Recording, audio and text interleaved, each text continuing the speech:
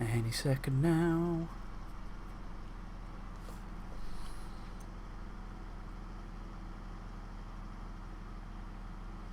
That'll do. Right, so welcome to day 3 of the Kirby One Man Gourmet. As always, I'm Green Viper 8, and well, we've got plenty of stuff lined up for today. Not much good stuff, but we do have plenty of stuff lined up for today because it is a day where we are going to be playing the entirety of Kirby's Dream Land 3, a game that I'm really looking forward to.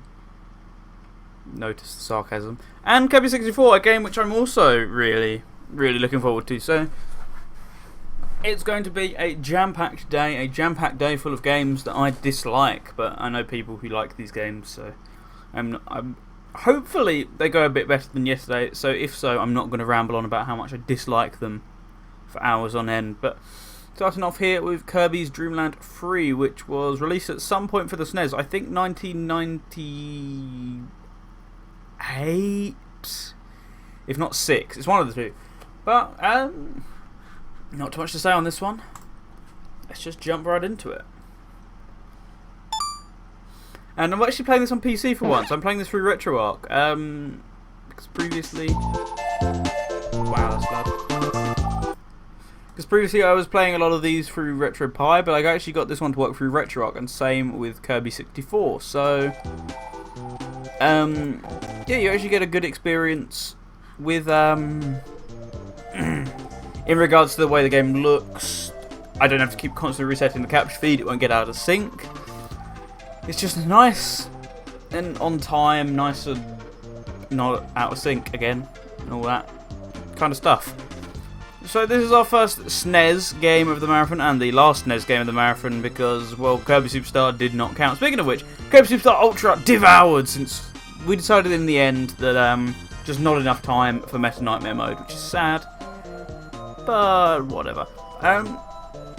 So instead, we're going to be kicking the day off with Kirby's Dream Land 3. And hey, what's up, King? How are you doing today? Apologies for the late start, by the way, guys. Not really much I could do about it. There was a lot of stuff that I had to prepare for the stream, then I had to get ready, had to get clean, all that fun stuff. Because it's going to be hot in here tonight, as it is every night. Kirby's Dream Land 3. Okay, 1997. I didn't get the date right at all. But I've got my little counter here. I'm going to erase World 1. I'm going to erase all of them, actually. So we have the option of 3 files. Obviously, we're going to go for file 1. Kirby sucked his own game. Yeah, so lovely Mode 7 graphics being put to use here. By the way, yeah, we're starting. I should have mentioned that. So I've played around with this game a bit in the emulator just to make sure that it's working and it's properly streamable, and the controls feel really janky, quite badly janky actually. So I'm not sure how I feel this is going to go, but we'll try it anyway. We have 5 worlds this time around, so I will do my best to remain positive during those 5 worlds rather than the 7 we had last time around. But each world is actually a tad longer than last time around, so perhaps I shouldn't be celebrating too early. And for the most part, I am just going to be running to the end. So, as you can see, unlike for those of you who play Kirby Superstar on the SNES, you'll know that the graphics are nothing like this. They're very sort of outlined, anime-esque. This is much more sort of art bookish, children's book illustration style. And I quite like that, actually. This art style is really cool. Just, I think this camera system and generally this sounds really weird, but the size of Kirby just feels off. In the sense of it feels like the camera is way too zoomed out and the camera pans odd.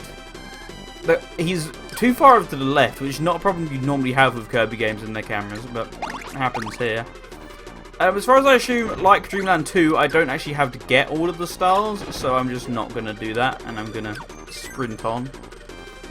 I'm also getting to play with a nice controller today, because whereas previously I was playing with the DualShock 4, and the DualShock 4 is a nice controller, but it is not best cut out for Nintendo games, and especially Kirby games, because Kirby games really do like having you press multiple directions on the D-pad at once, something which the DualShock 4 is not very good at all. So, also I should ask, how's the game audio sounding, guys? Those of you currently with me, because I can't hear it, so therefore I can't be a good judge.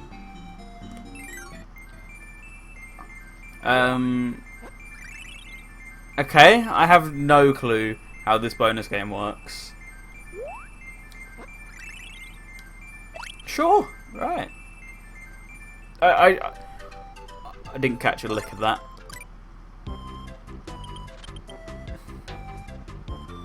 So we're just going to keep running along. I think we have copy abilities in this game. I'm fairly certain that's also why we have the empty slot. Yeah, we do.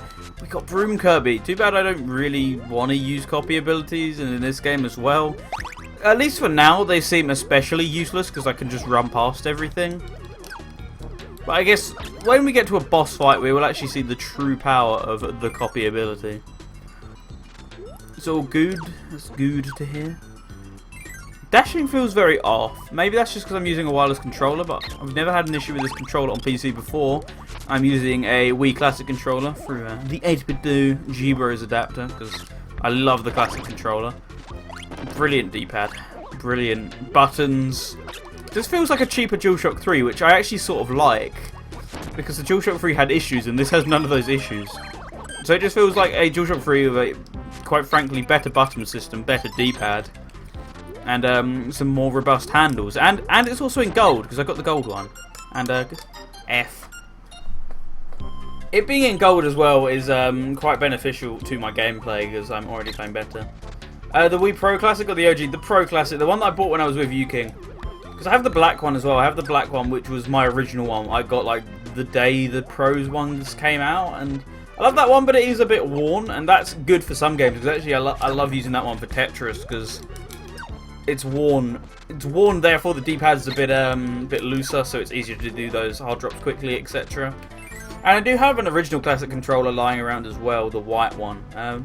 Got that to play Super Mario 64 actually. Fun fact. Because you can play every other Virtual Console title, as far as I know, with the Wii Remote. That's the only one that you actually have to buy the D-pad for. Also, you have to buy a classic controller for. So it was a fun experience having to buy that, but I don't regret it at all because it made Mario Kart Wii so much better before I discovered what a GameCube controller was. Which yeah, there was a period of time where that wasn't a thing. The controls just feel so awkward. Like Kirby randomly stops dashing halfway through moves. It feels like at points.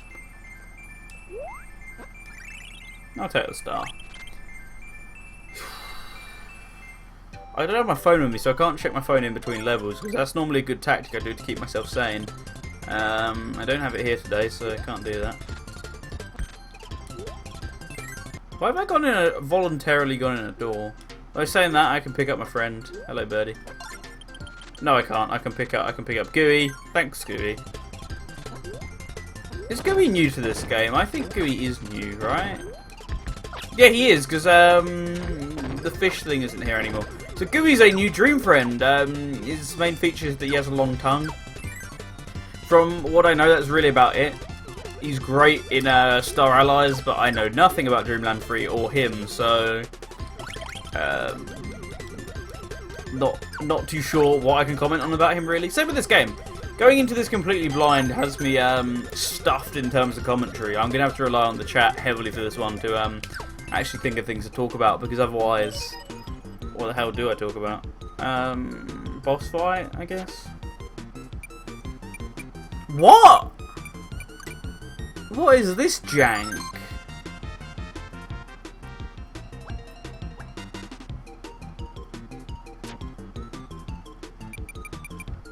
I didn't think it was any of those, but I'd go with that. Oh wait, did I guess the first one correct? I didn't think I did. I thought I got it wrong. Oh, we really? Are we?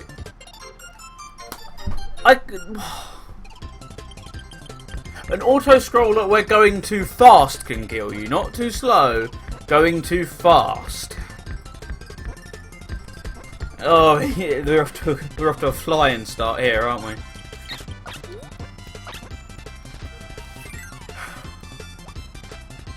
It's a shame because I just sort of realised that the Evo's on tonight. And I sort of wanted to watch Ultimate, but I guess I can't watch Ultimate unless I leave it on in the background, which is an option. I sort of wanted to watch Ultimate, damn it. Want to see them plays. I was watching a like a German tournament earlier because I was just that bored. And oh man, the Sonic versus Bowser fight was danken. It was very good. Is that gonna hurt me? No? Okay. Thank you, Gooey, for the extra life. The bestest of boys. So as always, I'm wondering what happens when I get a game over in this game, because it seems to differ with every Kirby game. I'm sort of hoping it's not the beginning of each world, because that would be a royal pain in the arse. I'm taking too much cheap damage. I should actually focus on not taking any. Well, they're saying that is Gooey responsible for my own health bar? I don't think he is, but I should be mindful of that, just in case. But I think he has his own separate one. That's what the blue dots are, right? Also, fun fact, I saw a copy of Kirby's Dream Land today, and I almost bought it, but I didn't actually see the price, and I feared a heart attack, because I know that game's like £20 pre-owned, so I didn't get it. Did, however, get some video games trademark. I know. What the hell? What the fresh hell is that? But yeah, I did end up getting some pickups today because it's Pickup Saturday, of course, in our Discord. I actually got some pickups for Pickup Saturday. Who would have guessed? I got 2 GameCube games and 1 GBA game, which I ended up getting. What was it? I ended up getting Sonic Gems Collection, the GameCube one, because it was 12 quid, and I used to have Gems Collection actually. I used to have it probably about 2012. Yeah, and I think I sold it in 2013, so that seems about the right time frame for it. So I definitely wanted to buy that one back. It was cheap enough, great condition. I've been wanting to replay Sonic R for a while, so it's the best way to do it. But aside from that, I also got Super Monkey Ball, because, once again, been wanting to play Super Monkey Ball for a while, and perfect timing for my eye there to come in. How are you doing today, good sir? So, got Super Monkey Ball, £8. Good deal. It wasn't a printed cover or anything, it wasn't printed manual, so... what was it? Yeah, good condition discs on both of them as well, which I was worried about. I was worried there'd be bad condition discs, or they'd have cracks in them or something. None of that. Good condition. Very happy. And Sonic Advance 2, because that was £6. I thought, never seen that for £6. It's always like tenner or something, so gonna go for that one. Also bought it a case. Ended up getting it a DS size case because I wanted somewhere to keep it. Actually, I can inhale Gooey, right? I did not know that. I wish I'd figured that one out earlier. Also, you can take extra lives for me. I appreciate that. But yeah, no, just ended up buying. I think it was Brain Training DS because it had it was a 50B case, so why not jump at the opportunity to get a 50B case? And then I put the GBA game in the DS case. So overall, good day of pickups. If Brit was here by now, he'd tell me like he got 20 games. But I always enjoy sort of talking about pickups or posting like on Instagram about my pickups. That's always like some of my favourite content to see on those, especially on Instagram. My favourite sort of content, because a lot of people see it as sort of bragging, like, "Oh, I got this, this, and this." And I'm like, no, I just really enjoy seeing other people's pickups. Like, there's some good games I could, there's some good suggestions. I could go ahead and get them. Oh, that's some good prices on that, etc., etc. That's why I always like seeing those sort of posts. Like, it gives me inspiration for stuff I might want to buy. Generally happy for other people. You know, I'm not that type of person who can't be happy that someone else got a good deal, etc. I always like seeing those sort of posts, so I enjoy it when in our Discord we have the weekly pickup Saturday posts, even if I'm a tad jealous at how much they get. I'm not jealous of the deals they get. There's no bidding, wink wink. So did you end up actually purchasing Outrun on PC? Actually, is the bidding wink wink in reference to you not purchasing Outrun on PC? Maybe I shouldn't push buttons on this one, but if so, there's a patch somewhere. I think it was maybe on Reset Era, which oh boy, Reset Era. But I think there's a patch on there somewhere that's like a Outrun mod, which it's not like the type of mod where it changes everything, but it's a mod to get it working on current PCs, get it working at high graphics settings. I think it has like a track builder mode in it, and you can distribute custom tracks. Oh no, I'm bidding, just hope no one else is bidding. Fair enough. Oh, on Radio Sega. Sure. Put up a high bid, I hope. Not letting it go for a low price. Unless, once again, I've missed another part of this post, which is highly likely, because I'm very dopey. And it also requires me to read Discord, which I mentioned just a few seconds ago. Don't have my phone with me. Kind of tempted to say in Discord, but a troll would be annoying. You can say it anyway. If the troll's annoying, we'll deal with the troll. It's that simple. So we're almost at the end of World 1 here, and actually this game's pretty fun so far. I know that's famous last words, but I'm willing to give this game a shot, because it's already way less tedious than 2 was. So actually, I think I'm gonna enjoy my time with this, at least for now, quite a bit, because yeah, I'm not actually getting bored with this one, which I've been getting bored with 1 or 2 games in this marathon. I'm like, oh, can you please just end already? This one I'm not feeling that yet. I know I'm only like roughly 20 minutes in, but still. I'm looking forward to what Kirby's Dream Land 3 has to offer in the creative department. But I will actually go and grab my phone in a second so I can pay attention to what you guys are saying. On top of that as well, there's a few things I need to say on Discord, and I should probably plug this on Twitter and on a couple of Discord servers. Just because I normally post about this saying, hey, I'm live, and I didn't do that today because I was a tad behind time, so I just sort of wanted to start the stream. Likewise, that was why there was no music stream today, because I know we normally have a music stream, and we didn't have one today. Apologies, people. I know some of you feel really let down by this. There's no spider ability, no. I cry. There's a broom ability, but no spider ability. I hate licensing, they're still on Steam. They'd still be on Steam. I always forget that Outrun 2 was at one point on Steam. That's like a little factoid that always escapes my mind. And I'm sort of sad about that as well, yeah. I don't know why they paid for the Ferrari license. I mean, I know you can't really get away with it like they could back in the 80s, but at the same time, just make completely original cars. I know the Ferrari rip-offs are sort of iconic in the original Outrun, but I mean, come on. Come on, just change the design of the cars a bit. Make it still red or whatever, but you know, a different nondescript sports car. You could do it. It wouldn't take too much more effort than modelling a Ferrari would, because I highly doubt Ferrari sent them the models themselves. They just said, yeah, you can put our label on it. We'll allow that. Likewise, we'd still have Afterburner Climax if the F14 Tomcat license didn't run out, and Afterburner Climax is a brilliant game. Although saying that, they seem to have the license back, because it is on Sega Forever. Because they re-released it a couple months ago on Sega Forever, so they do, unless they've changed it, which I wasn't aware of, they at least in some capacity have the Ferrari license, oh sorry, the Tomcat license back. And the reason that's somewhat significant is, well, because it can come back to PC, not PC, sorry, Xbox 360 and PS3. I don't know, they can also use it to make different what am I trying to say? They could use it to make new Outrun games, or they could use it to re-release old Outrun games. I've done the thing, haven't I? God's sake. I've done the thing by complete accident. That's what happens when you try and play in a video game. Alright, I have an ability. No. Rip my ability. Does Wispy Woods not have a, Never mind. There's a different death theme in this game? I didn't even notice that first time round. They should have gone to manufacturers and said, who wants free advertising in the game? I mean, yeah, you ain't wrong. Oh, I just realised he doesn't have any apples, but I assume I meant to fire his... No? Okay. I assumed that I was meant to fire his wind back at him, but I guess I can't do that.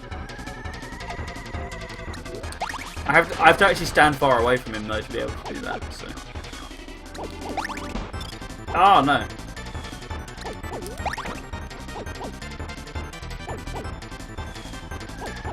Whoops!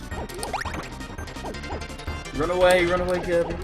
This is an interesting take on Wispy Woods though, because bear in mind this is the first time in the series that they've actually done a variation on Wispy Woods at all.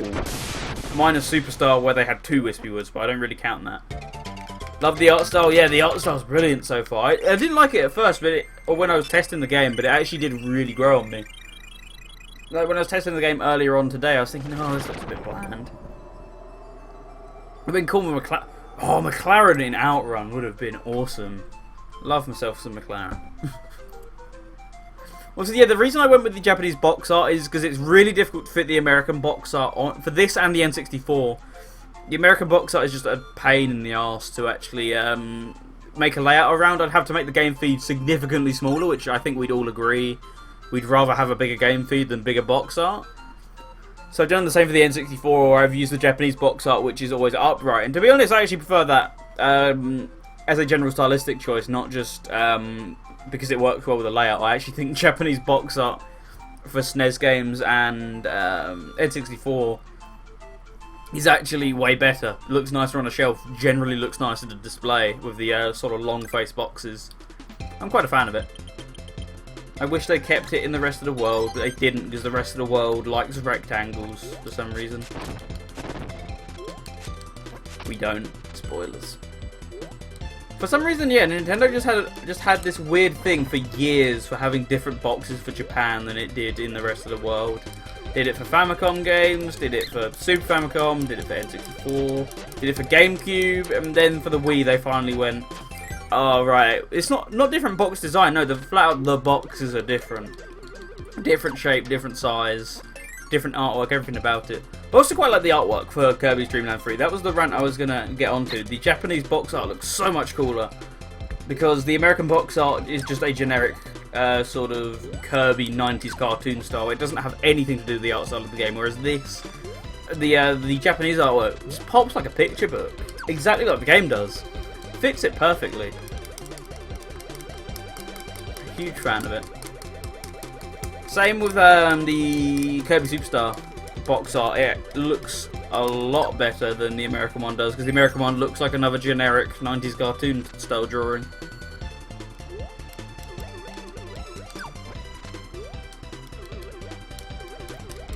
It's like a drawing or painting that's interactive. I'd never thought of it as interactive, but yeah, that makes sense.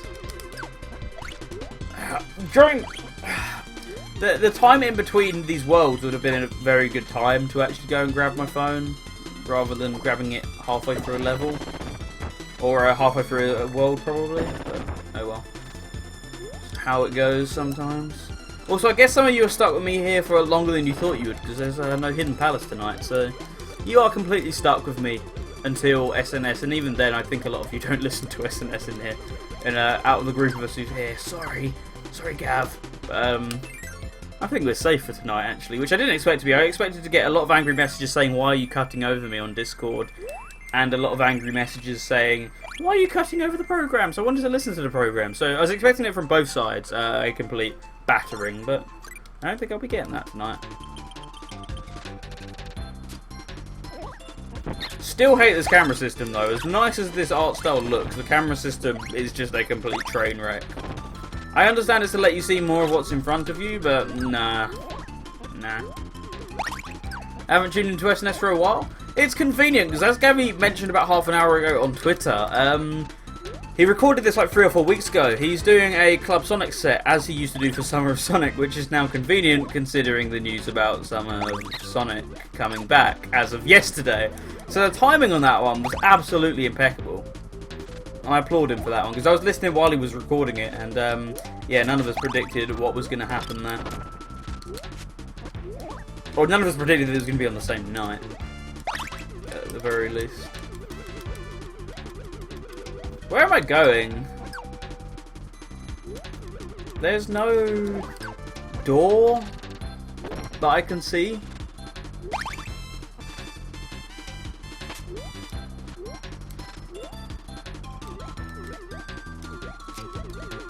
Oh, do I have to kill all the enemies or something dumb like that? Ah, no, of course. Silly me for not recognising that obvious trap. It's not a trap.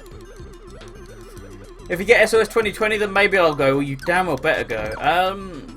To be honest, I think they're more likely to do one for 2021, because that's the 30th anniversary, so I feel like that... Considering we haven't had one in years, they'd be more likely to do one for the 30th anniversary than they would for the 29th anniversary, but that's just me. Or my opinion, at the very least. I don't know, that could be wrong, but it also could be right. And if I'm right, I demand royalties. So, you better hope for your sake that it's the first one. Come on, Gooey! No, you're not going to get it. Fair enough. I sort of wanted the 1-up, but computer said no. As did computer to Gooey staying alive. No, Gooey. I say maybe as next year's also Tokyo 2020. Yeah, but outside of Mario and Sonic 2020, that really has nothing to do with anything. And even then, Mario and Sonic 2020 comes out this year. So, how do I actually get these Dream Friends? I've never figured this one out. They should do one for your 40th birthday. I mean, ask them. They probably will. Totally. Oh, it's Io's birthday. Oh, so we'll throw a right old shindig. We should get together to throw a shindig for your 40th. That'd be cool. It would be very impractical, very logistically difficult, but it would be awesome. As awesome as you can make a 40th birthday. You say this, there is actually a Summer of Sega, although it's not as exciting. It's a bowling place, but it's an official bowling event that Sega have called Summer of Sega, even though it's a Sonic bowling place. I saw this the other day, it's in Ipswich. I'm sort of tempted to go, because that's semi-close. Or close enough to where I could go for a meme to go to... I sort of like bowling as well. Liking bowling really helps in wanting to go to Summer of Sega.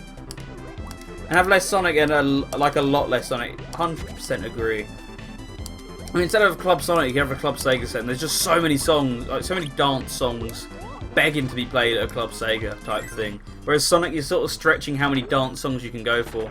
Might you please let me have Rick? Please let me have Rick. Yes, Rick! Rick's nothing more than a meat shield in this game, I think, as well, but I like the ability that I have with Rick. Where is it? Ipswich, my geography goes to map. Close enough to you to go to a bowling competition that's based around Sonic.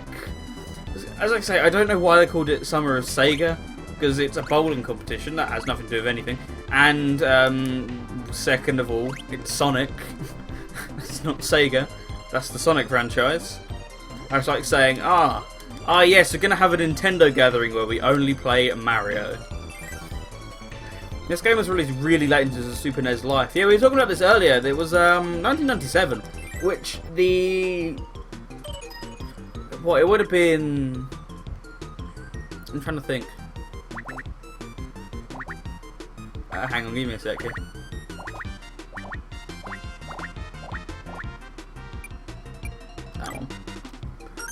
Yeah, so 1998 in Japan, 1997 in the rest of the world. What I was trying to say is that the N64 was 1995 in Japan, right?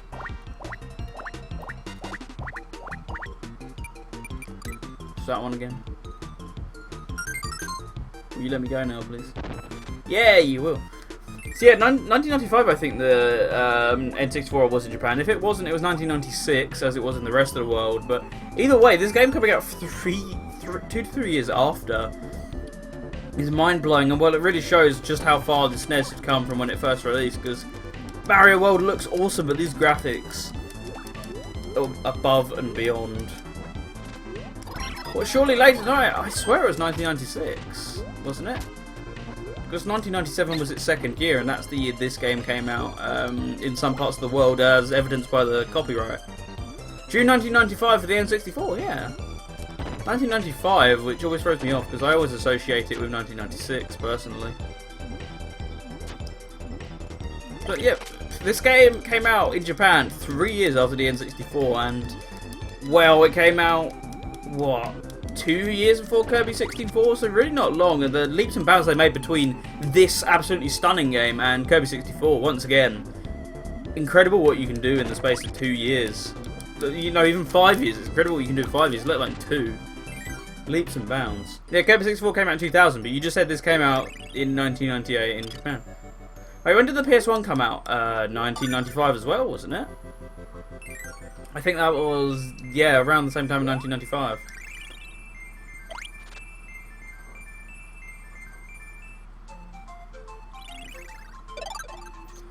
1994?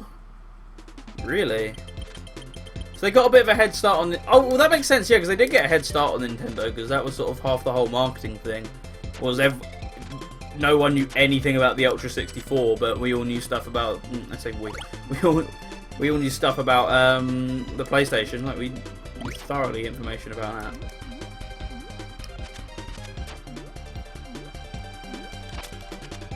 But generally, PS1 had a thicker library, but the N64 had the generally more polished library.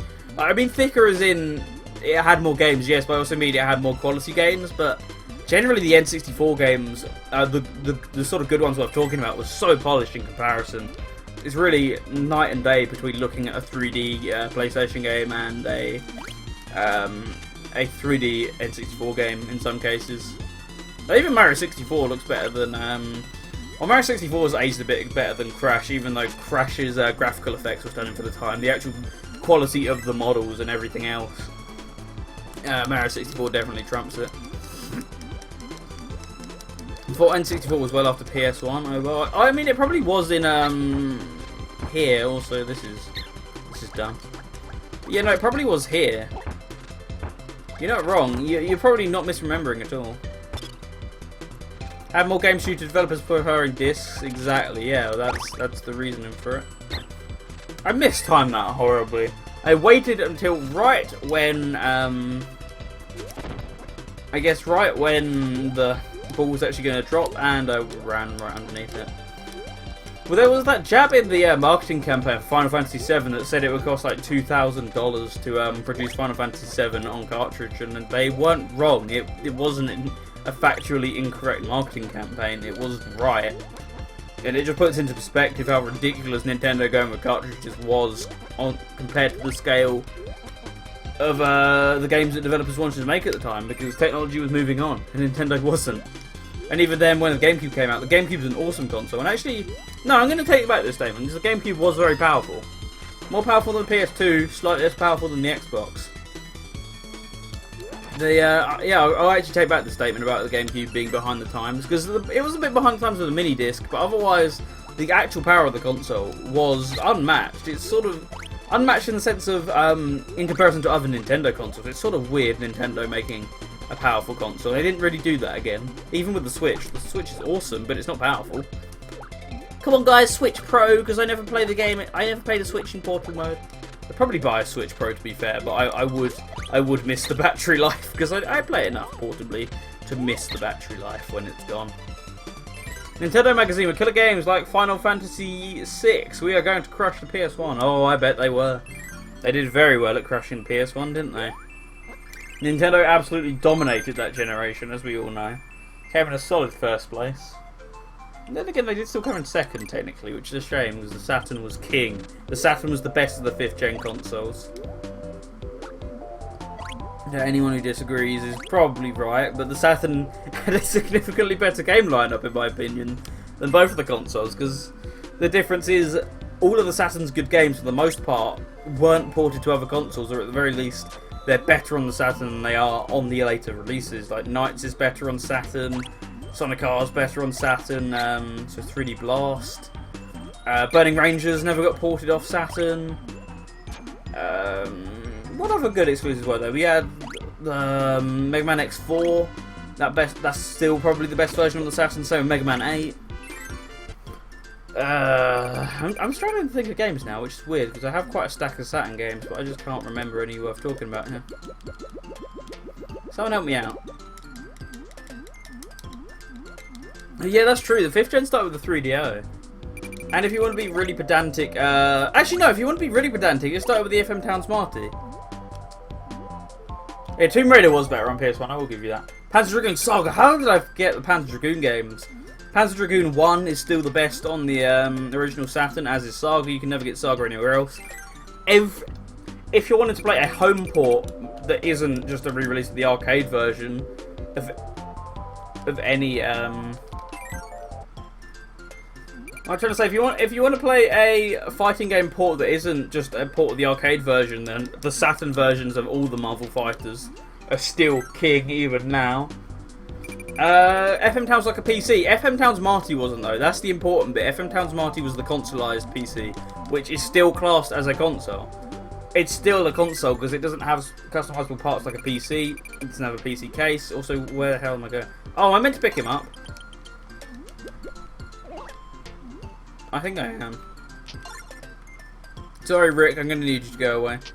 That's why I can't progress any further. Also, I lied. My fish friend is here because fish are friends. That's why I couldn't get any further.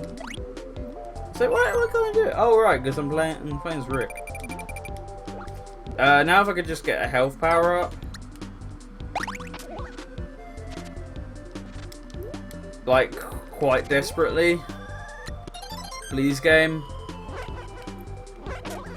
Why have I just got a flashlight?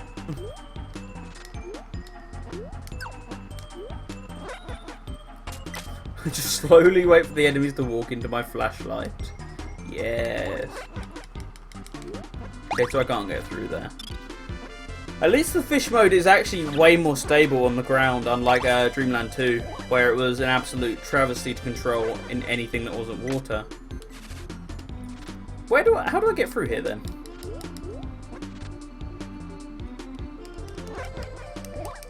Oh, I meant to ditch the fish, aren't I? Sorry, fish. I just realised. I should have been obvious. Thank you, Gooey. You are of great help to me. Okay, I just had a mini heart attack then.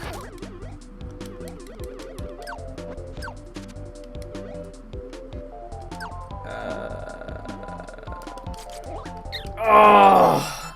You had to release just as the enemy came over. You had to release the attack. Typical Kirby. Always getting on my nerves. Well, mainly being a pain in the backside, more than getting on my nerves. How could I stay mad at him?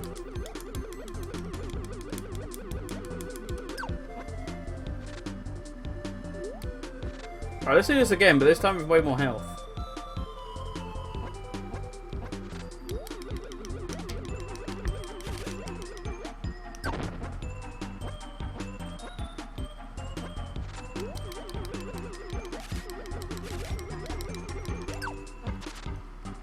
Girl dancing with a Virtua Fighter 3 engine? Please explain this to me. I'm very confused. I sort of get what you're saying, but I think I'm misinterpreting it. Please explain. I hope you meant the Virtua Fighter 3 engine. Oh, that reminds me. Cyber Troopers Virtual On. That's a good exclusive you can't get anywhere else. Sega Touring Car. Sega Touring Car's okay, but it's worth playing, but it's not a good game. It's just worth playing. What else you got? You got Sega Rally. How did I forget Sega Rally? It's brilliant. Great fun for all the family. Christmas Nights as well. I already said the original Nights, but Christmas Nights is way better on Saturn because the HD port of Christmas Nights is missing probably about 2/3 of the content. House of Forgotten Star, how are you doing today? I hope you're doing good. On the Saturn VF3 was going to be on the Saturn. Well, I actually did not know that. Doing good? That's awesome to hear. Yeah, I had no clue Virtua Fighter 3 on the Saturn. Saw you on the Spark channel being live. Oh, because you're on the Spark Discord server, right? Because I was going to say I didn't post this on the Spark server. Oh, that explains it. To big it up before it was cancelled, I mean, there were so many Saturn games that were poached and put onto the Dreamcast, but is Virtua Fighter 3 particularly fondly remembered in general, let alone the Saturn or the Dreamcast version? I don't think it is. I'm happy with how Arg's run did on the ESA. I still have not watched Arg's run yet. I got out of work just as his run started and then the bus came, so I couldn't actually watch any of his run. Because I was going to watch it while waiting at the bus stop, but it didn't happen. But everyone was saying he absolutely slayed it. Absolutely smashed it. So, happy for him. I will get around to watching it. I've watched a few runs from ESA. Yeah, I'll see the Twitch link floating around, so I'll probably watch it tonight, to be honest. So, keep my eyes out. With the game getting released so late, I was thinking that last in for the Super NES and just remembered Star Fox 2. It still counts as a Super NES game. That is super pedantic, Jamie, and you know it. It being released in 2006, 17. But it being released in 2017 does not count. It was Yeet full run. You played Spark 1? I played Spark 1, yeah. I played Spark 1 quite a bit. I just don't speedrun it. I would like to speedrun it, but it's too complex for my little brain. That's the problem. Like, there's so many inputs you have to do at once. You have to constantly, like, keep a shot charged up while doing about 5 other things, and you got to keep a shot charged up while using Winchester and flying all over the place and doing all these rolls. It's crazy. So I haven't run it, but I've definitely played Spark the Electric Jester 1 quite a few times. Radio Sega's in it, so shouts to that as well. That's important. That's the main reason why I keep coming. Nah, I'm not. I'm not that much of a shill, but it's awesome that it's in there. And it's sad that Andy left Radio Sega because he paid a lot of money for that. It's people, but I wish Virtua Fighter 4 was on the Dreamcast. Yeah, because I mean, who wants to get out their PS2 to play Virtua Fighter 4? Not me. Too complex for my brain, and my brain is little. See, look, Jamie, I made the joke before you could, but genuinely, you have to do about 3 different things in the Spark 1 speedrun at once. You have to focus on where you're going while keeping a charge shot held, occasionally back boosting with a charge shot, so firing your shot backwards to gain maximum speed, while making sure you don't hit enemies, while making sure you do all this optimal stuff. It's nuts how much stuff you have to do in the Spark 1 speedrun. Spark 2 is still a difficult game, but it's still so much easier in comparison. I did Spark 1 10 challenges? No, I never even beat Fox mode because I'm pretty bad at the game. I'm normally pretty good at like stuff, but Fark especially just gave me a right whooping, and I knew from everything else I'd heard that I just didn't even want to start Spark's challenge. So I just never had the motivation to actually beat it and get Spark's challenge in the first place. And then, what's the other one? So you have Spark's challenge, and then you have the challenge mode itself, which is, yeah, an interesting experience from all accounts as well, I hear. Where am I going? Because I'm sort of lost. I think I already came this way though, but I don't... Oh, so I mean, okay. Spark 1 10 challenges are a bitch? Yeah, I hear, which is why I'm just not bothering. I'm going to guess I don't want that one, but the game's going to force me to go into that one. Yeah. It's like Fark and Spark run. Oh, what is it? What do you mean the run? What am I trying to say? Well, so why am I going this way? I'm doing the exact same thing because I'm talking. Well, I'm doing the exact same thing I did because I'm trying to concentrate on talking more than I'm trying to concentrate on playing the game. So it's the top path into the bottom path, and then we'll find out what the next one is.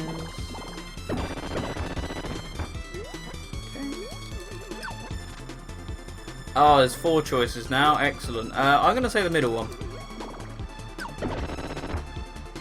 And I guessed wrong. It's the second last one. Okay, so that is the last one we have to do, because I'm guessing that's what this rock formation actually means. Good to know. Like, honestly, the storyline modes just can't...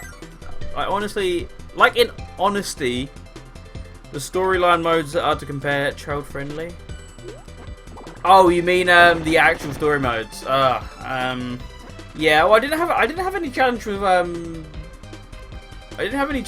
the original Spark story mode. I'm just very bad at parrying, which made Spark story mode hard. Otherwise, I probably wouldn't have found it all that tough. But parrying is one of my weaknesses in games in general. I'm very bad at timing parries.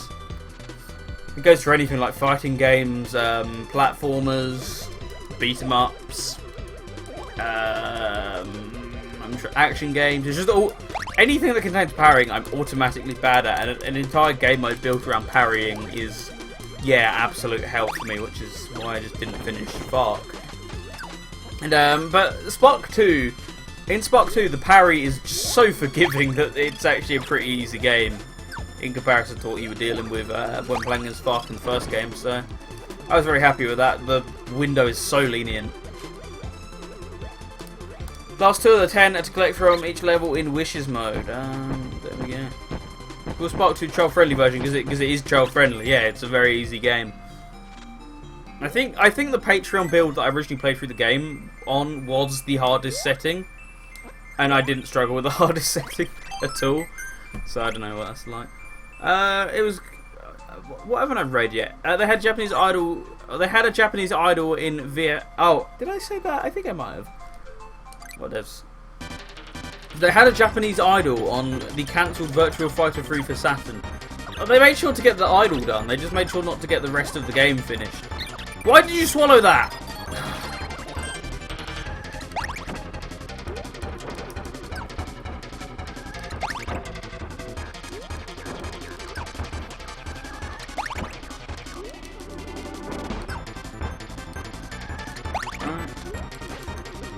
Are you actually gonna? Yeah, I was about to ask who's gonna change up the patching because this was a bit too easy.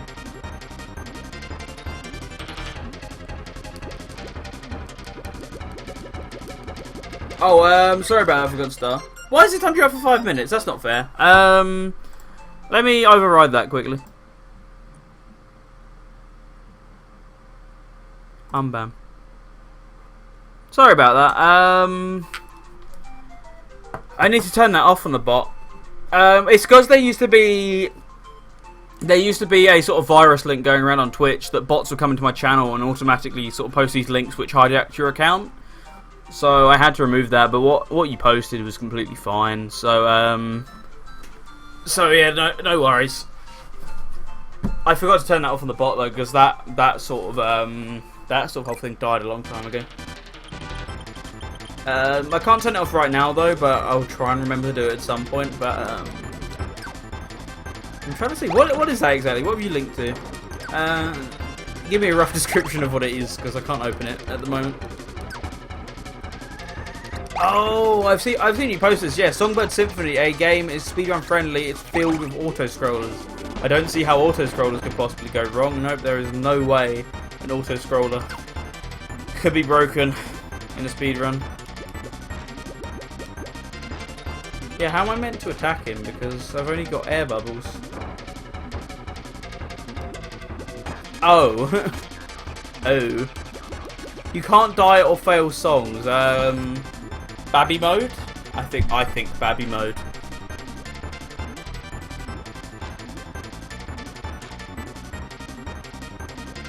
Speaking of Babby mode, why am I failing this so bad?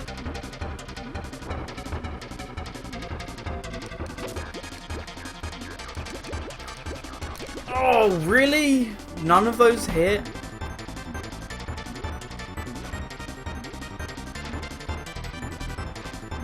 Still, at least I haven't taken damage yet, so I'm doing something right. Like, you can literally do nothing and beat the song, so it's Luigi beats everything, the game. 2012, the meme is finally back, and it feels so good. Ow. Didn't realise Andy was streaming. Yeah, Andy's streaming because it's Saturday, so naturally Andy is streaming. That's generally how Andy works. If it's a Saturday, he is probably streaming. I was saying that his new job, he works on weekends now, so that's probably not a thing anymore. So he's going to be doing comfy weekday streams instead, because the weekdays... Come on now! The weekdays is weekends nowadays. Lining these up is so difficult, because you get an angle which you think should be the correct angle to hit it, but it seems to be different for every boulder. Like, every boulder has a different angle at which it hits the enemy. Like, I thought that would have hit, but it didn't.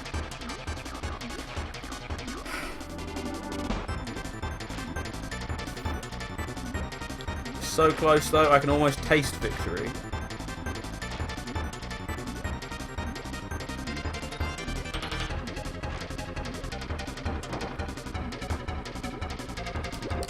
Thank you.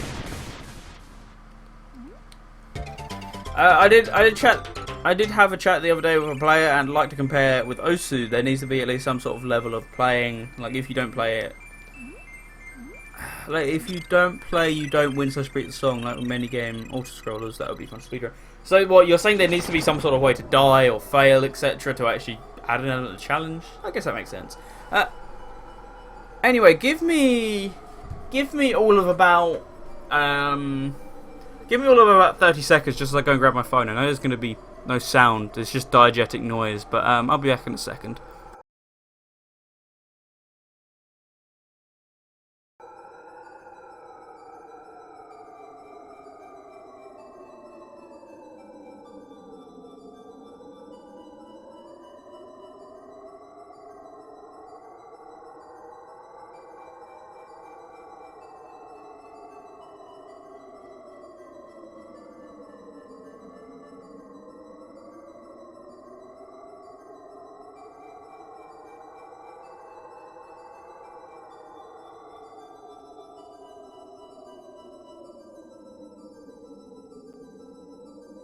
Okay, I'm back.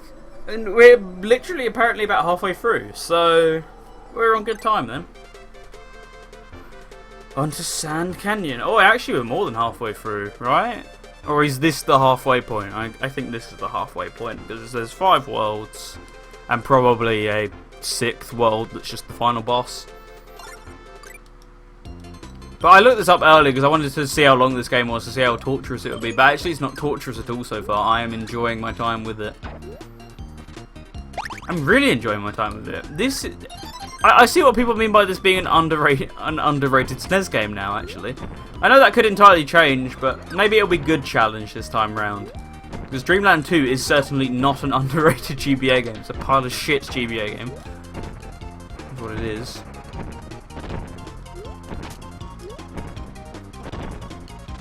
Then after this we got Kirby 64, which I didn't know until today is a direct sequel to this game, which the more you know, I guess. I don't particularly like Kirby 64 though, not a huge fan of it. But they're saying that I've never really played beyond like the first 2 levels, but I've just never enjoyed the concept and the presentation as well. I've never really enjoyed that. But then once we get on beyond Kirby 64, it's all games that I like after that. I've never fully finished Amazing Mirror, but I do quite enjoy Amazing Mirror.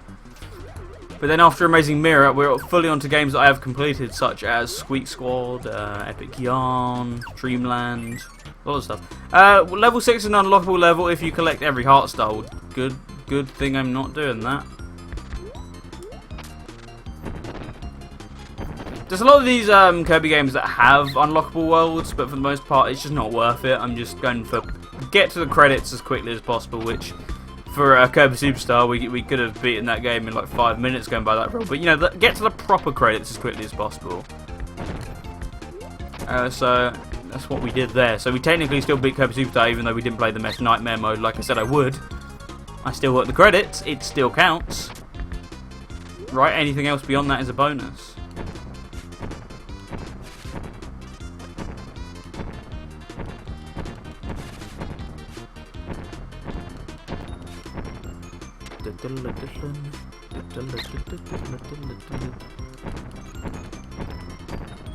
I know I'm running out of health. I really could use a health item, please, game.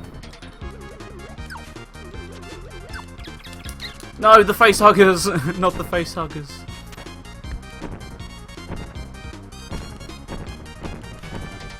See, this tactic's really nice because I just can avoid complete contact with any enemies that aren't these ones. It's a handy tactic. Like, by the way, you know, there are checkpoints that don't serve purpose because you can't die. Wait, there's checkpoints in the game even though you can't die. What is the point? What is the purpose of that?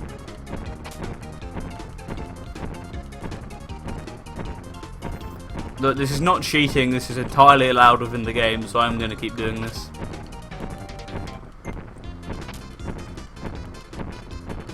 Back in about 10, no problem, Jamie. See you in a sec.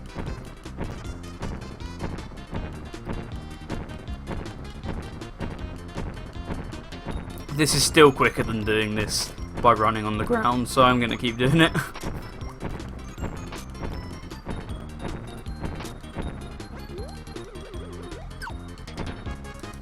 Why are all the levels in this game so short, though? At least short in comparison to console Kirby games, in comparison to some of the ones in Dreamland 2. It's an absolute pushover. Like, that is crappy game design, but where does it stop? That's not even needed. I guess it makes the game look good.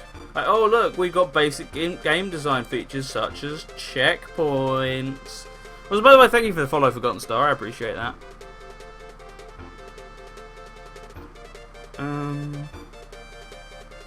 Sorry, I want to check any important messages that I've got, just in case.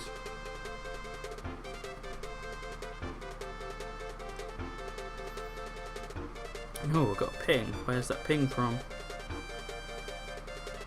Is it a good ping? Yeah, it's a good ping. I'll get around to that a bit later. Oh, it's Gourmet Race. Because of course it's Gourmet Race. Silly me. I mean, this level, Normally they save Gourmet Race for special levels or special mini games, but nah, this is just flat out Gourmet Race in the middle of a random world.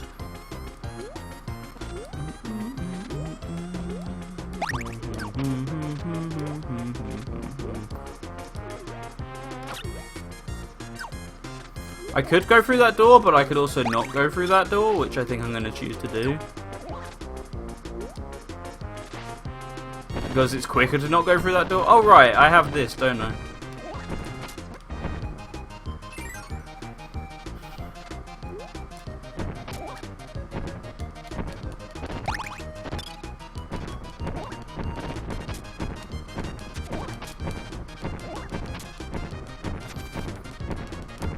That'll do. No, it won't, because that's not the end.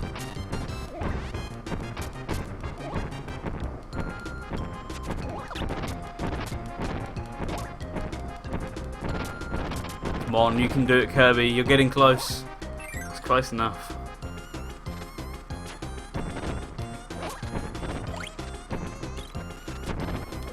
I guess it has a charge meter on how often you can do the dash. So even if you land on the ground, that meter doesn't refill.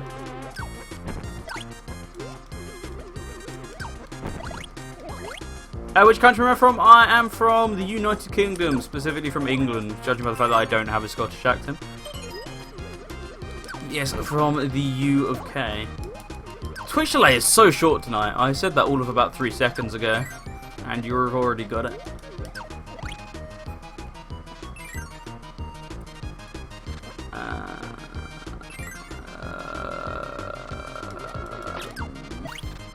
Okay, I think I am still going the right way, just a lot of areas are suddenly looking very similar. Yeah, I am. Good. I'm going to go and get a few of these stars just because I can. Because it is 3 extra lives for little effort. So I might as well do it.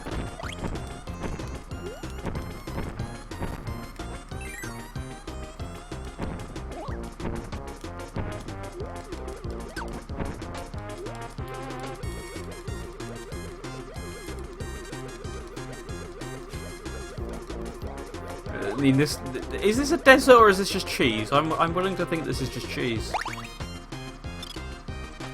It's very holy for sand, not holy, holy. I'm a bit worried. Someone might accidentally eat this, and we know what happens when you eat sand. That's very common knowledge. What happens when you eat sand? Don't do it, though. Don't do it, though, children. Oh, especially with how much this slows me down, it is still actually faster to do all these dashes all over the place. So I'm not entirely wasting my time. You'll be glad to know.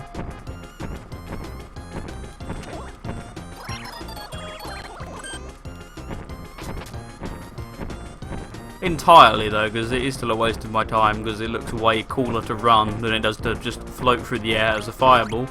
Well, maybe some of you like that. I don't know. I ain't judging.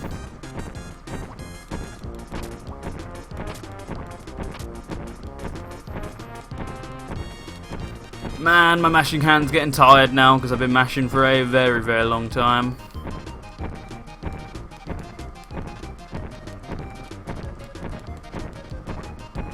Nice. And just like that, I skipped anything interesting about the level. Yay me. I would have liked the 1-up, but I'll take the Maximator.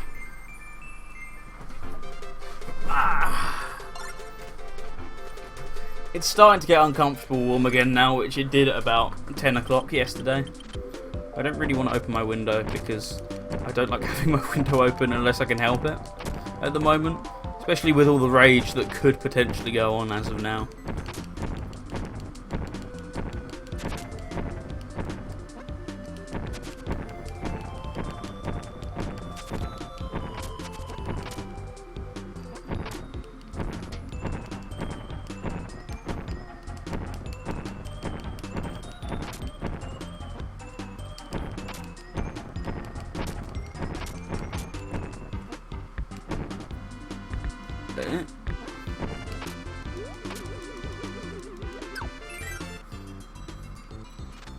Oh, is this just a room where I can basically farm power-ups? I guess it is. Or all three of them are probably rooms where I can farm power-ups, which I don't need a power-up because I got the OP one, so I'm good to go.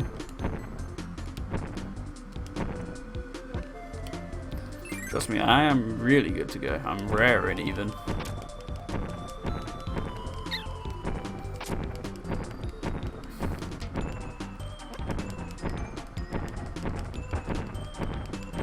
Oh, that was a tight fit. Speaking of, no, I want you back for good, of course. What else would I want you back for? For bad? No chance for that. Hurry up. Cheers. At least I kept the power up that time. I'm happy about that. Might be the only thing I'm happy about at the moment, but it's a lie. There are many things I'm happy about at the moment. Don't insinuate that.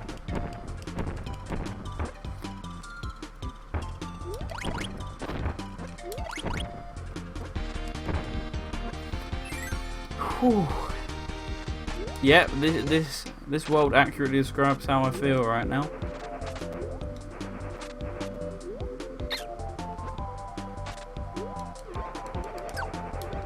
I also don't like the way Kirby puffs up in this game. And not the animation, I just mean how generally slow it is. He barely gains any momentum from a press of the B button, or I think it's B button. Because I might have my controller mapped a little bit differently, but I should have it mapped in the SNES style. Oh, we're doing this game again.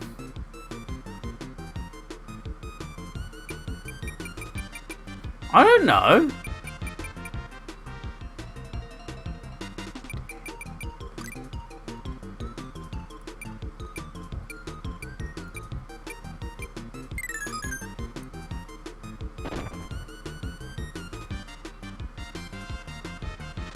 Oh wait, I could just get to skip it if I get it wrong? Okay. That's good. I was sort of like, wait, why is he not doing it again? Oh. No! My fire ability, even though I'm right next to a bunch of flames. Yeah, that never occurred to me, surprisingly. I got it back. It's Gucci.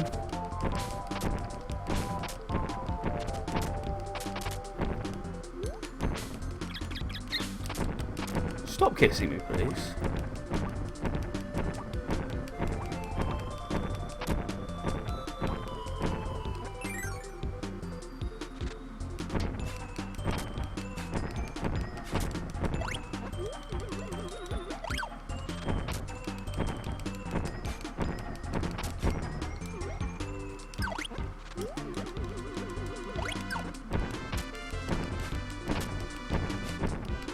I'm quite liking this world so far. The aesthetic's really nice. The music's great. The backgrounds. Oh boy, the backgrounds. That's not SNES quality. That's PS1 quality right there. They went above and beyond with the world design and the general graphics in this game. I'm in love so far. It's done nothing to turn me away, which 2 had already done by like World 2. So I'm very happy with my experience so far.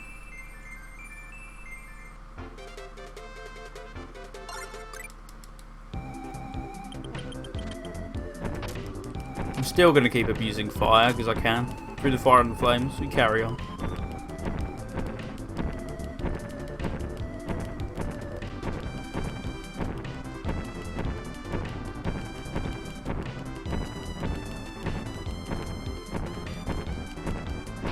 Oh, walking spider thing! Ah! What difference did that make going through there? Let me find out. It really didn't. In fact, it hampered me. Okay. Sure, I guess. Whatevs.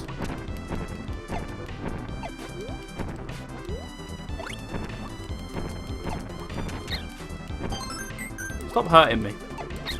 I said stop hurting. No! My flame ability. Why would you do this?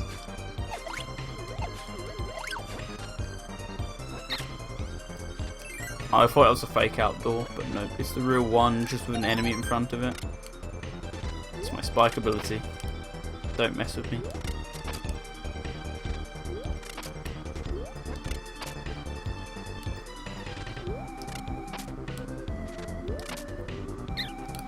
So, I'm a spike that can get damaged by spikes. Video game logic, people. Do not hug my face. Now is not a good time for the hugging. Please, no hugging. No hands, people. No hands. I ain't talking about my playing ability, because I am definitely playing with hands.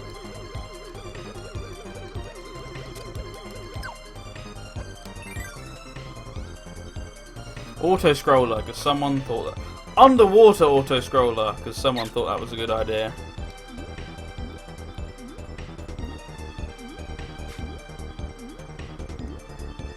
Once again, I can go too far to the right of the screen.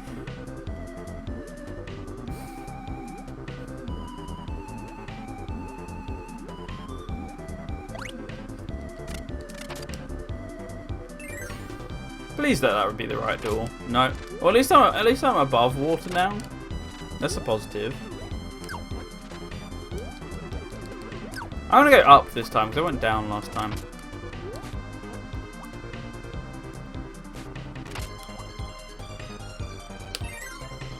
See what new adventure that brings.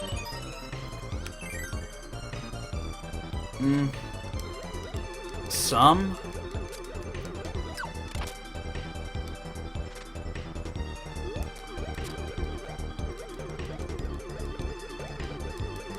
Like marginal new adventure. La la la la la la new venture.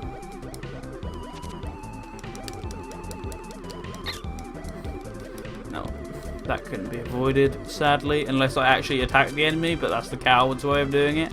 The real men just fly away from the enemy. Like that. See, I just fly right into it instead, actually.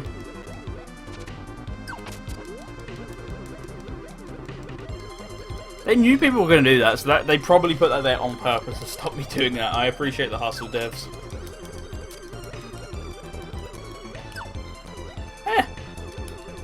I was very worried. That's why I made the half worried, half meh voice.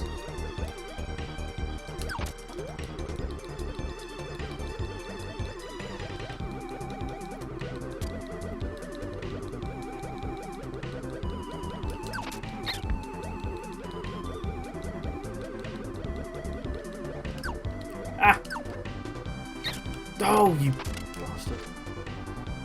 I'm getting a bit low on the old elf now.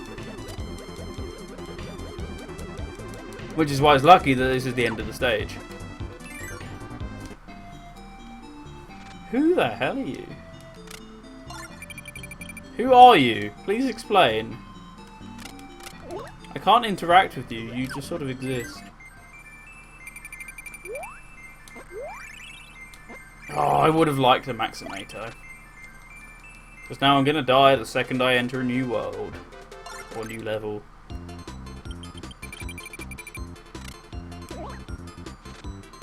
Cheers, Gooey. Real MVP.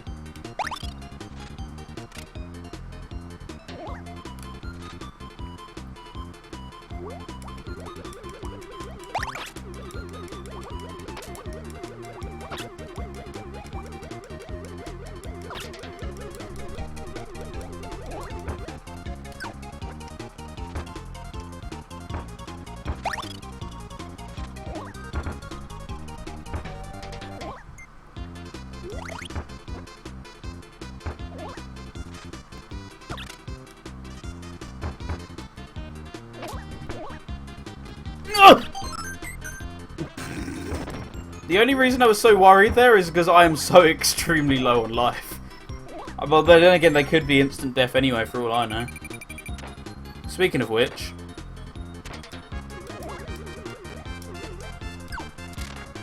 Okay, no, I can't get any of them.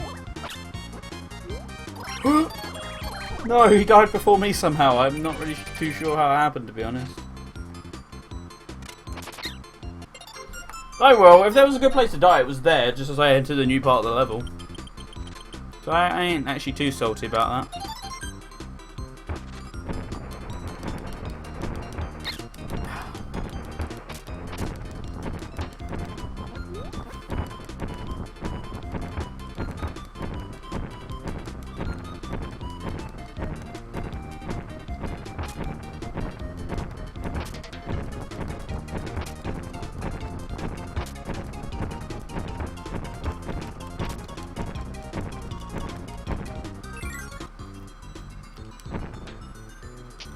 Ah, new friend.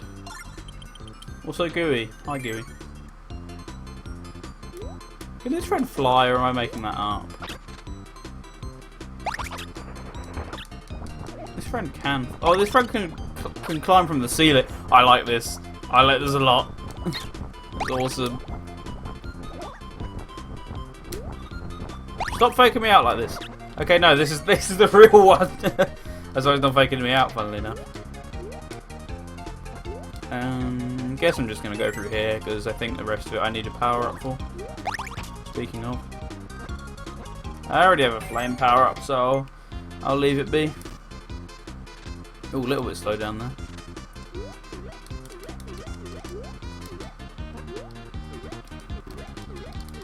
Once again.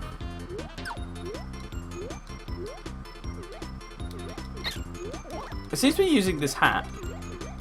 That does it more than anything else.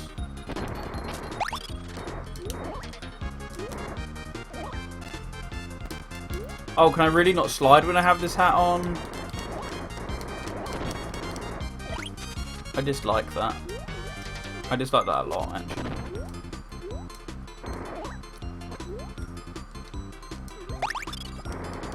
Let me in.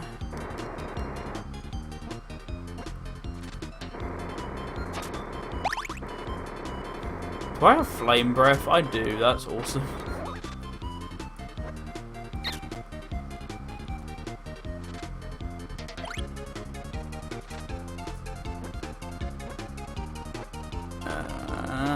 Where the hell?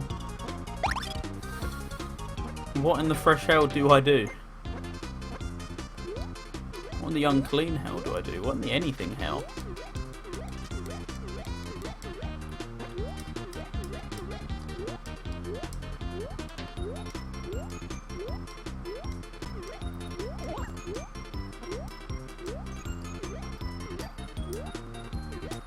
Come on. I'm a bit tad extremely stuck now.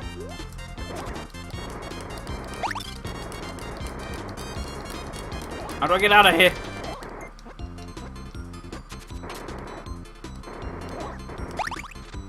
Gooey, help me.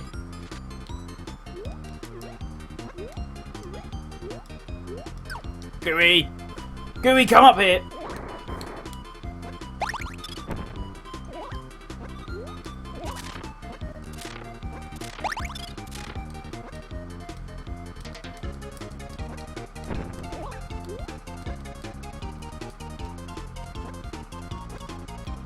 Yeah, what in the fresh hell do I do?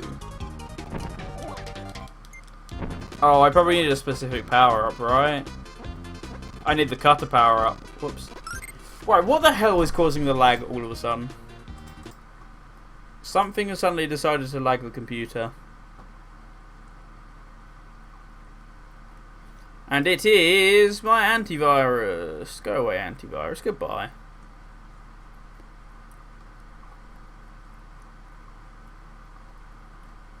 Yeah, that seems to have fixed it. The lag should hopefully be gone now. Apologies for that, guys.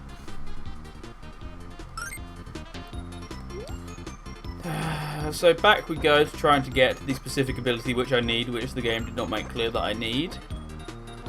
I think it's the cut.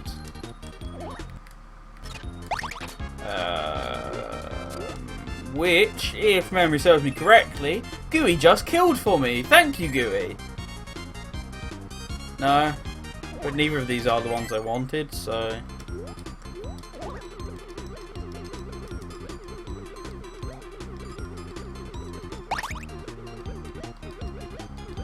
I want these guys. Hello. Nice power up you have there. Of course. They look just like generic arrows. They didn't actually look like cutter arrows. But okay.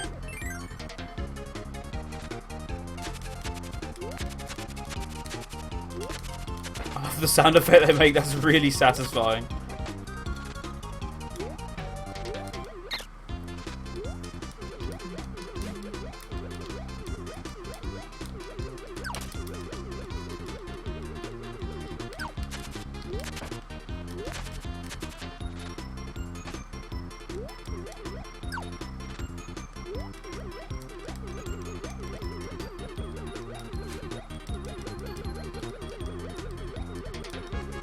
Yeah, we're out of here. Almost.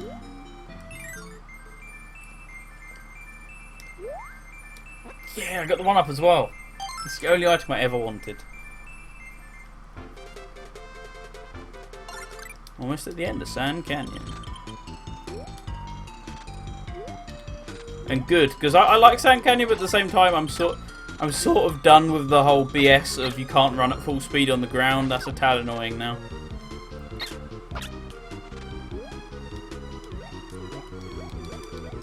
Viper doing good? Well, I never. Welcome, Brit. How are you doing today? Yeah, funnily enough, when the game's good, I actually do well. Like, it's sort of strange how that works. When the game is designed well, I can play it well. It's weird how it works like that. I've never really looked at it from that perspective before. It's almost like I was doing really well with Superstar Ultra as well. Barely took any deaths there. Just must be a coincidence, I guess. This is awesome. Oh my goodness. I'm in love with this. Also, I'm in love with the fact that Kirby poses every time he falls. Designed well, I say, as I fly over the stage. Yeah, that's entirely true, but at the same time, it's made with love, and a lot of the stages are made to make you do that on purpose. So I'm not really all that salty about doing it.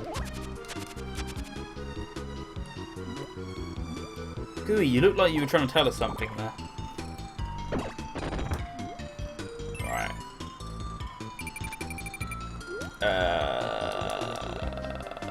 I have no trust for the... Okay. I had no trust for that pit, but it actually was fine after all that. What the fresh hell is that? I don't know, I have no hope though, so back again.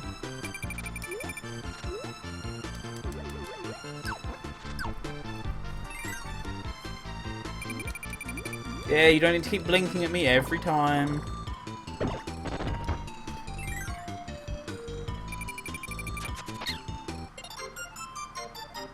Seems legit.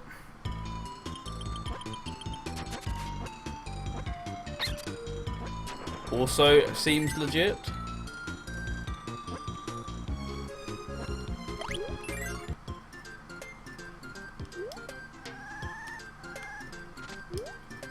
Do I want any of these? No, because they're not fish. If they were fish, I would want some of them. Does fish somewhat help with underwater levels? Bizarrely. Wait, was that what I think it was? For fuck's sake!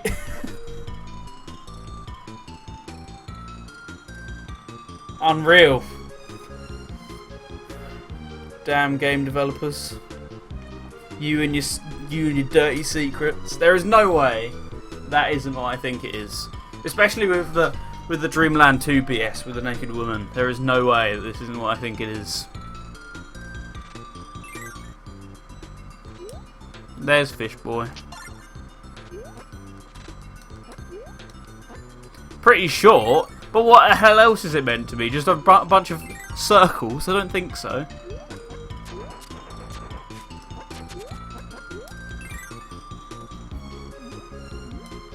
Right, so I want that one. Welcome back, Jamie. That was actually almost 20 minutes, but I'll forgive you. In fact, that was actually 20 minutes.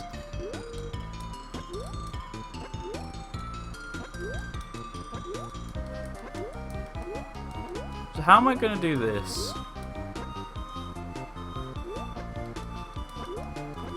Because I think I need the fish power up for this one. Because there's a section that requires me to swim in it. But then how in the fresh hell do I get up here? I guess I don't. I guess I keep exploring, is my answer.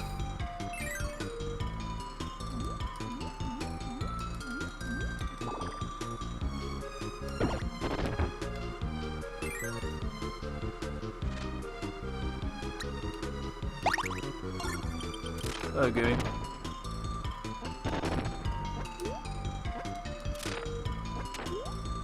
Okay, yeah, we were a bit stuck here.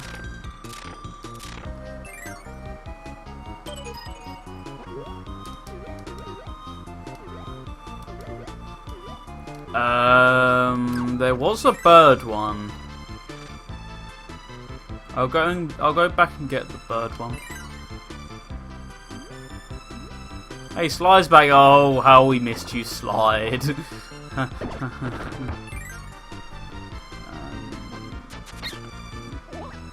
Bird one was on the right. In the massive knob, of course. There you are, bird one.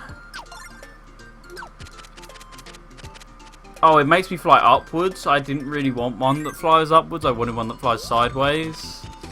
I hope you're still of use. Oh, I want you. You're the one I want.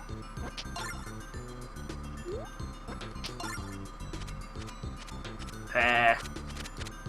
Perfect.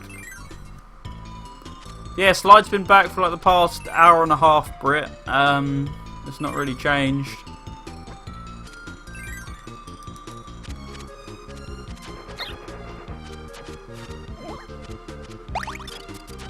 Time to go on my PSP while tuning in. What are you going to play on your PSP, Jamie? That's a very random console to pick up as well, considering you now have a PS4 and a Switch, but there we are. Also, Brit, it's Pick Up Saturday. What have you picked up? We were having this conversation earlier. What have you picked up today? It's Energy Sword Sunday tomorrow, so you won't be getting away with that one either.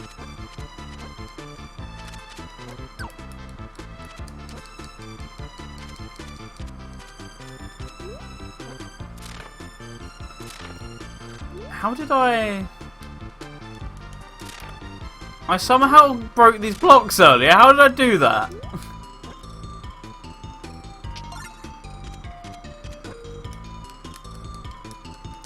Yeah, stop showing off.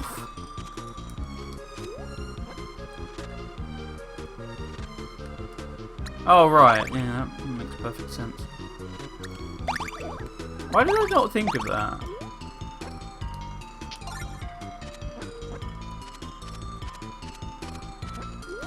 Oh, I've got an idea.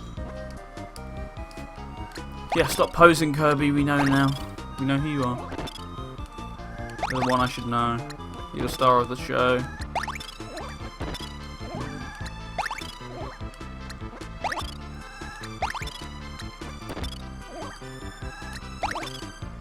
And how the heck do I get through here?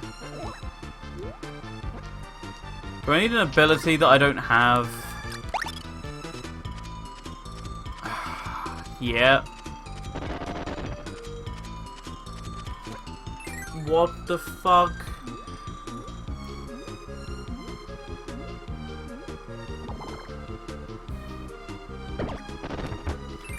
This stage is dragging on way too long for its own worth, honestly.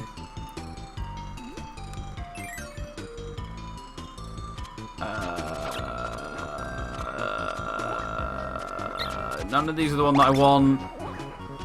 You, and then you died. Fuck you. Fuck you as well, because you keep doing that shit. Stop doing that! Gooey, you fucking nonce.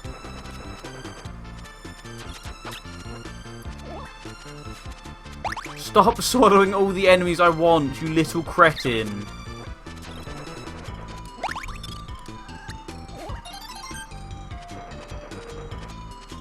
Cheers. Too bad I'm going to die before I actually get to the end of this room. No, don't do that. You do that every single time.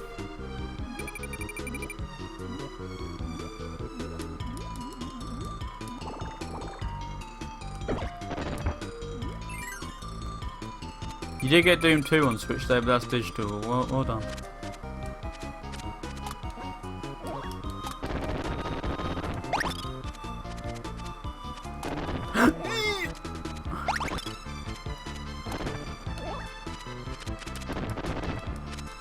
Come on, Gooey, you can do it. You can do it. I believe in you. Bonk into it. Come on. Come on.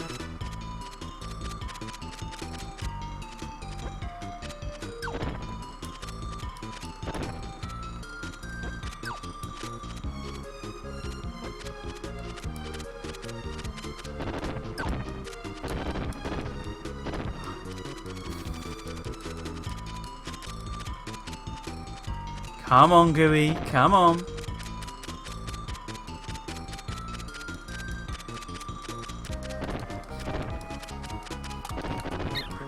Because then that happens when you don't bonk the fucking tiles.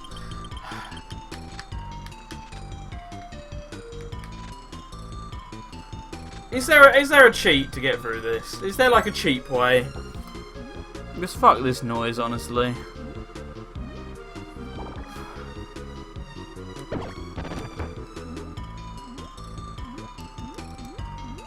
Yeah, we don't need to post F every time, Brit. The joke's old now.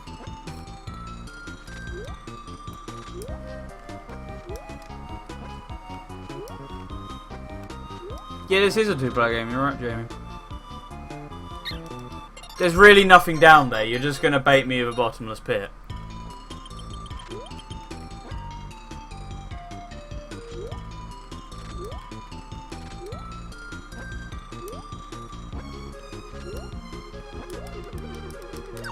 There's literally nothing there. Well, that was a waste of my time. In fact, this entire level is a pretty good waste of my time so far, not gonna lie.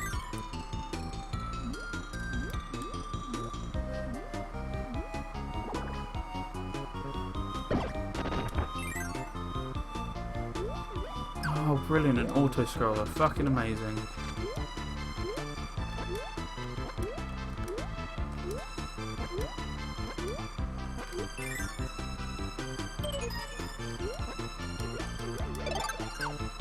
We've got something. At least I did get something. Oh, phase through the down platforms. Yeah, I guess I'm getting Rob. I thought I played Nightmare and Dreamland myself, never completed it. I'm going to try and unlock Meta Knight. Well, best of luck with that, Jamie.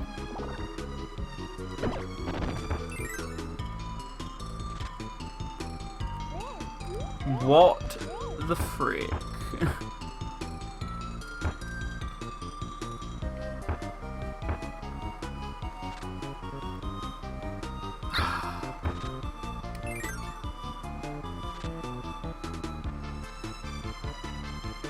Oh, can I just leave? I hope so.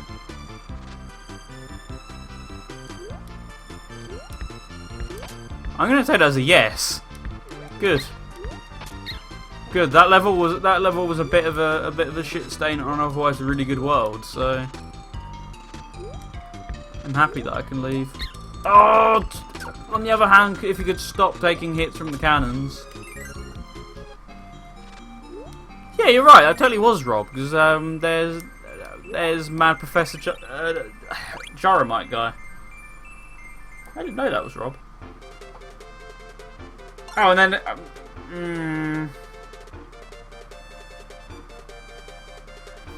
oh, fucking bollocks! There's nothing to do with the game.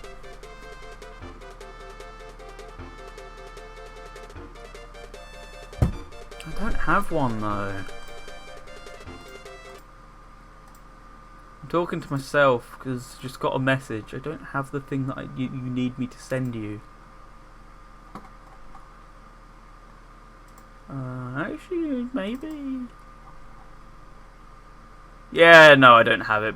Bollocks, cunt. Ah! They don't have the thing that you desperately need me to send you, which would probably require me to stop the stream in order to do it.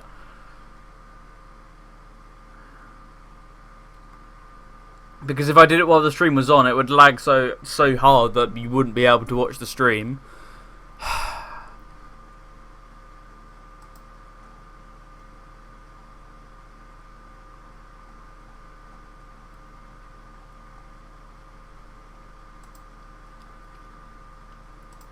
What the fuck do I do in this situation?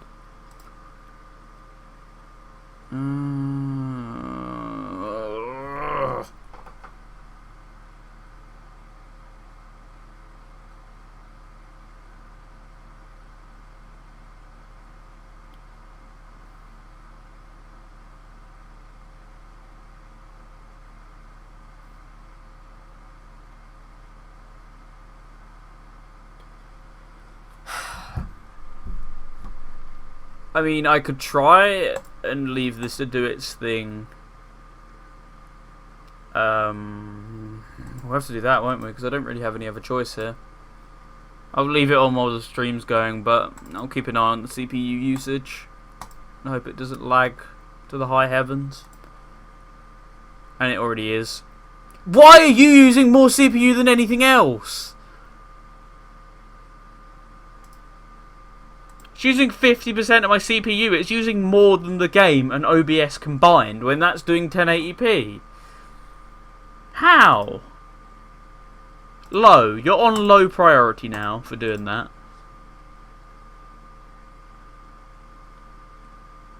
For that stunt. Right. Let's see how the stream handles and the game handles while this is going on. My best bet would be not well, so apologies. I'm saying that, we are holding quite well.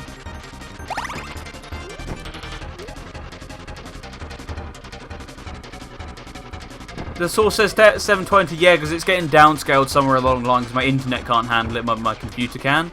But, so you can't actually watch in 1080p, but it is being my computer is at least rendering it in 1080p because that makes things easier to design around in terms of layouts and how the game feed works.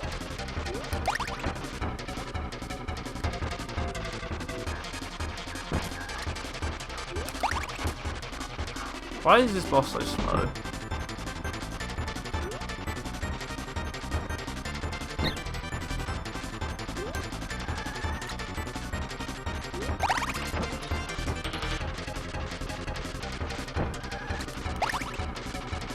Well, he damaged himself anyway, so he's only got himself to blame.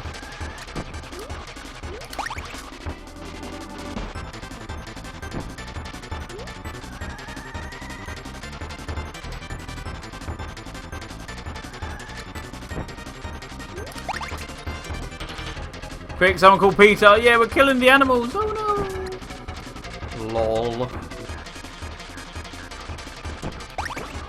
Ah, that's the way I meant to. Okay, this took me a long time to figure out, but I got it now. So take a round to grab an animal and then use the next round to actually hit the big ones. Okay. Can't say they're too busy disrespecting the dead. Who are they disrespecting now? Who is being disrespected nowadays?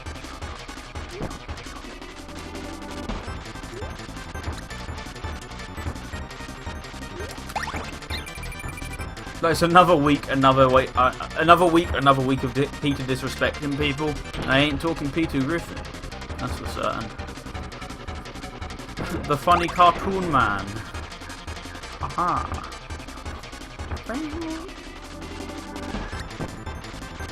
I didn't mean to swallow that. I'm an idiot. Okay, Lois, shut up, Brittany.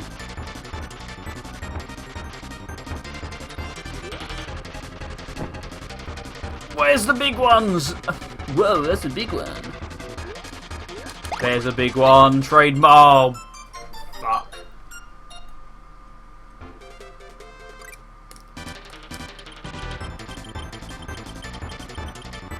If I'd figured that out sooner, I could have saved myself a lot of aggro. But I didn't say the big one. I said, whoa, that's a big one, Jamie. Of course you take that the wrong way. Only you could hear that, Jamie. So actually this comes back onto you. Only you'd be able to hear that. You see, it goes both ways.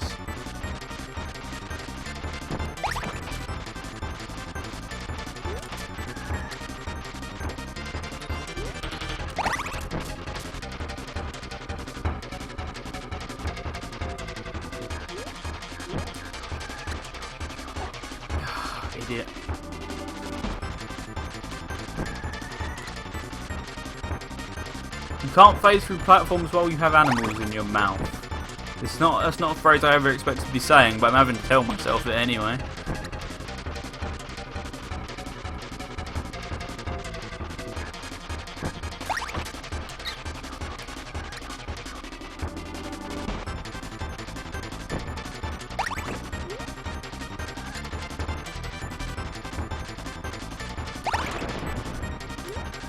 Which one are you gone?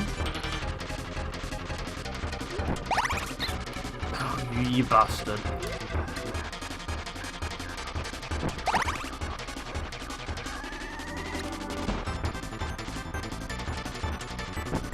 Trying to dodge this ball as well isn't exactly the most fun thing. Ha! He's trying to dodge balls. Ha! Whee!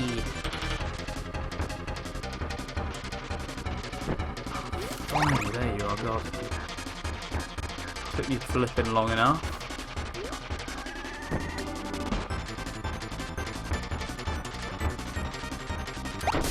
Nice. Victory dance!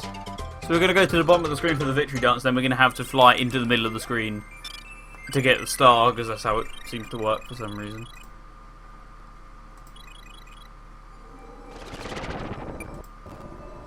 Level 4! We are almost there. I am going to make a save state. Okay, save. Just in case, just as a backup thing.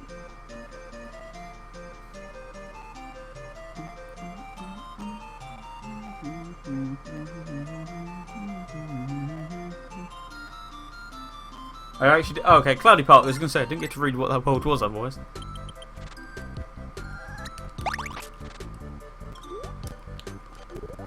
Whoa, the slowdown is back, and there's nothing whatsoever that I can do about it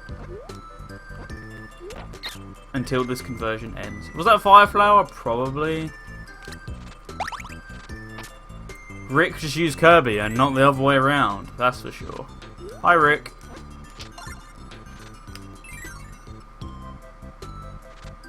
I normally wouldn't go out my way to get Rick, but might as well. Since Kirby was just used by him. Oh, why did you not press jump? I did press jump. Why did you not jump? That's what I meant to say. Nice. Occasionally we just don't press the jump button because of the lag. Because I don't know if you're actually seeing the lag frames on stream. It's very obviously lagging because I'm having to do a file conversion while we speak, which is a very large file conversion, and it's trying to do it as quickly as possible. Which, as you imagine, is not very CPU resourceful. See? Woo. But there is not a sausage that I can do about it.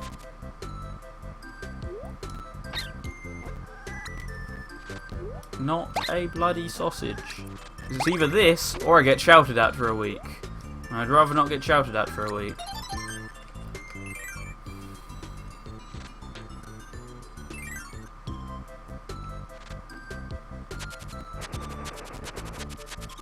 Really? Oh no, you're too close to that vertical edge. Oh no, sorry, you actually can't throw your fucking boomerang, because of course you can't. You're 2 pixels away from standing on an edge. Oh, and it's an auto-scroller. I didn't even notice it was an auto-scroller. That somehow slipped by. But remember, it is possible to go way too far. Oh, you fucking can't!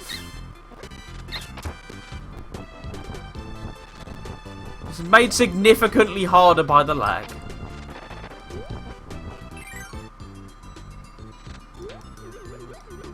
Yeah, I don't need a meat shield, but thank you for the offer.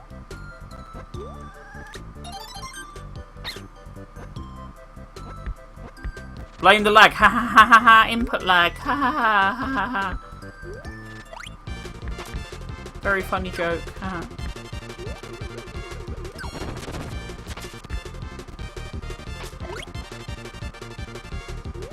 There's no input lag. There's just freezes. It freezes. I can feel it freezing, like right there.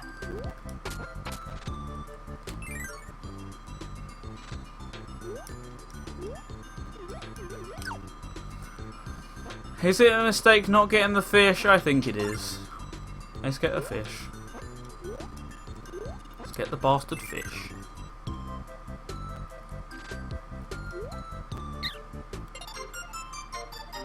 Are you dead arse?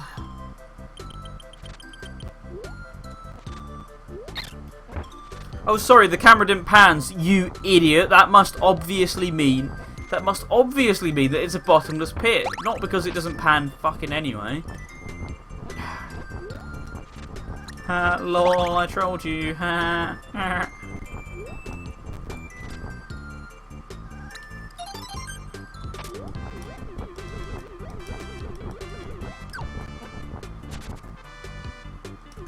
Yeah, I know I was going to do the same thing. I was trying to get underneath that bloody spider.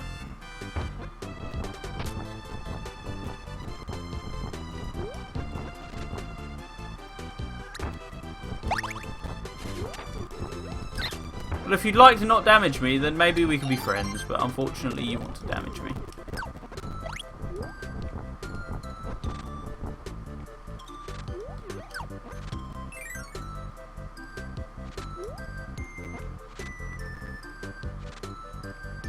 Oh, this isn't annoying at all, no. I don't get why you'd possibly think that. I haven't seen Gooey for a while. What's my old friend doing?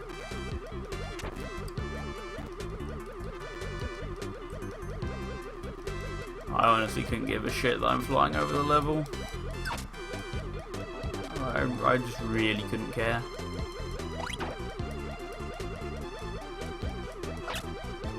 But Gooey still flies into the enemy anyway because he's an absolute unit. It's too hot in here now. Someone will mention the fan. Like, isn't the fan on loud enough? You should be warm because you got the fan on. You should be warm. Shut up. Let's go to the Maximator.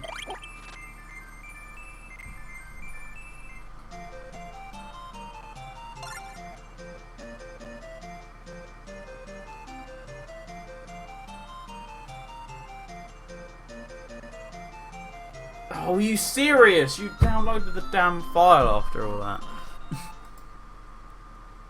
Just as it finishes. Unreal.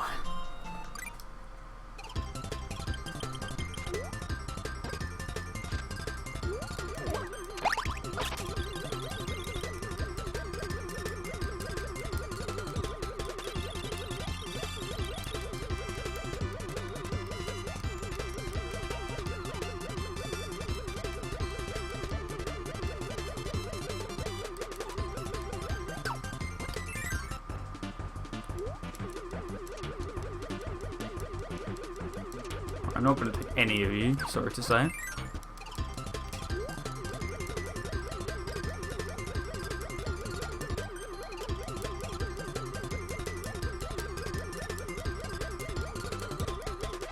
And there goes the lag because the file conversion is complete. Good! I can actually play the game again without having to worry about random inputs being dropped like my jumps. I was saying that I haven't dropped the jump in a long time, judging by the fact that I'm still at the top of the ceiling, so maybe that rant's a bit invalid.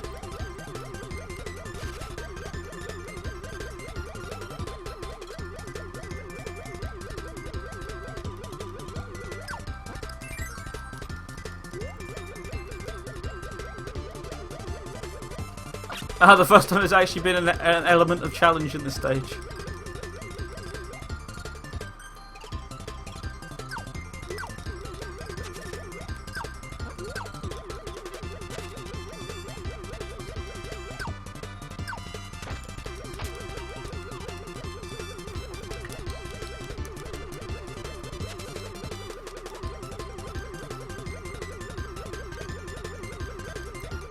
Nothing to say, like, it's a really cool looking level and the parallaxing background layers are awesome, but I'm sort of glad that it's just a chill fly over everything because you can't be bothered to deal with it level, because that's sort of a metaphor for life really, isn't it?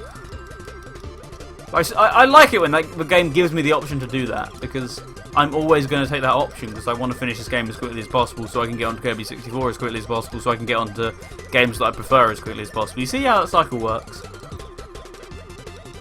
Plus I need to actually stay on schedule.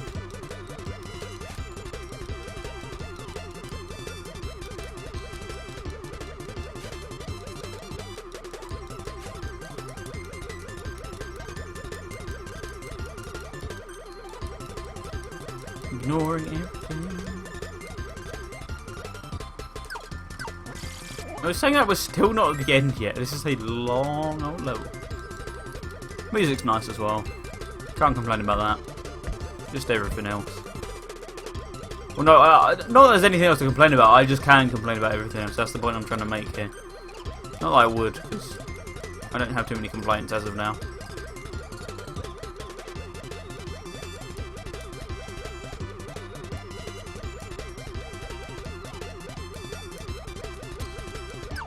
Whoops.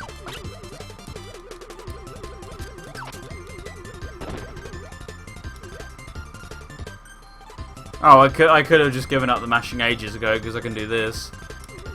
Until I can't do that, but I could for that second. Cheers, Gooey. You're the real MVP.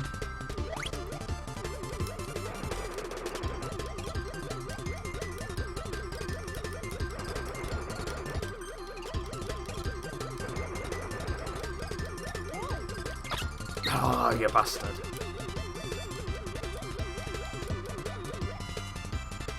Bait him out.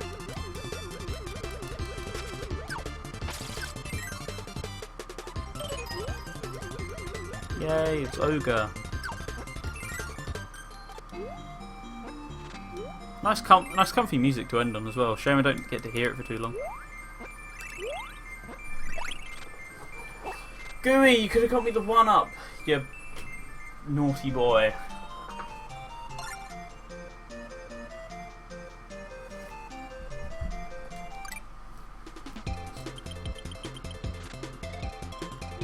Okay.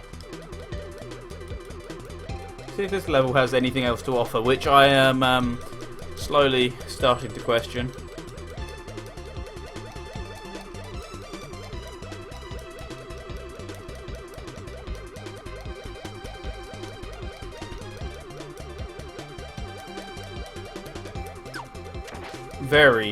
Not even slowly, very quickly starting to question actually.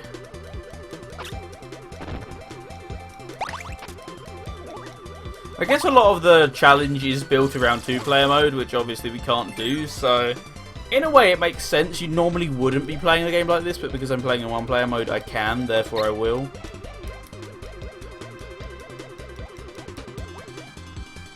I can, therefore I am.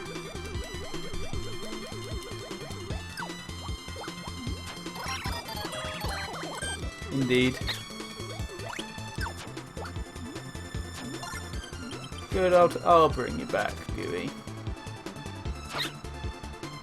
Awful timing there.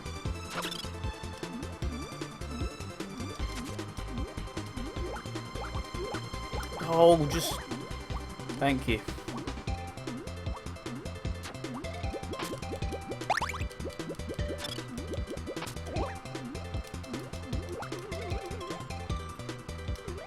Okay, so far so good. Oh, health power up. Hello, do you read me? Health power up. Nice. Thank you for reading me.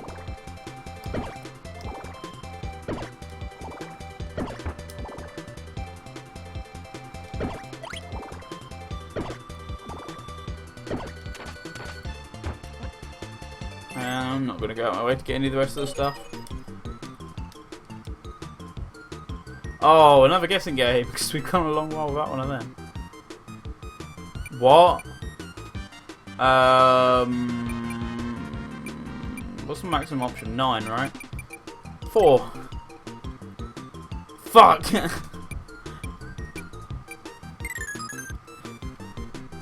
Well, it was nice while it lasted. Auto-scroller with an obscured screen, because, I don't know. pretty, I guess. And I can't actually go too far to the right on this auto-scroller, so that's automatically a bonus.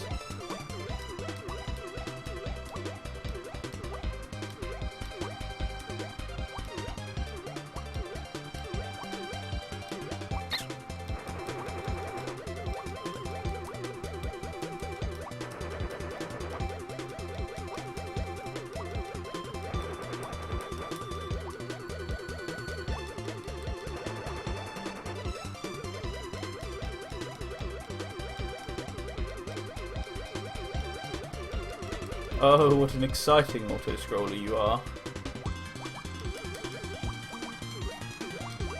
I really feel the adrenaline pumping through me right now as we speak.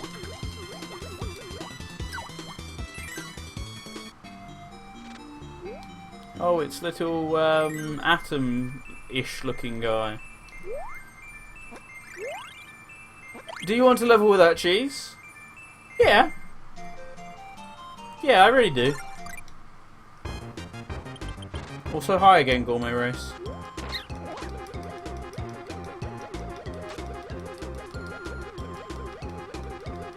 I don't care, this is quicker than running. This is quicker than going on the ground, so I will abuse it for all it is worth. And it's easier as well.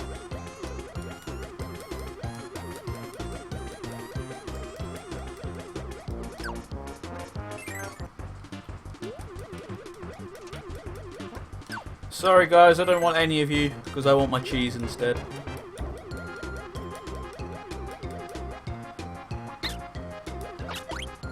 My cheese, no!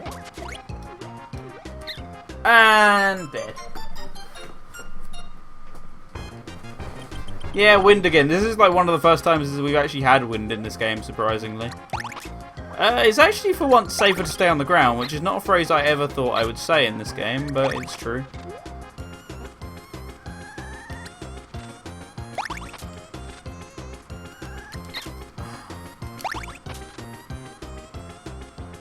Throw your bone. Cheers. Oh, still took damage off the bastard anyway.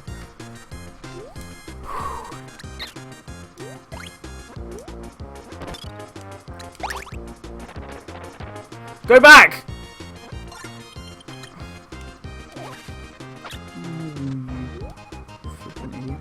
I'd really rather not game over mid-level, but unfortunately it looks like it's going to happen. See?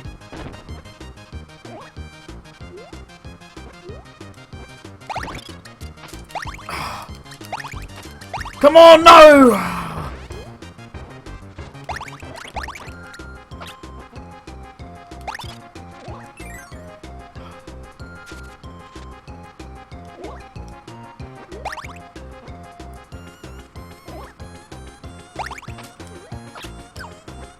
Right, you can be my meat shield for now, mate.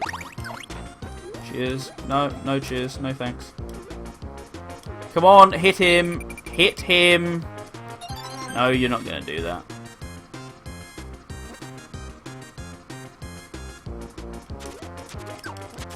Oh, he's gone. That's why he's not going to do that.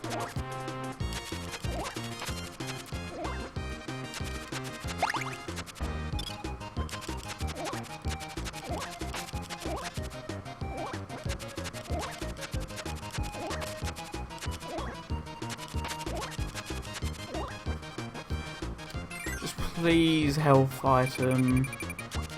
Please, a health item. Please.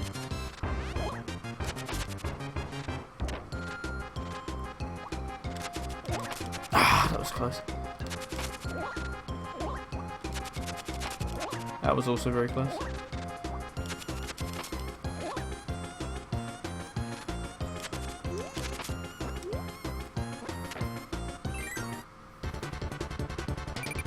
Oh, no, that's not fair.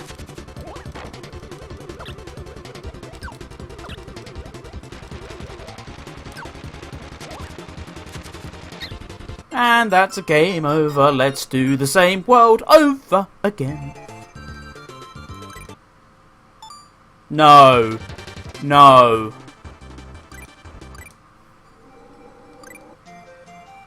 If this means what I think it means... Thank fucking God.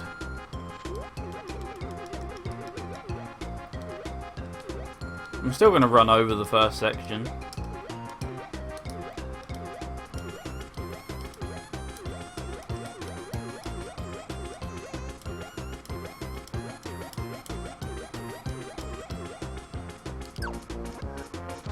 Right, welcome back. Welcome back, Gooey.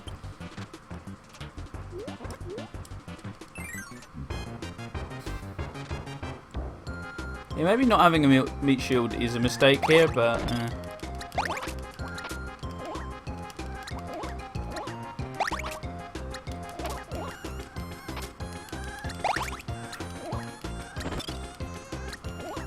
This is a good tactic so far. I'm liking this.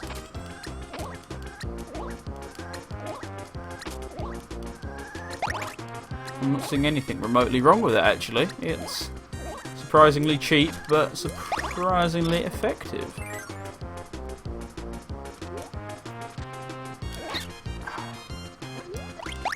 This, on the other hand, this is just not fucking working.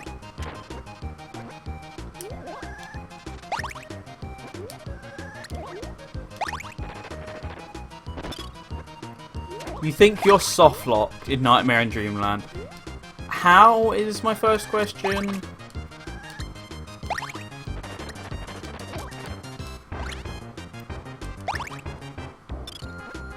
But indeed, a lol moment. I agree.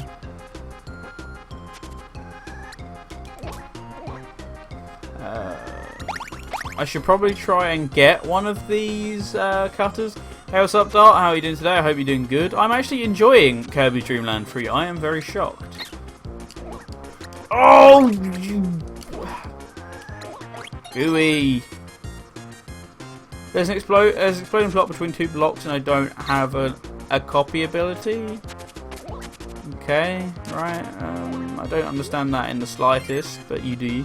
Awesome, that is good to hear. This level is a bit tedious though, but outside of that, it has been very fun actually. I'm saying it's a bit tedious only because it's a tad auto-scrollery, but it's not technically an auto-scroller, but I'm making it that way, if that makes sense, because I'm choosing to not move because it's safer, less risky.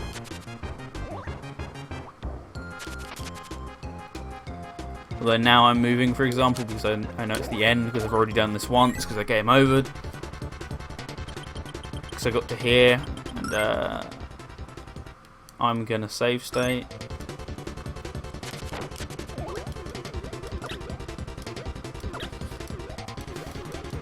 What is a good first Kirby game? Kirby's Nightmare in Dreamland is my pick. Because it's a remake of the first game, but it's a bit more feature-packed. It's a bit more reminiscent of newer Kirby games rather than the original Kirby's Adventure, which the original is very guilty of. It's similar to itself and basically no other game, which is the issue you'll find with it. Will this actually work? I think this will work.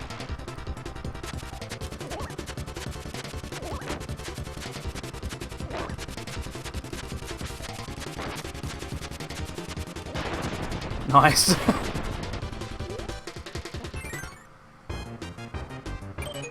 With barely any health left as well.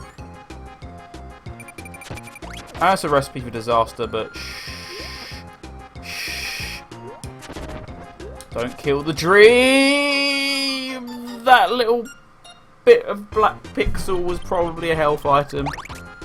That hurt a little bit. Yeah, after Nightmare in Dreamland, definitely go straight onto Superstar. Straight onto Superstar. Don't waste any time with... I'm not saying that Amazing Mirror is a bad game, just don't go to that next. Don't immediately go to that just because it's the next GBA game. Wait a bit before playing Amazing Mirror. It's a tad different from the standard formula.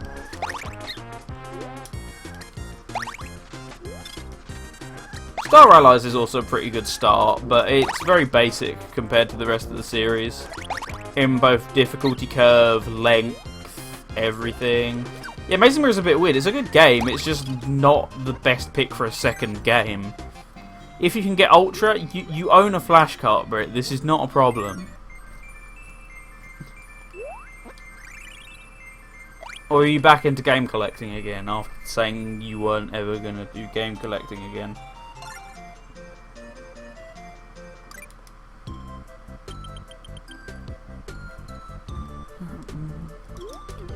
Getting a ROM could be. Well, I mean, you're going to have to get a ROM for most of these games because Kirby games are like 30 quid each. They're still quite expensive on the second-hand market. So unless you want to pay 30 quid per game, which I didn't mind doing that for this marathon, yeah, you're going to probably want to emulate. Or you're going to want to buy them on like Virtual Console. Because, for example, both Amazing Mirror and Nightmare in Dreamland are on the Wii U Virtual Console. As are the DS games, minus Superstar Ultra, because that has emulation issues, which is why they never ported it. So, if you want Squeak Squad or Mass Attack, that is also on the Wii U Virtual Console, as are all the NES, N64 ones. So the Wii U is probably actually the best console to play it on, because you get most of the games on the console. Which is how because I always like to have a ROM before I emulate, because even though these are old games, I still like to own a legit copy somehow before I emulate them. That's how I own a lot of these, is I bought them for the Wii U Virtual Console. And then a lot of them as well I got through Kirby's Dream Collection, or I got through other different ways. Sex are charging £38 for Superstar Ultra. That is where I got mine from, and that's actually a really good price because it's still about 60 on eBay. And mine wasn't a printed cover or anything. It was a European copy, which is extremely rare compared to the American copies and Japanese ones. So I was very lucky. £38 for a very good condition European copy of Superstar Ultra is mad money nowadays. No, it won't update. It won't brick your Wii U if you hack. In fact, it won't do anything to it at all. The update does absolutely nothing, so I wouldn't worry about that. I updated mine and I haven't had a hitch at all. And my hack's a really old one, probably an older one than yours, and I've not had a single issue. So yours is the one that's probably still in development, so I wouldn't worry about that at all. They've probably already worked around the issues it might have had on the new update. What? I don't hear many people talk about the DS games bar Ultra. Mass Attack's good, it's just not a mainline game because it plays nothing like a Kirby game. And Squeak Squad's excellent as well, but I don't know why people don't talk about Squeak Squad, because Squeak Squad is a mainline game that's also very good. Yours is the DSVC hack, yeah, that's fine, that'll work perfectly. I wouldn't give that too much of a thought, it'll work fine.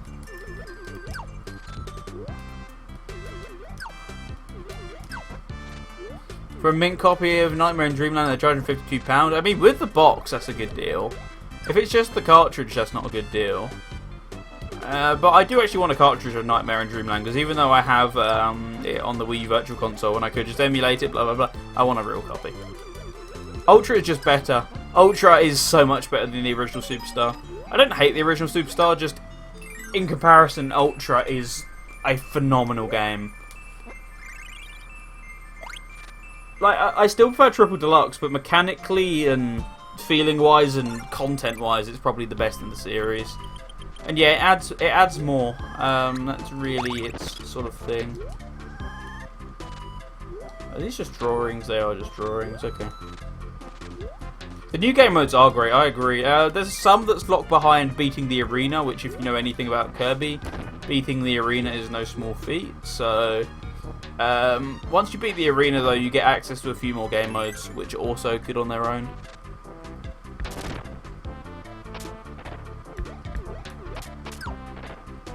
But you could also just download a complete save file if you didn't want to go through the headache of going through the arena. But Dreamland 1, Dreamland 1 is also a good place to start, in the sense of how radically different it is to the rest of a lot of the series. Because it really doesn't play much like any of the others, so that's why it's potentially a good place to start, because playing it like halfway through the series is going to feel a bit weird going back to that.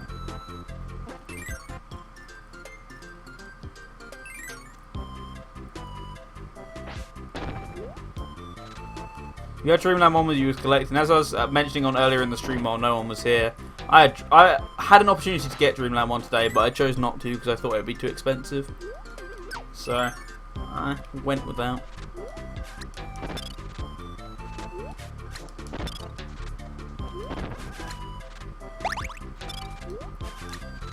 But I did go with Sonic Advance 2, however, and a case for Sonic Advance 2 because I'm going to print off a DS style case from the cover project. So I had to find one of the American style DS cases, which I did actually find, and I found one for 50p, so I was very happy with that. And I'm going to probably get around to printing it on Monday because I'm busy all day tomorrow and then all evening I'm streaming here again. But yeah, I'll try and find some time to print that a bit later on. Really love the cover project. Haven't used it in years though because I haven't really had a reason to. But GBA games is not my only reason, and I never really buy GBA games anymore, so not got much of a reason to use the cover project. But the one time I did before, which was like 2014, cover came out great. Just I wish I hadn't used a European DS box because I did at the time. I wish I'd used an American one, but I didn't have one. But I did. It could have come out better, but now I can just switch it to the American box.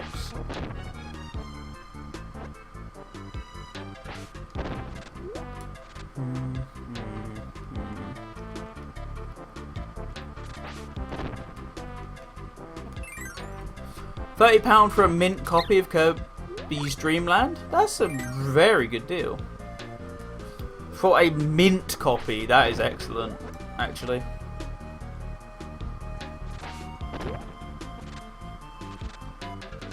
Stop running! Why are you running? Epic joke.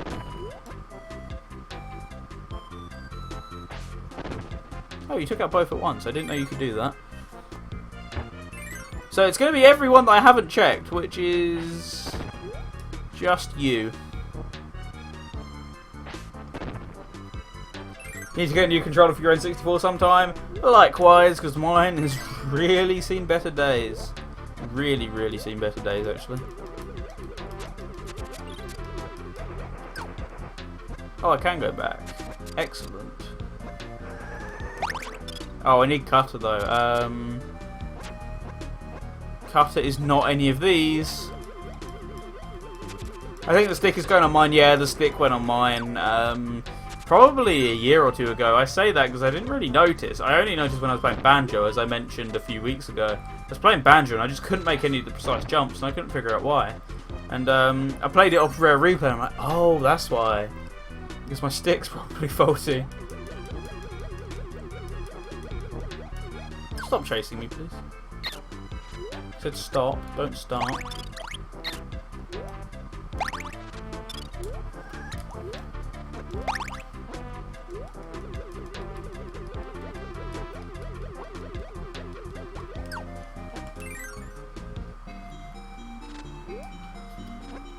Just got to decide whether to get Nightmare loaded in the 3DS GBA VC or my Micro. I've played it through the GBA VC before. I quite enjoyed it through there, but I guess you've also got the advantage of better buttons as well. I want to play GoldenEye and I hate it emulated. I find the controls awkward, especially with a controller with a second stick. I 100% agree. Isn't it that modded version of 1964 that lets you use keyboard and mouse though? Even though it's completely different to playing GoldenEye on console. That could be interesting. Also, it's totally not Kid from Kirby 64. The Micro is really portable though, we'll then go with the Micro.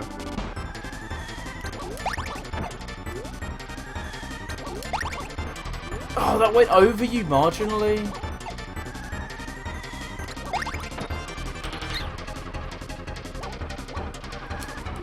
Oh, bollocks.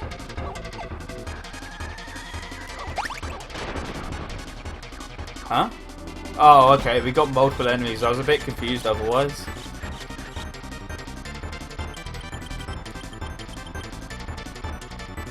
I guess we got 3, because this game seems to work in the rules of 3. So... Oh, was I meant to inhale them? There's no hint I was meant to inhale them. No, okay, that's because I'm not. But I still try and do so anyway. Game over. Okay. I don't like that I go back to the title screen every time. That's really irritating.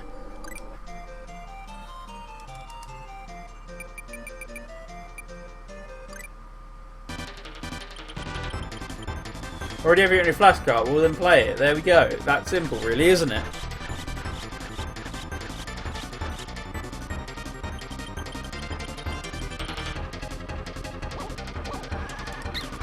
bastard. We're already doing this.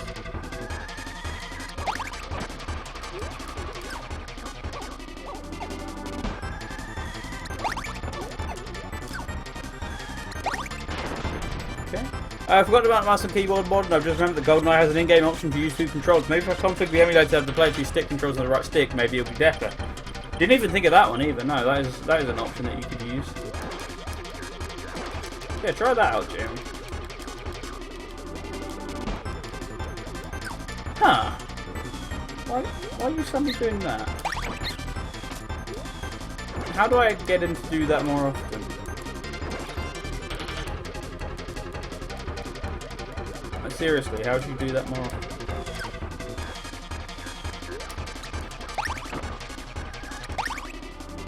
What? That's BS. He had some random iframes, because of course he does.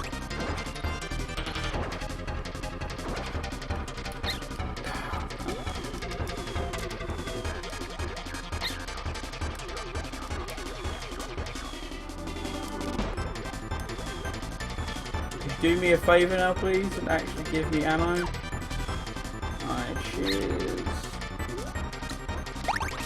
No!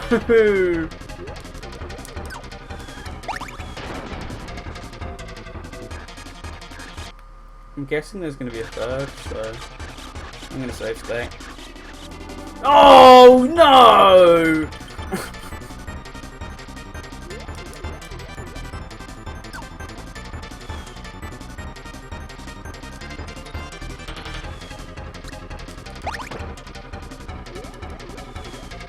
This is the third time I fought them and I haven't enjoyed it once.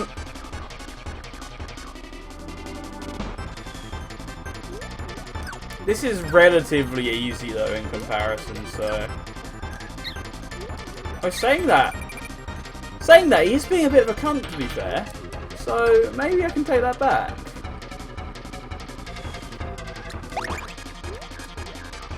Because once I land on the ground, it's actually not really giving me sufficient time to move. So...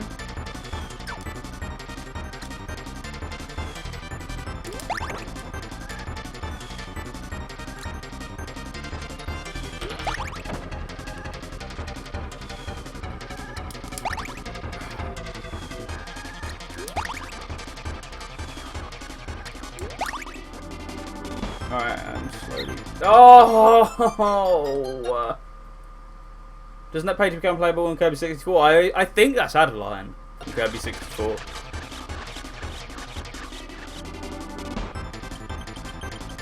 I hate these geezers. But at least I understand the pattern a bit more now.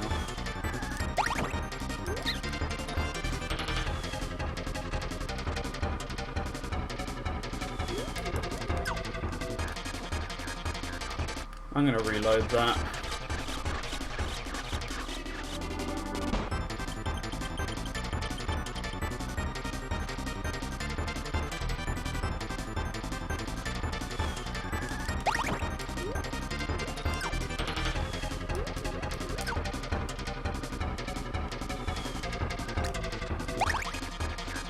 Oh! Really, dude?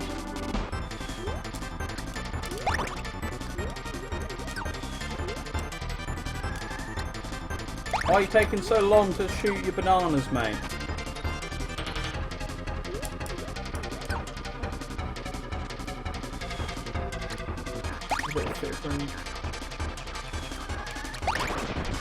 Okay, nice.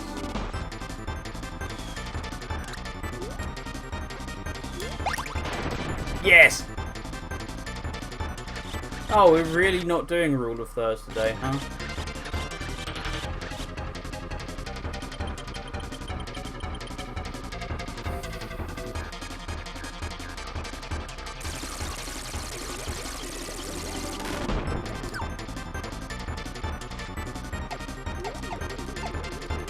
That's true, yeah, they don't have a screen nuke attack this time.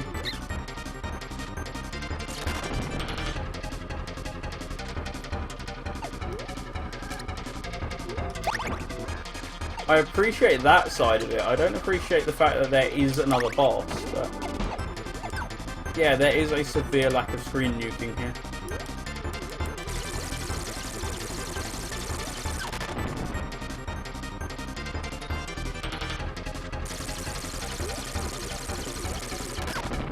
Oh! There!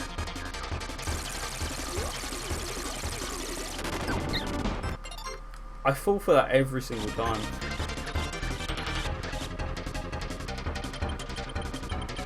I fall for that as in I let go of my air and then fall into him by absolute accident. See? I'm not going to let it happen that time. Although then again I did let all of my projectiles get away, so maybe I'm not really all that clever.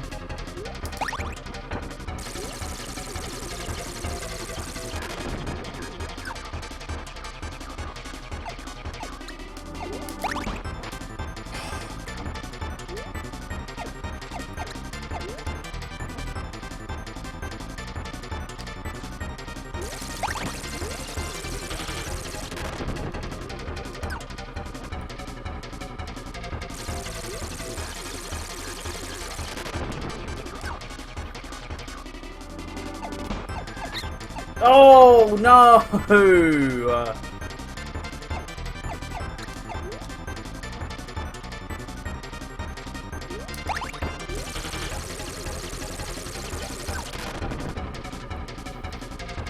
Now we go for another round. Oh no, don't.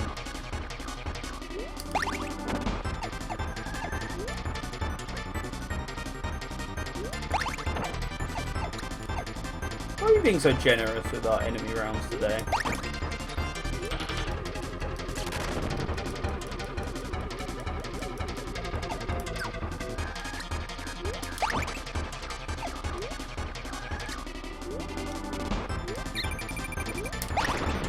Please let that be the last one. Yeah, it is. Okay, good. Are you? Are you for fucking real? I inhaled, but no, it's not good enough.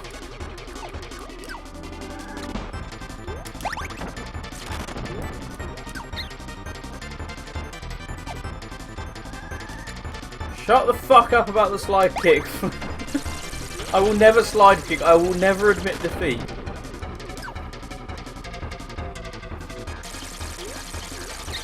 I just want to get to the end of the boss.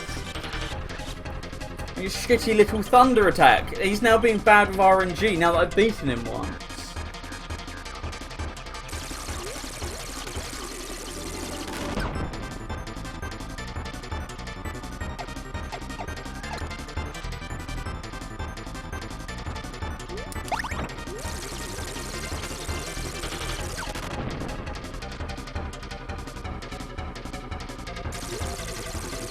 See?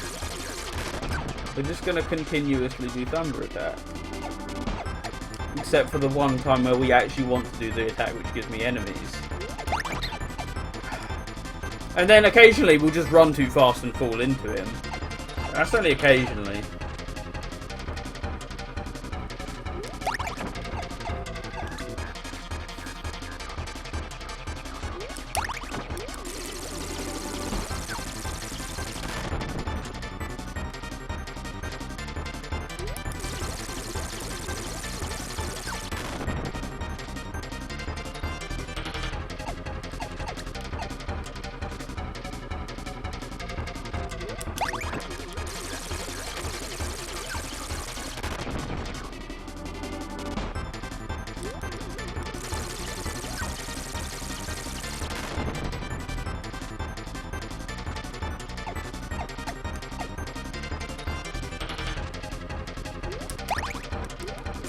Thunder attack again! How many times do I have to teach you this lesson, old man?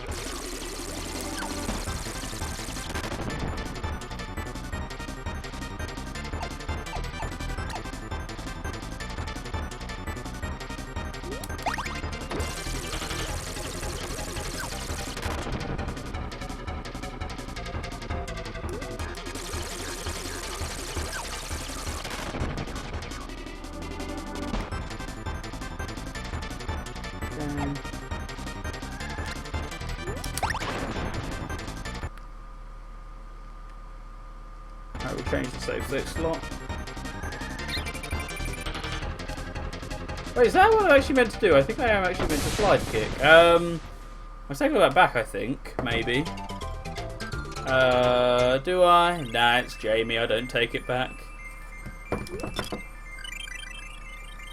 Also, I didn't mention this is the first game in the series where I can't use up to jump. So that's fun. Alright.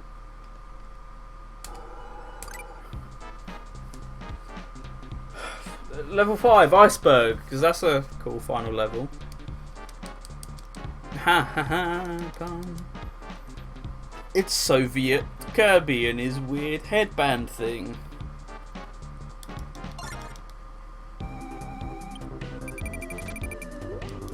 Oh right, yeah. It's not going to give me my health back, so we're just permanently stuck on this.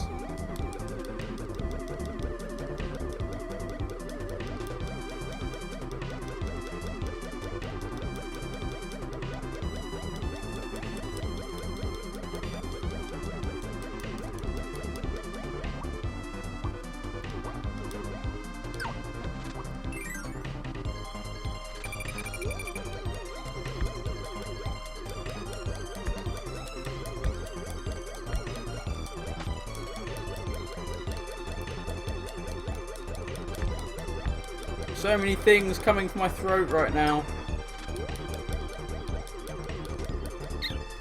And one of them successfully got to me.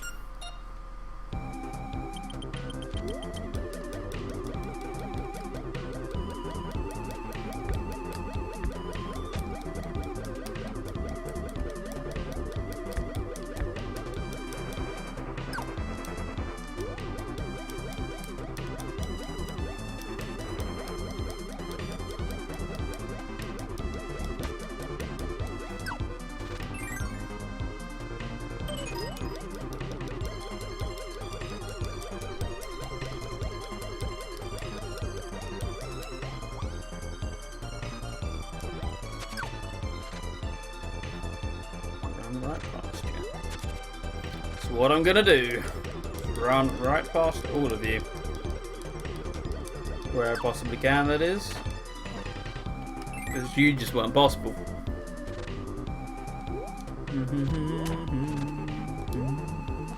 The snow effect is so nice here.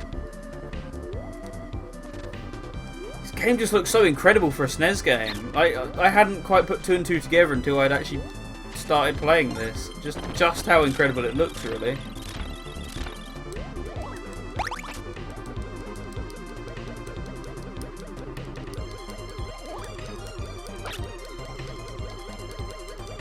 But I'm still going to fly over it anyway, but that means I can appreciate the snow effects and the parallaxing more.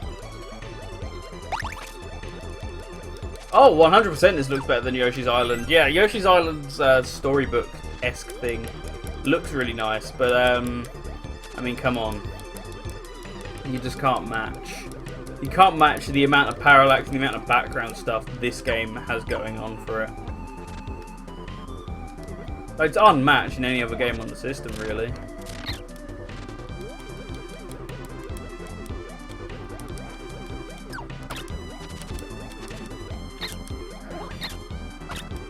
Right, if we could have some health, that would be fun and dandy.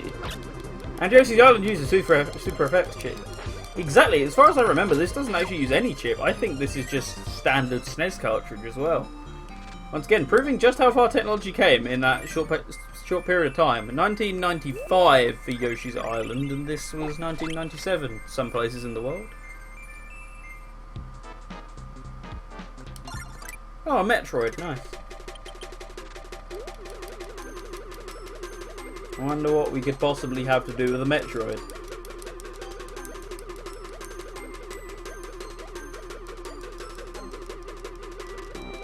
I'm not matching this up on purpose, by the way. It's just sort of happening like that. Oh, I've lost time now. I think I'm back on time.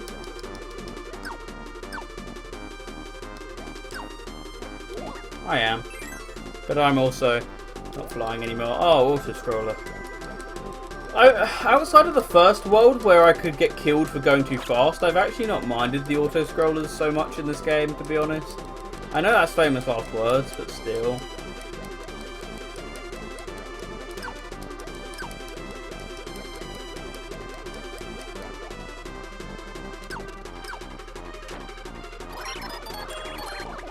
Oh, goodbye. Hello again.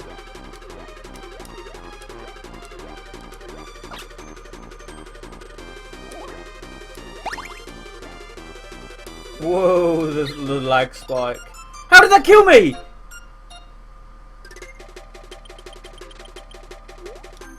What? That killed me? I had a bar and a half left of health.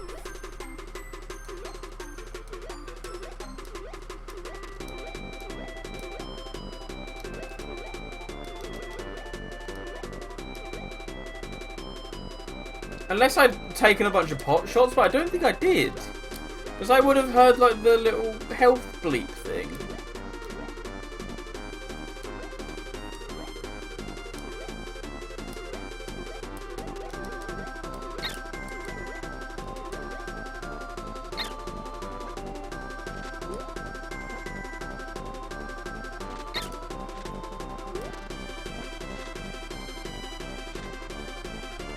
Get in the door quick. Cheers. Oh, now we're in an autumny type underground level. I know it's fire, but it looks like there's sort of autumn leaves almost, even though I know that's sort of part of the fire. Still, this graphical effect would have worked well in an autumn level, is what I'm trying to get at. Oh right, we can stop doing this now.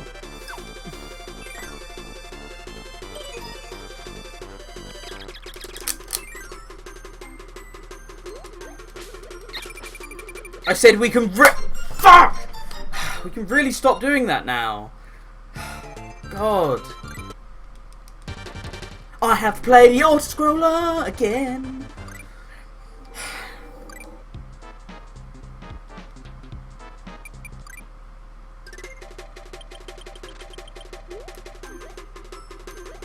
What are Metroid doing in a snow level? That's also a very good question.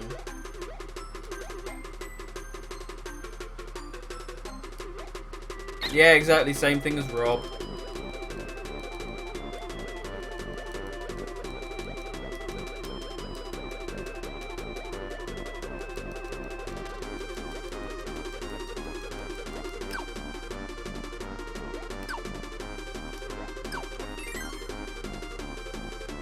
Back to the shitty little auto-scroller.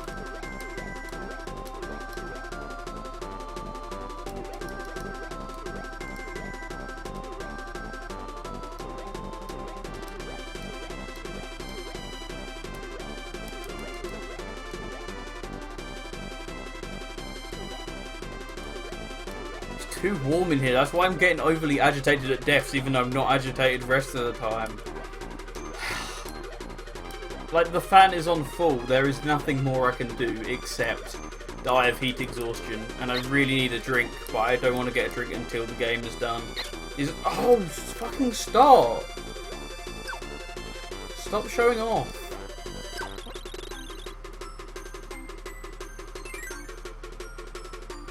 Speaking of stop showing off, it's time for the absolute knob cheese masters in here.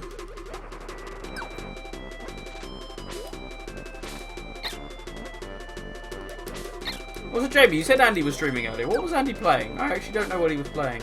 You said it was better on Switch or something, which thoroughly confused me.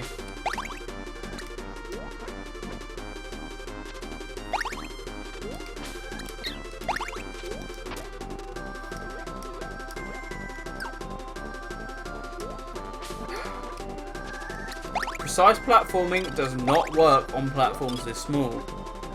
I was playing The World Ends With You. Interesting. It's a great game. Probably not better on Switch though. It's probably better on DS, unless you like. I guess if you're using the handheld mode. If you're using docked mode, nah, that'll be a pass from me, Chief. And again, not exactly my type of game either, so that'll be a bit of a pass from me, Chief. Alright, okay, calendar, you don't have to tell me. Yeah, it's better on Switch in portable mode, but he's not in portable mode, therefore it is automatically worse. Oh. Get off. Get off again!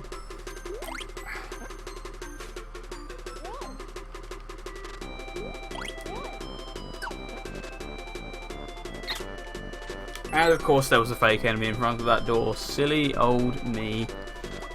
Silly young me as well. Silly everything me.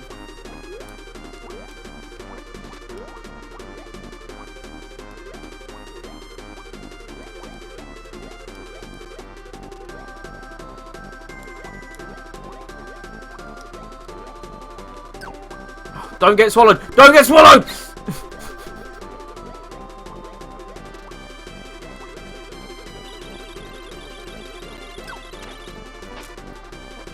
Boom. Oh no, I actually did die. Hi Samus. Can I do anything with you, or are you just sort of there for decoration? You're just there for decoration, okay.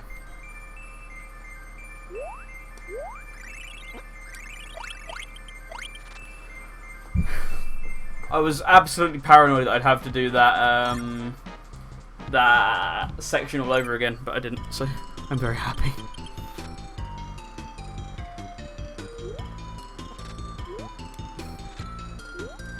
The absolute fear on this lad set in at that moment.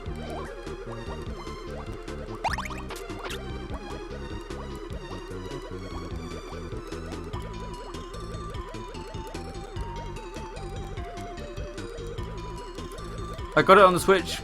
I got it because I had it on a flash cart, didn't mind it, and heard about the Switch port and wanted it despite the controls. Naughty, naughty, Jamie, you and your piracy. Naughty, naughty. Well, yeah, most people did have DS flash carts. I only got one after the system died, so even as a younger person, I felt way too guilty. Or a younger person, I felt way too guilty about having a card that's full of hundreds of DS games instead of paying for them. Because I think back then I understood that was highly illegal and also very immoral. Mainly immoral. That's the side I'm more cared about.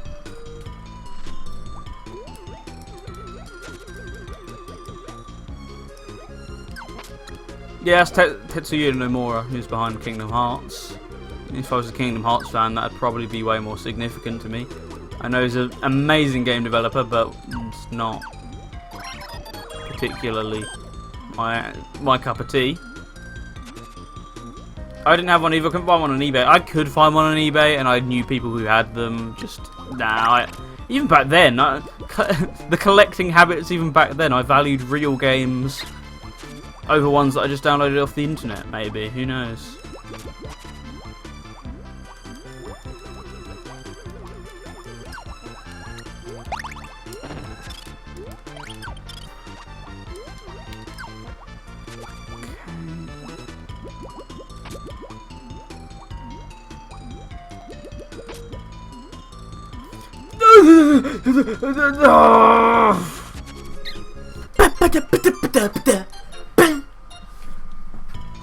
Oh, you silly idiot. Oh, you've been freaking beamed.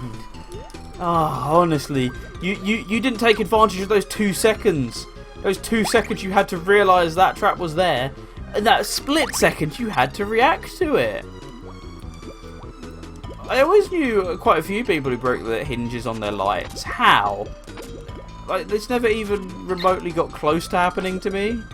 But I knew so many people who that had happened to.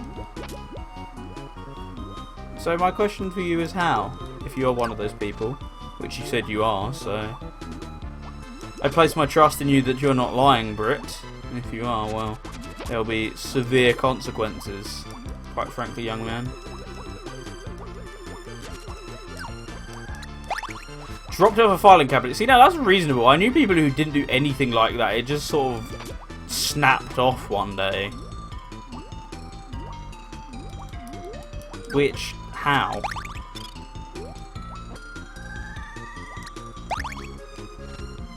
I love how this stage doesn't start as an or this section doesn't start as an auto scroller. It just sort of goes into one. That just really noshes me off. That's my favourite part of the stage, really. If it advertises itself as a different kind of stage and then becomes exactly that type of stage that you don't want it to be.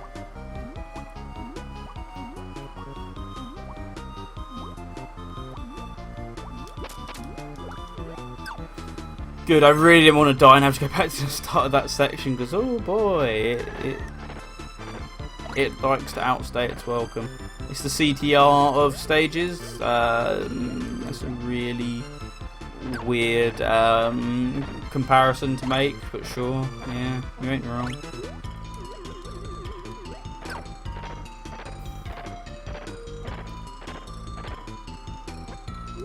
Actually, I sort of want the health power up, so.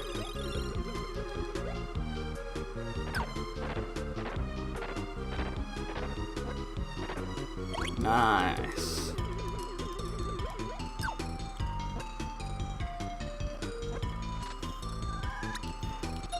And yeah, I did actually get what you meant, by the way, by the CTR comparison, because how microtransactions, they are bad, which, yeah, they are actually bad, but just play another game.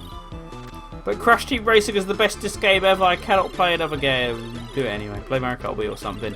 Since most people who are obsessed with Crash Team Racing seem to be obsessed with Mario Kart Wii, just go and play Mario Kart Wii instead.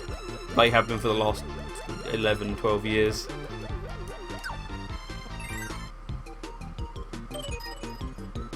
Oh, guessing game time, because we're that late into the world apparently.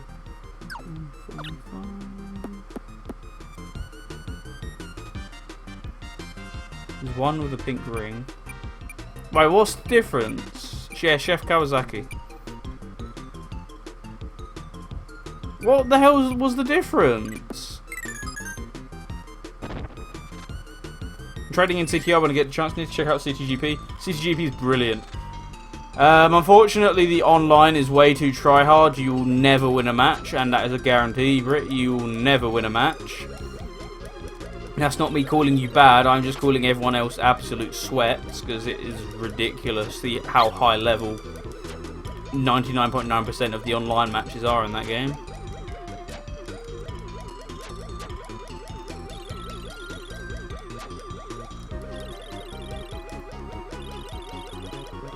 CCGP, what's that? Custom Tracks Grand Prix, a mod for Mario Kart Wii, which mainly adds in custom tracks, but also adds in stuff like Wii Fire support, so you can continue playing Mario Kart Wii online. A couple new extra modes like Item Rain, where items fall from the sky, and that's the balance in itself, is that it's so unbalanced it becomes balanced. And Countdown, which is hit other players with items to gain extra time and drive for as long as possible, depending on how much time you gain from items. Which I really like those two modes. Countdown, it's pretty hard to find people who will play online with you. Item Rain, not as much. Item Rain is pretty easy to find people to play online with. And there's also 200cc mode, which came out at the beginning of this year, which is great. Also, why'd you look so sad, Kawasaki? Oh. I got a laughing face. I was gonna say I can't do it online, but I figure I can do it with my phone as a hotspot. Yeah, don't try that excuse, Brit. There's always a way to do online.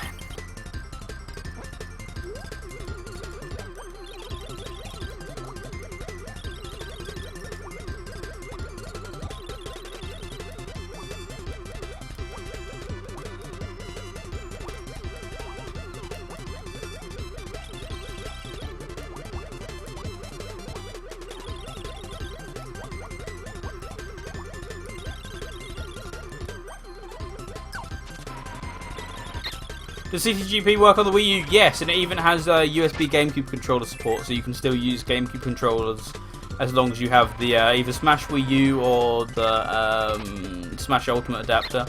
It will work just fine.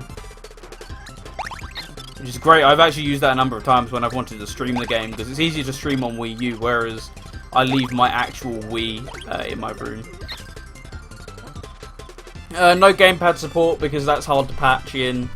There were people looking into it, and in fact there were people just looking into, or no, not people, but Bean was looking into just controller support for any USB controller at some point, but I think that fell through because currently the next big feature update is going to be 24-player, both 24-player online and offline, which is going to be ultra hype, to be honest, once that comes out. 24 people in one room at once.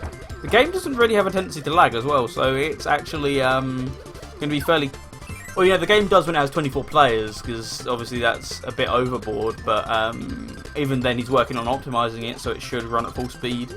But the online mode, I mean, in general, doesn't lag like Mario Kart 8 does, so You're going to have a pretty good experience with that once 24 players is fully ready to go, which should hopefully be sometime before the end of this year. No time frame's been given, but before the end of this year is pretty generous considering that it's been worked on since like last November-ish time. Does this make Mario Kart Wii the best Mario Kart? I've always sort of considered it that way. I just don't really like playing online all that much unless it's against friends, because unless you're playing like Funky Kong, unless you play Funky Kong and you know all the tracks inside out and you know all like the little shortcut or the pro shortcuts and all the tactics, you're not going to have a great time. Or you might have a great time, you're just not going to win any races, and you should probably accept that. In fact, you're not going to come anywhere near close to first in most races. Time to put another game on your PSP and it's won by how? Is it, since you said it's won by how, is it like Lololo or something? Or one of the Lololo games? That's my own guess. Mother Free is hell, isn't it? Vegas Stakes. Oh, that well-known game. I'm glad you've recommended us all that, Jamie, because we now know what that is.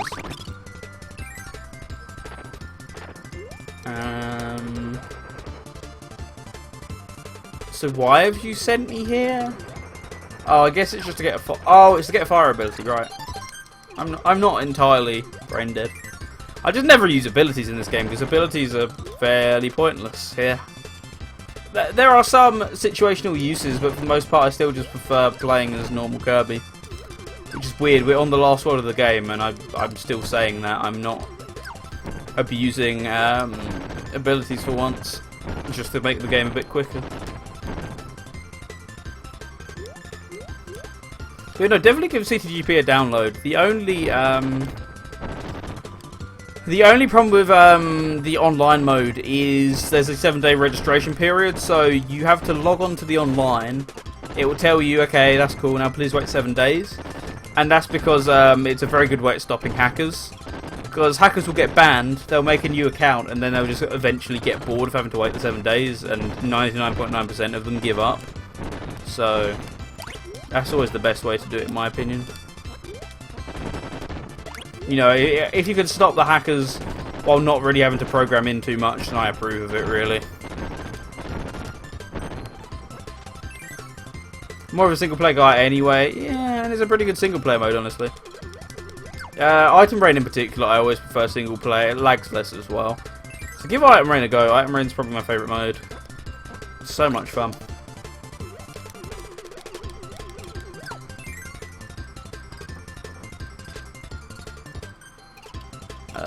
I guess this one. See where this leads me. What's that noise? Ah, let's get good old Gooey with me.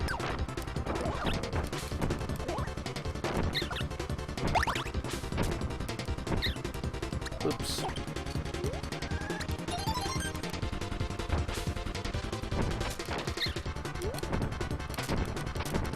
Oh, Gooey's already dead, huh?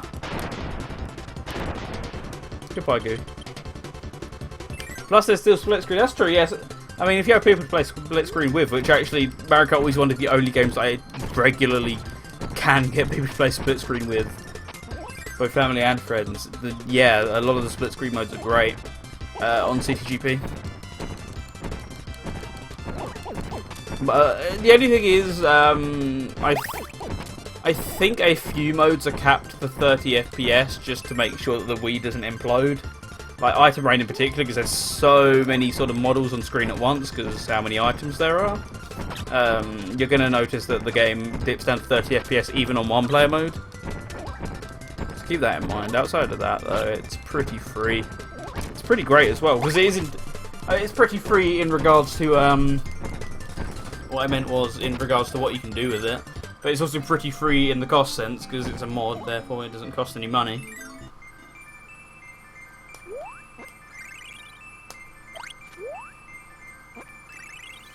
Welcome back, King. I hope you're doing good. Forehead indeed, because that's your only greeting, I think, ever probably, but we don't mind that at all. Just a pattern.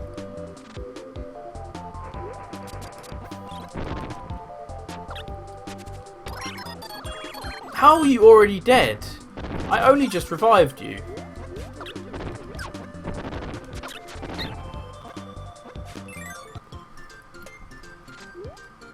don't really want either of you, sorry to say, guys. Who doesn't love a good forehead? I mean, it's true. With logic like that. Well, I mean, 3-head is certainly better, we can argue that. Mario Kart DS has a pretty good mod community too. Debatable. Yeah, it has a large mod community, or it has that one large mod for it, but I always feel that that mod just feels like some guy stuck some models in Google SketchUp and called it a day. It doesn't feel very polished like CTGP did. It's just, oh, we'll stick a bunch of random characters in there. Oh, we'll stick a bunch of stages that I happen to have the models to. That's how I always felt it was. It's technically impressive, just it lacks quality control is my issue with it. They just sort of stick anything in and they don't really do any edits to it, and that'll do. We'll go with that, yeah, sure. There's a portal with double dash tracks coming. I didn't see that one though. That could be something of interest to myself. Yeah, this is dumb. This room's bad, and you should all feel bad for making it.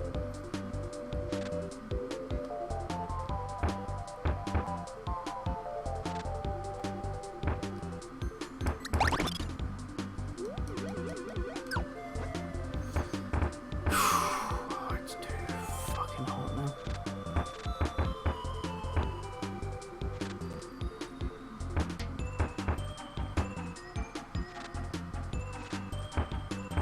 Back to good game design then. Yeah, this game is actually really good. I really enjoyed this game.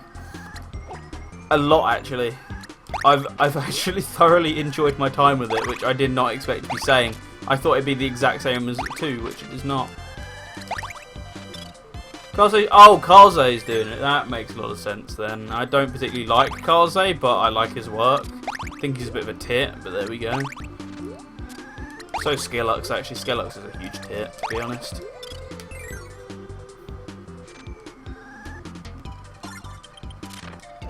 Let's just do some slides, because I'm actually going to take Jamie's advice for once. Oh, he just showed it. Oh right. Oh yeah, because he just made that fan game thing. He didn't actually do anything else. Can't beat Bean? No, we were just having this conversation. You cannot beat Bean at all, because Bean doesn't have any controversy surrounding him about stupid shit he said, unlike 99.9% of Mario modders. Or his stupid belief system.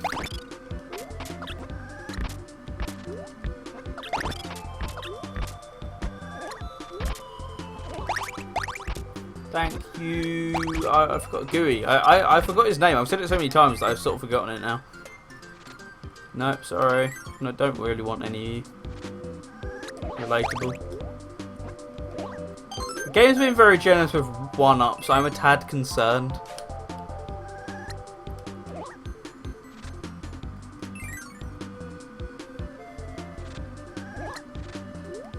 Spiders.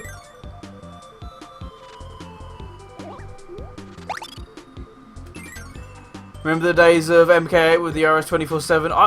Yeah, I miss MK8 a bit. Okay, a lot. Still. Gotta go now. It's been nice to see you, Brit. It's gone past your bedtime, clearly. Hopefully catch you at some point later. Have a good one, etc. Enjoy Nightmare in Dreamland if you end up actually playing it in the end.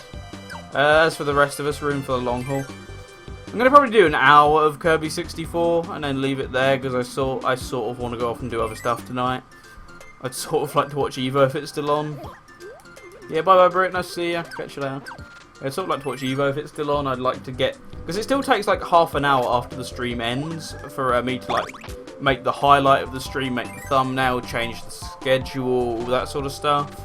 So even once I'm off, it's not like I've just gone, oh, right, that's it, I've switched off. But I'm still doing stuff after I finish the stream. Like, I was still up for a good hour or so after I finished last night, which is why I was sort of dreading doing Meta Nightmare, because I knew I'd be up to like 2 o'clock, sort of fixing all the stuff, fixing all the admin stuff that I need to do in the background for the stream. Speaking of which, if you want to see what's coming up next, you can use ! schedule, because coming up next we have Kirby 64 in probably just a few moments, because we are edging ever so closer to the end of this game. Then after Kirby 64, we have Kirby and the Amazing Mirror, the final game developed by Masahiro Sakurai for the Kirby series, and thank goodness, because I think the series actually got better once he left. hot take, but it's true. It's true, that's what I think. He's a great game designer, and he made some good Kirby games as well, to be fair. Just the general series quality got higher. There wasn't when he was there was a lot of dips in quality. The series has always remained great, sort of, since he's left. There's never really been the same dips that there used to be. Which is just a weird pattern that I've noticed. There was also significantly less spin-off titles, which there still were some. But like weird spin-off titles like Kirby Pinball and Kirby, all the 17 Kirby spin-offs there were on the original Game Boy. None of which were very good. Tilt and Tumble was good, but I think that was Game Boy Color, so that doesn't really count. But Tilt and Tumble was great. I need to find a working copy of that because I'd actually really like to play that on a proper Game Boy. I'm surprised there wasn't a boss fight, which I know I'm jinxing it a bit early, but I wholly expected a boss fight.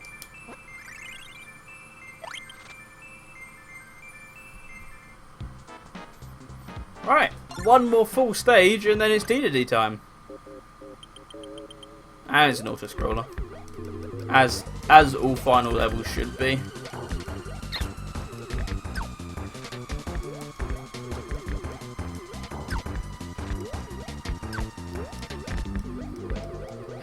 Did I pick the right door though? That's...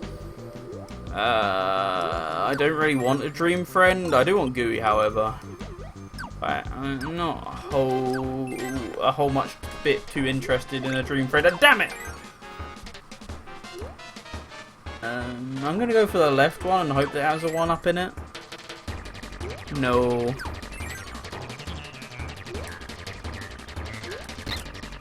Ow. Will you let me go through the door? No, because it doesn't exist. That one doesn't exist. This one isn't an enemy, so it does exist.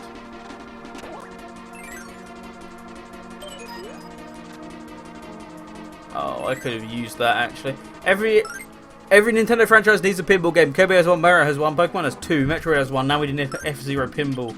Well, I mean, the car's pinball around enough anyway. You know, it's sort of a bit like a pinball machine, to be honest.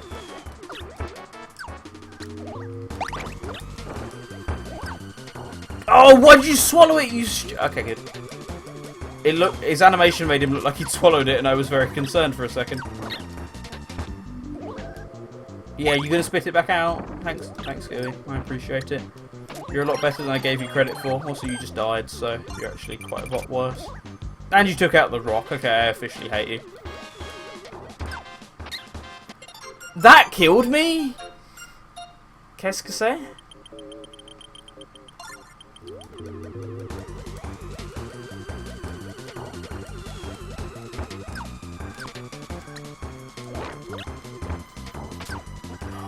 Bastard, just go away, stop swallowing my rocks. Well, I mean, Smash has had a few modes very similar to pinball. Like the weird mode in Smash Wii U comes to mind. I can't quite articulate the words on the name, but it does come to mind. It's the one where you're playing as like the Pog type things. You have to launch yourself into each other. There's that. There's the trophy launcher from Brawl. Yeah, Brawl, the trophy launcher.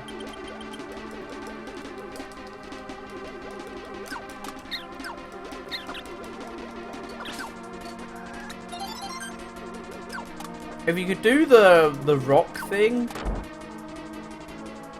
that'd be nice.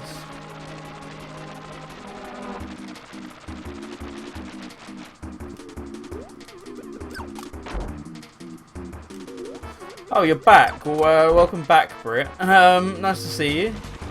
How was your nap? How's your break?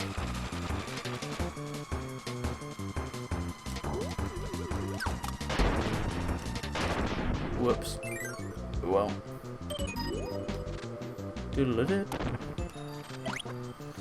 I don't know what that leaf thing is, but I'm not going to use it. Yeah, what brings you back exactly? Run. Run for the high heavens.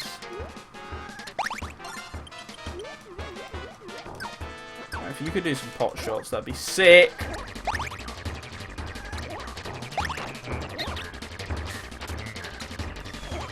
Oh, you can't stop existing, please.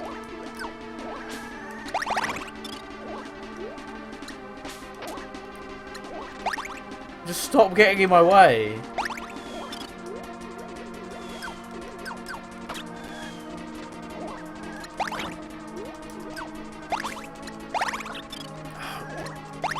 You can stop. You can really stop! You fucking idiot! God, every 2 seconds I'm inhaling him when I'm not even facing in the same direction. He's useful for like the one time he'll actually hit the enemy. But the rest of the time he's just a prick.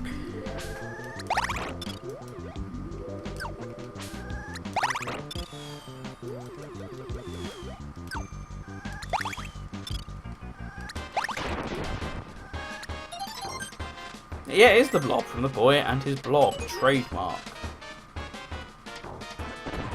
Right, I'm actually going to start save stating again now.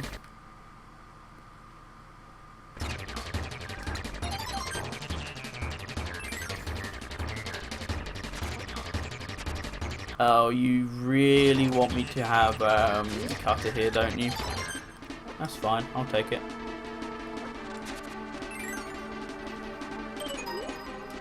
That's why you want me to have Cutter, so I can do that.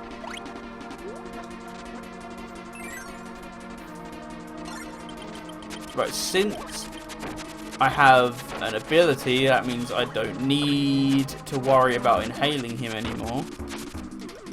So I can actually bring him back.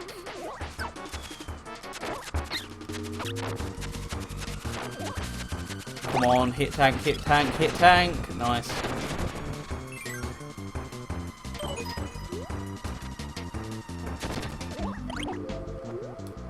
Cheers, mate. Thanks for nicking that for yourself.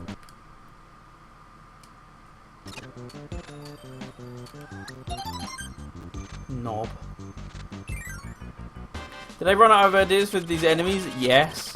Well, it's a boss rush mode though, that's why we're doing it, because it's the second to last stage. Oh, it's actually the last stage of the game, so that's why we're doing a boss rush.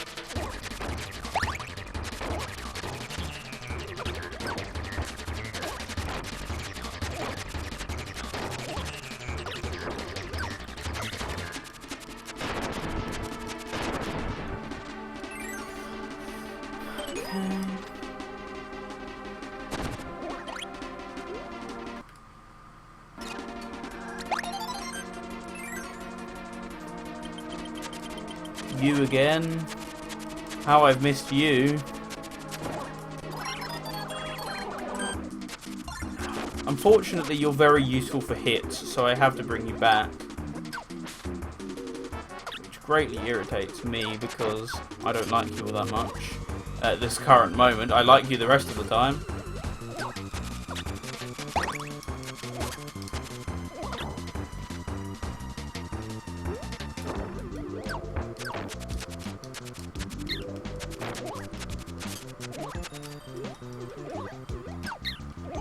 Why do you have to do it up there, you knob? Yeah, come down here, come down here.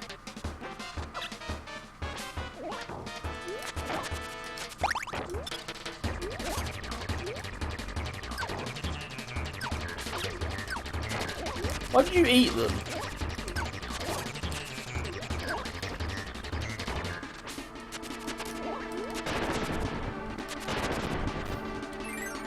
Oh, I'm dangerously low on life. Although this is the end, so thank God. Oh, did I just swallow him? I can swallow him. Fully. Nice. Good to know. Now that I'm at the end of the game. I forgot I had a tab open on 5th gen consoles and saw the Apple Bandai Pippin, because you had to reference its Bandai because you needed to show people that you know your gaming trivia, Jamie. The Apple Bandai Pippin, depending on where you live in the world. It's D-to-D! It means it's the end of the game.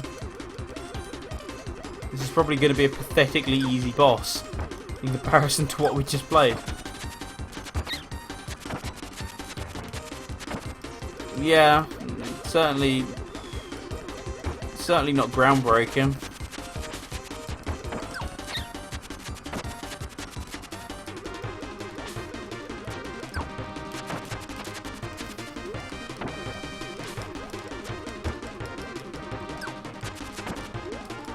Oh no.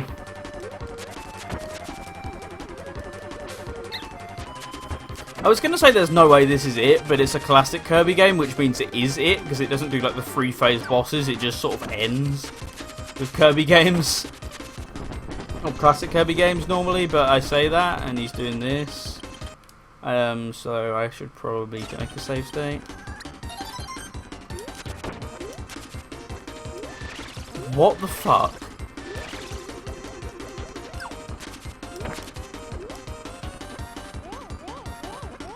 It's Pac-Man. Hi, Pac-Man.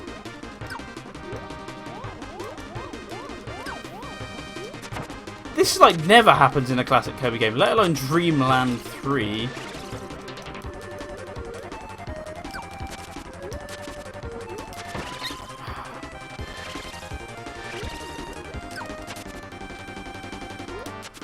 Oh yeah, he has a slight problem.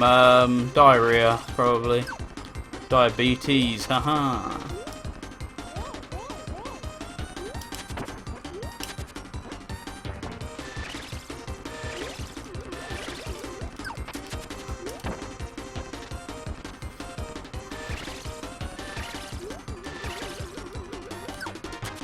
I think he has a problem now, it's just new glasses.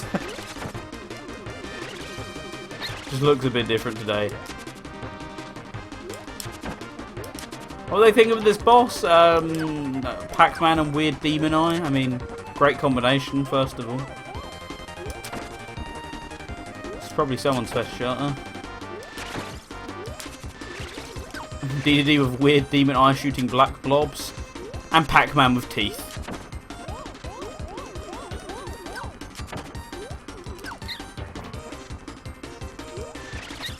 Oh no! No! No! No! No! No! No! No!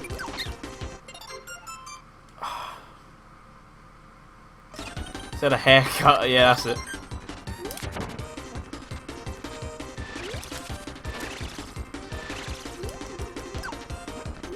New haircut. New trim.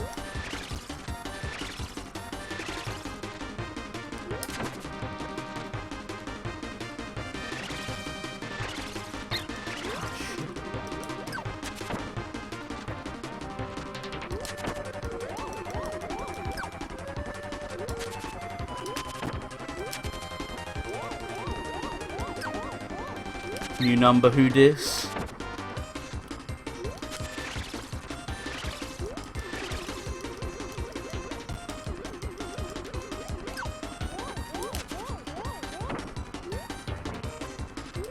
Luckily I got the boomerang ability because this is actually being super useful here.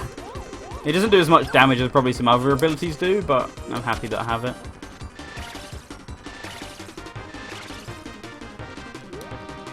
I'm actually very happy that I discovered this game thanks to this marathon, because this is honestly, honest to God, a great game. One of my favourite SNES games actually, because the SNES doesn't have too many games that I really like all that much, or that haven't had good remakes, like Kirby Superstar for example. So it's nice to have a completely original exclusive actually that I want to play. I'm glad that I've been introduced to this thanks to this marathon.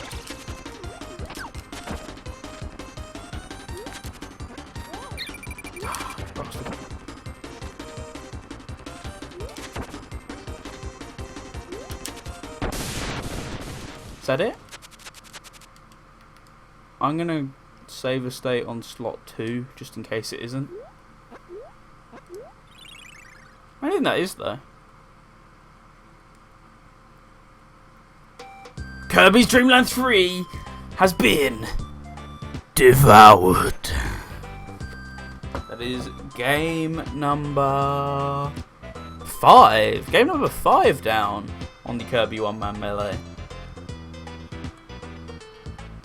And what a great one it was. I'm thoroughly impressed with that. I went into today having the world's lowest hopes, thinking, oh god, this day's going to be horrible. I'm going to play 2 games that I absolutely hate, but one of them I turned out to actually love. So, goes to show, do not judge a book by its cover. Just because the prequel was bad, don't bash the sequel.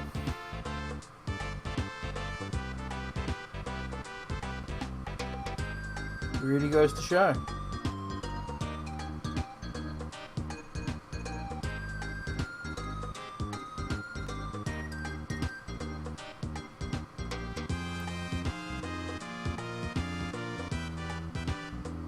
Not gonna get the true ending. Same as I didn't get the true ending last time.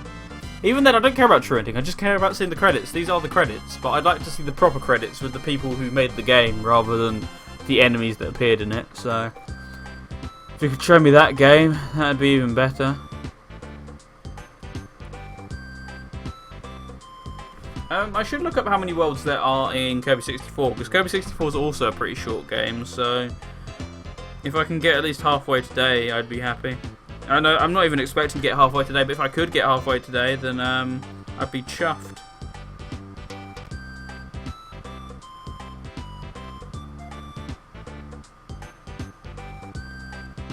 Kirby 64 worlds.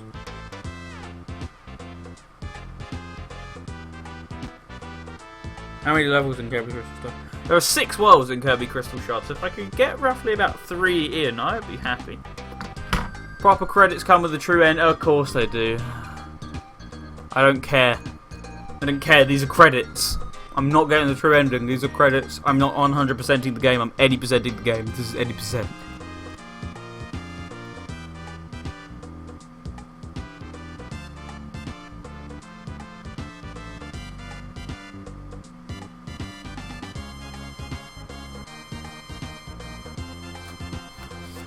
These credits are getting suspiciously close to being finished, judging by how they're sounding. I didn't mean to do that. Apologies. Give me 2 seconds. I hate that you can't tab out of RetroArch without doing that. That's a tad irritating. And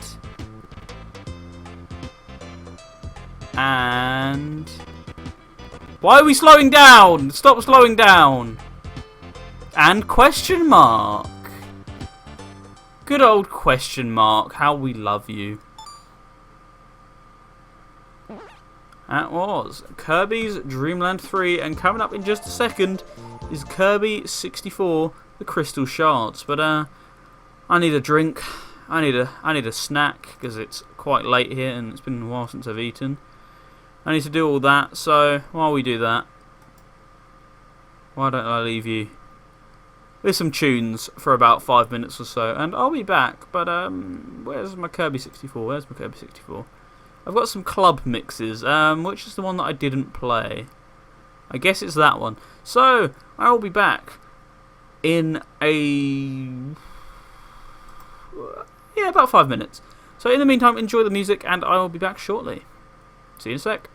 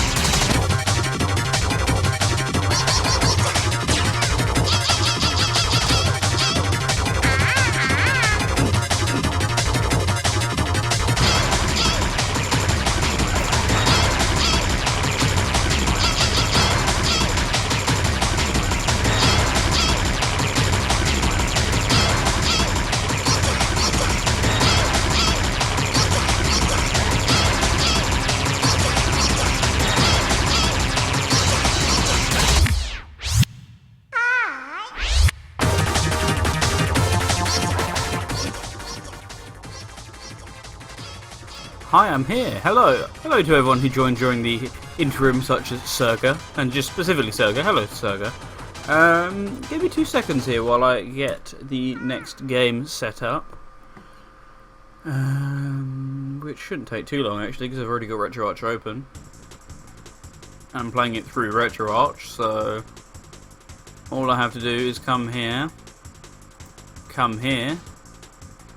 fade down the game music thing, audio, and come here. Then you get to see my tropical resort background, because RetroArch just hangs on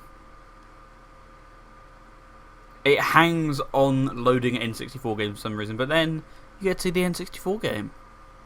For it is Kirby 64. And let me set the game as Kirby 64, the Crystal Shards. Set title as Kirby 1 Melee. Oh no, that Gourmet, I keep forgetting it's Gourmet. I still do that and I'm 3 days in. Day 3, Kirby 64, the Kirby 64, Crystal Shards. D does look really weird on that box art. He's the only one though, the rest of them look really good. It's just D looks really flipping crap. So as far as I know, my control scheme should be ready to go, because I spent ages trying to tinker with it to make sure that it was good to go beforehand. Sorry, I had to click out the window again just to check that I've done this correctly. Okay, yeah, it seems good to me. Yeah, Kirby's looking much more like himself again. Sorry, one more thing. Just to make sure the game doesn't lag, I am going to change a quick setting on it. There we go, it shouldn't lag now. Perfect. So Kirby 64 released in the year 2000 in America and Japan, and I believe 2001 in Europe. Because I was reading on Wikipedia earlier, I think it was 2001 we got this game. And yeah, the N64 was well and truly dead in 2001, especially considering, you know, the GameCube, that thing was already out. So it sold nothing here, but for those of you who do have it, most of you seem to like it. I'm a bit indifferent to Kirby 64, in the sense of I don't dislike it, but I also don't really like it. Also, I can't go back, apparently. Let me go back! Fine, I'll do it this way. Yeah, I'm a bit indifferent to Kirby 64. On one hand, I can see why people like it, but on the other hand, the whole mixing of copy abilities is not really my type of game. I just prefer a traditional game myself, but that's me. Do I know how to use Kirby's copy ability? Yep. Emulator's funny, games were made with minimum possible specs back then. Lags on PC even sometimes today. Well, emulators require at least double the power of the original console, so it's understandable as to why they lag. But even still, this game runs very funny with emulators. Project 64 has a lot of graphical glitches with it, whereas I'm using Mupen 64 Plus or using the RetroArch core of Mupen 64 Plus, because it just doesn't work with a lot of emulators. A lot of things show up as transparent or glitched, or Mupen's the only emulator that runs this game really well. And originally I was going to play it on the Wii U Virtual Console, which I own it on, but for some reason it just looks really bad on there. Like, it looks low quality, it's really dark, which all Virtual Console games are to avoid screen flashing in case the screen flashes. Making it darker lessens the effects. So all Virtual Console games are really dark as a result, even though well, quite frankly, even though most games don't have issues with flashing lights, all games are still labelled under that category anyway. In PCSX2 is doing a good job of PS2 games, but it depends on the game. Yeah, entirely I hear, but it's also still very spec heavy of a emulator. So Kirby 64's main gimmick is that you can mix your power-ups. So as you can see, I have in the bottom corner, I have a flame, but I have one more slot if I feel like mixing up my abilities, which for now I don't, but later on I will show that up. But for now I'm just sort of enjoying having my flame dash like I did back in Kirby's Dream Land 3 just now, back in the brief periods when I actually had it. But as I mentioned a bit earlier on in Kirby's Dream Land 3, this game is supposedly a direct sequel to that game, which I never knew up until now, because it's not very obvious about it. There's not too many returning gimmicks. I mean, there's no Rick, there's no Gooey, there's no fishy guy. There's really none of that. It's a very standalone game, which the other two really, or Kirby's Dream Land 2 and 3 really weren't. They really relied on each other. Which shocked. So I was really shocked when I learned this game was developed in direct response to that game. But I understand it now. I understand why it feels a bit different from the rest of the series, because it was meant to fall more in line with Dreamland, and as thus it's a bit more like that.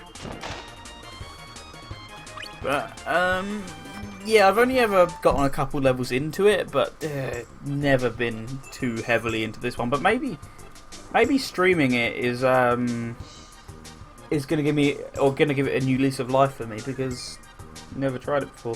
One weird thing about this game is it just flat out doesn't support control stick. Like, it's not like a lot of 2D games where at least it'll give you the option to use the joystick, but it's just the D-pad mapped to a stick. This game doesn't have that at all. And there's, oh, it's a waddle-doo. No, my ability. My sweet ability.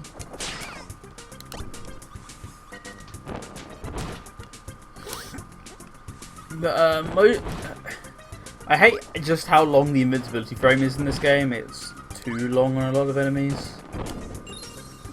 I would have also liked his ability, but he's not going to give it to me. So, funnily enough, by the name Kirby 64 the Crystal Shards, our goal here is really to collect the Crystal Shards and obviously stop D-to-D. It's going to be D-to-D. We all know it. Let's not beat around the bush. Cutscenes do look really nice in this game, though. Unfortunately, graphically, it's a step down from what we had. But I still appreciate the graphics. Oh, I can actually use the control stick for the menus, just not the game itself. How weird. And another game of Vibe is going to cheese it. I'm going to cheese the first few levels, and then the game will probably stop allowing me to cheese it, because Kirby 64 really doesn't like you cheesing it. I say this, but I don't think I can cheese it, because I don't think I have the button to cheese it.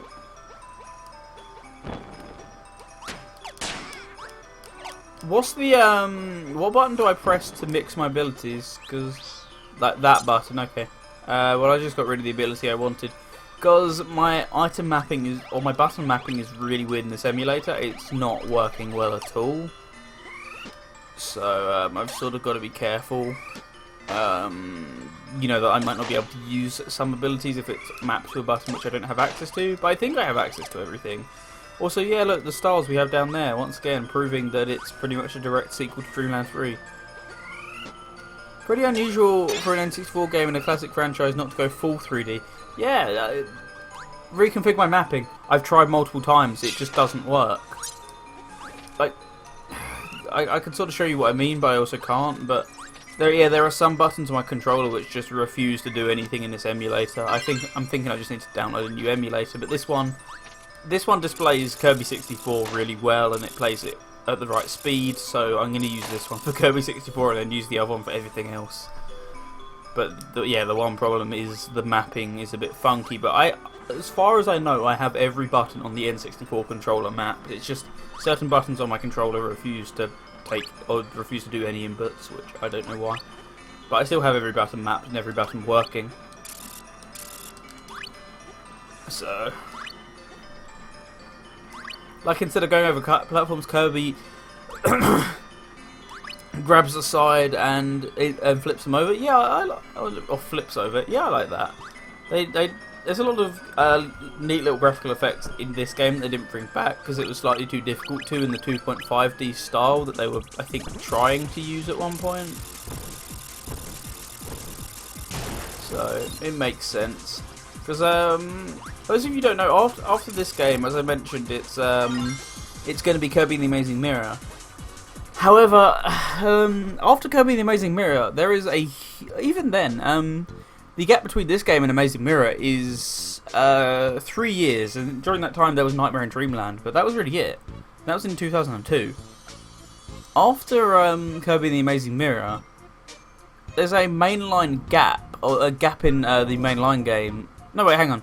After Kirby Squeak Squad, sorry, there is a gap in the mainline games of 5 years, which is an extremely long gap, because they intended to make a GameCube game. And they intended to make a GameCube game all along. So, also, yeah, look, it's Adeline, as we saw her in Kirby's Dream Land 3. I think it's maybe him, actually. I don't know. I've never really known of Adeline. It's weird. And look, there's the spider enemy. There's that enemy.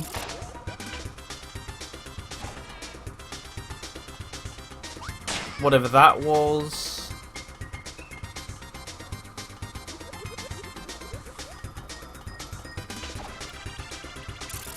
Now here's the real meat and potatoes. You know, this guy again. Haven't we missed him from like the 3 minutes we haven't been playing the game? Oh, the painter in Dreamland 3 and in this game are different characters. Huh. That's a really weird lore decision. Fine, whatever. This ability sucks anyway. It's difficult to actually get in any attacks. So now I don't have any ability. That's much better. Oh, it was a testicle. Okay, sure. That makes a lot of sense then, Brett. Cheers for clarifying that. Oh, spider.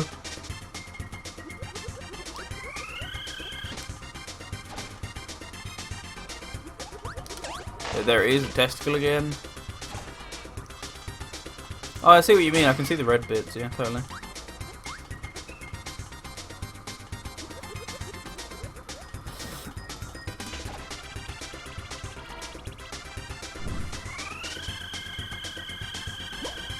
Will you just hurry up and fire something, please? God, your cycles are worse than in the last game, and that says something.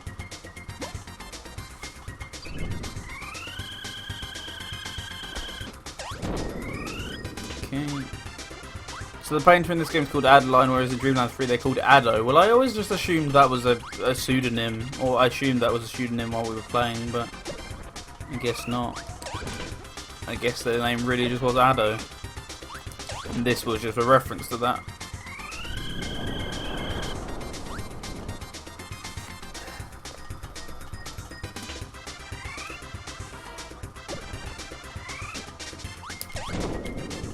Can that be it, please? Oh, the sun and the moon. Oh, this is exactly like the boss fight in the original. Oh, I still have a slide kick, but I still defeated it in the same way as the original. But yeah, totally not reused boss. We got another crystal shard. Yippee-ki-yay.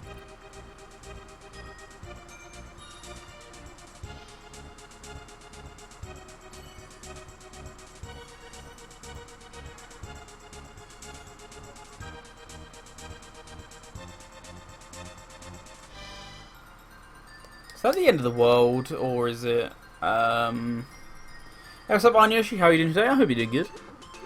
Okay, it's not the end of the world, it was just remarkably end of World 1 music. I love this game's soundtrack, though. That's one of the positives of this game, is that I really like the soundtrack. So even though... they're saying that the game is growing on me, but it's still not really one of my favourites. Even though I'm only a few stages in. I'm already sort of feeling the love for this one a bit more, having come at it from a fresh angle from Dreamland 3.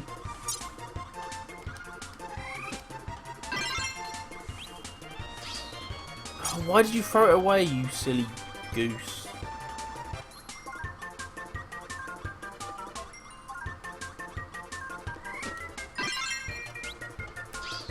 So, does that just throw them away? How do I actually throw them?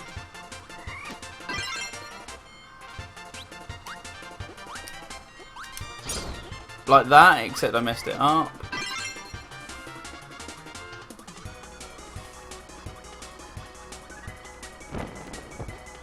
You had a blue cheeseburger. Oh, hang on. Yes. My double flame. Don't care if it's cheese. I have a double flame now. Had a blue cheeseburger with pickled zucchini, ketchup and mustard, and a tomato for lunch. Damn, you'll get this cuisine. It's getting all a bit fancy for me. Was it all good though? Did you enjoy it? I assume you did. You're not saying it was one of the worst lunches I've ever had, so I assume that you enjoyed it. But one thing I didn't know, according to Kirby, Mass Attack is a spin-off. Yeah, I knew that. I think it has some mainline plot points in it, which is weird that it's considered a spin-off. But yeah, I always thought in regards to gameplay it was spin-off-esque, especially considering how the hell are you going to write multiple Kirbys into the canon? But then again, we have Kirby in the Amazing Mirror, and that is in the canon, so I don't know really.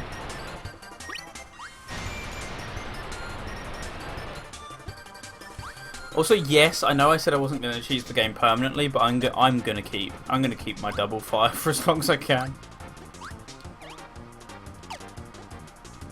Oh, that's why I can't get down there. You got to eat what you got to eat in situations like mine. That didn't sound like too much of a glowing review, but got to eat what you got to eat. If you're going to eat, you might as well eat something slightly fancy.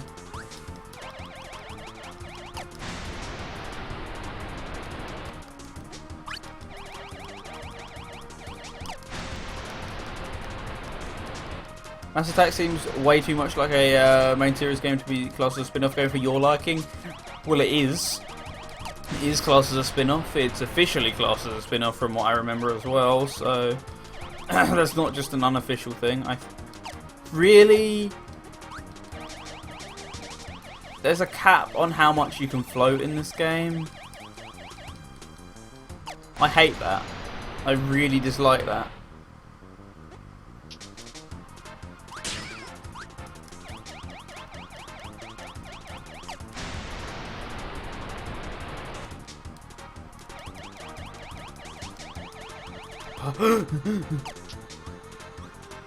That's just what I can see Kirby doing. I'm just making fun of him.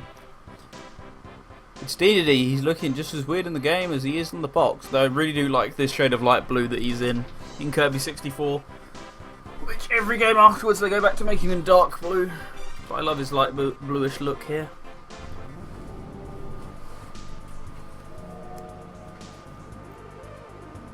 Yeah, it wasn't fancy to be honest since it's home cooked. Yeah, we've all got to start somewhere with home cooking. And besides, even if that wasn't your start, we've all got to do some home cooking at some point.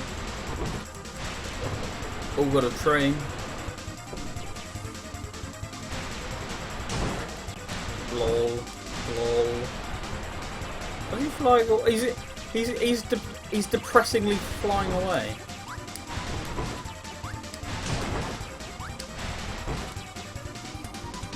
And now he just depressingly dies.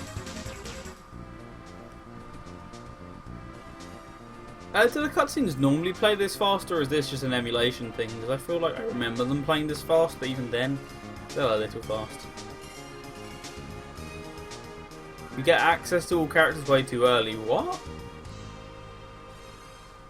In what game?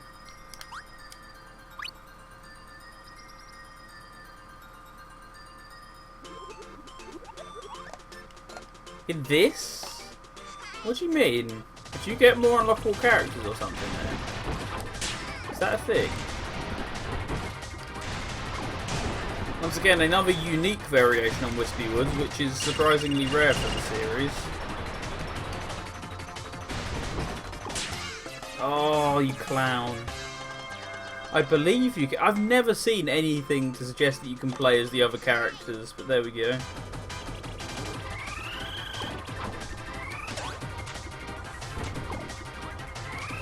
Maybe I've just seen wrong, but I've never seen anything about that.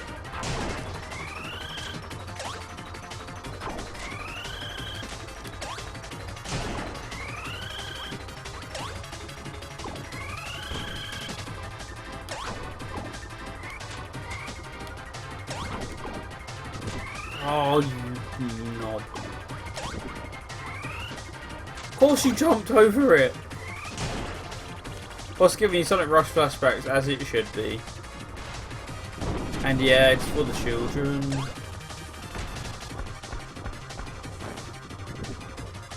But they did something unique with Wispy, and it's a shame, because this is actually the most unique I think it really gets in the series in regards to Wispy Woods boss fights.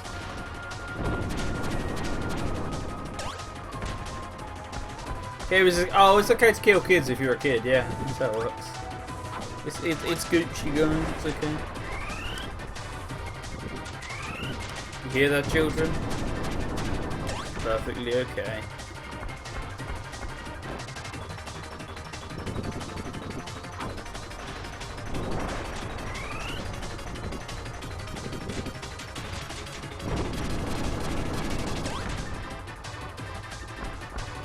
It's a Kappa-worthy moment, yeah.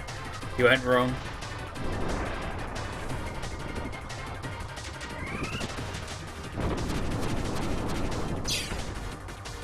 Despite having... Oh, never mind. I was going to say, despite having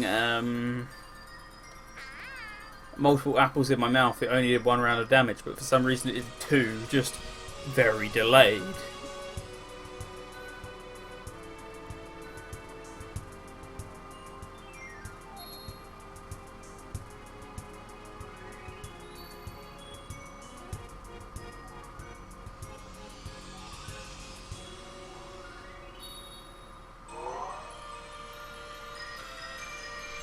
Level 2, Planet Rockstar. Let's get going. Oh, Brit's clipped something. What the hell have you clipped?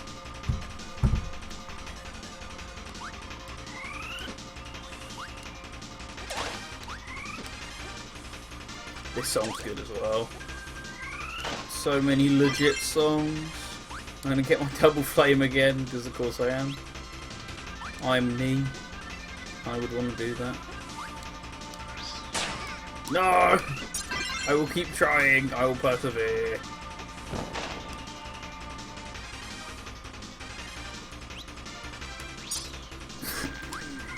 That was possibly the worst attempt yet, and I've had some quite shocking attempts so far.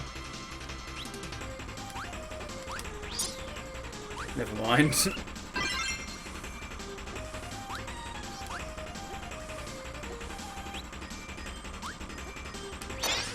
I didn't intend to, my fingers were sweaty and didn't pick up properly on the touchscreen. Nice. Really nice.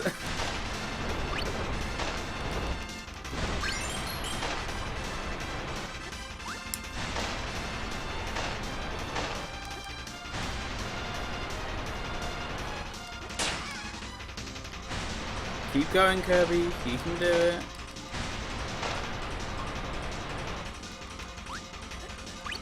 I believe in you. Oh, it's those weird pop-up white statue things from Dreamland again. Or Dreamland 3 again.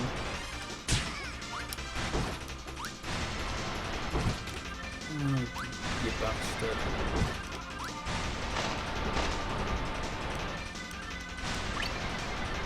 Okay, I'm not allowed to go through there, so I'll just fly up instead.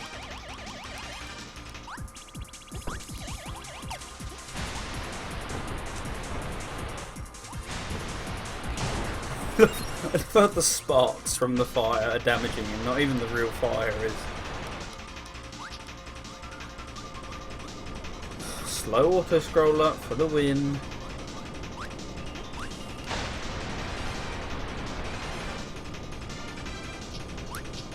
Oh my god, that face, that is 90s. That is 90s CGI if I've ever seen it.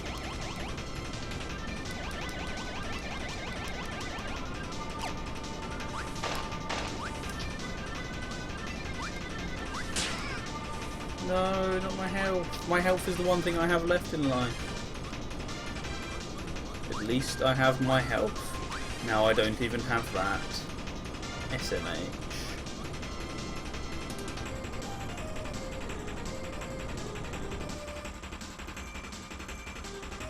Okay. Oh, that's what I do now. Cheers to the help, Waldy.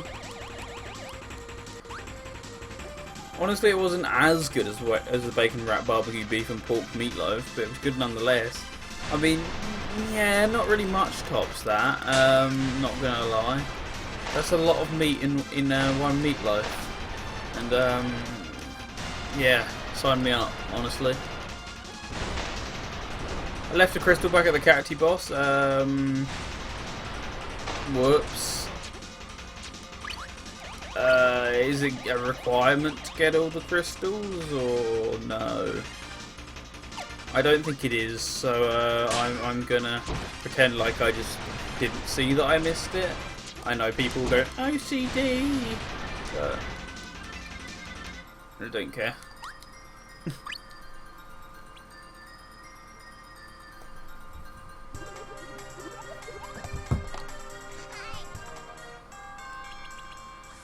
Oh, you didn't know? Oh.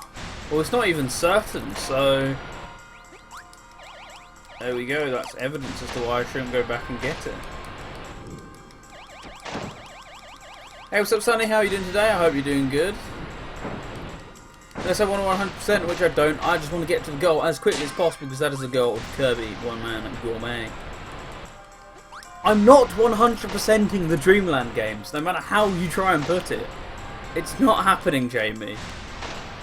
Especially 2. I'm never playing that again. 27 years old. Flippin' heck. Is it 27? Must be. I thought Dreamland was 1990, wasn't it though? So wouldn't that make it 29? I don't know. I'm not the counting expert here. Also, I'm not the keeping life expert apparently. Go 27 years and still going strong, arguably stronger in my opinion. But once, oh, Dreamland was 1992, huh? You learn something new every day. Oh, on August 3rd. The timing of that one, bloody hell! that wasn't even on purpose. It just so happened that the first day of this marathon was on August 1st. Huh? I genuinely didn't know that. That was not planned. These marathons happened on August 1st every year. He's now 27 on the today. Huh. Oh, the UK anniversary. Well, happy birthday, Kirby. Happy birthday from us UK folk, I guess. I didn't know any of this. Thank you for enlightening me, Sonny, because none of my chat were nice enough to tell me. You bunch of meanies. I actually don't remember where to go here, so I'm a bit screwed. I'm also getting hit a lot. Is that way? I think it is, yeah, but just where do I go? That's whoops. Well, screw you, dude. You didn't tell us. Yeah, but Britt and Jamie, you're meant to be the smart ones, and you didn't tell me. You know, you're meant to be the ones who are smarter than me, because you constantly go on about how stupid I am. Right. I always do a Kirby marathon this time of year too. This is my first one. I've never done these before, so I'm interested to see it. I'm playing a lot of new games out of it, so I very much enjoyed my time. I'm glad I made this decision so far. Where am I going? I'm a wee bit. Oh right. God.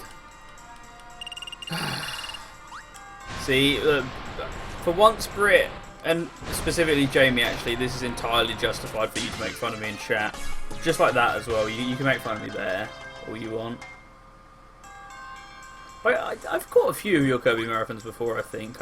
If you do them on this year, I'll try and catch it. Because, I'm trying to remember if you still stream mornings, British time.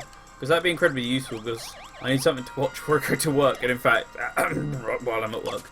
So, that'd actually be useful if you still stream mornings. I'll try and catch some of it. See, look, Jamie, I just give you material. I give you material even though I complain that that you're making fun of the material, so don't get too upset over it, I guess.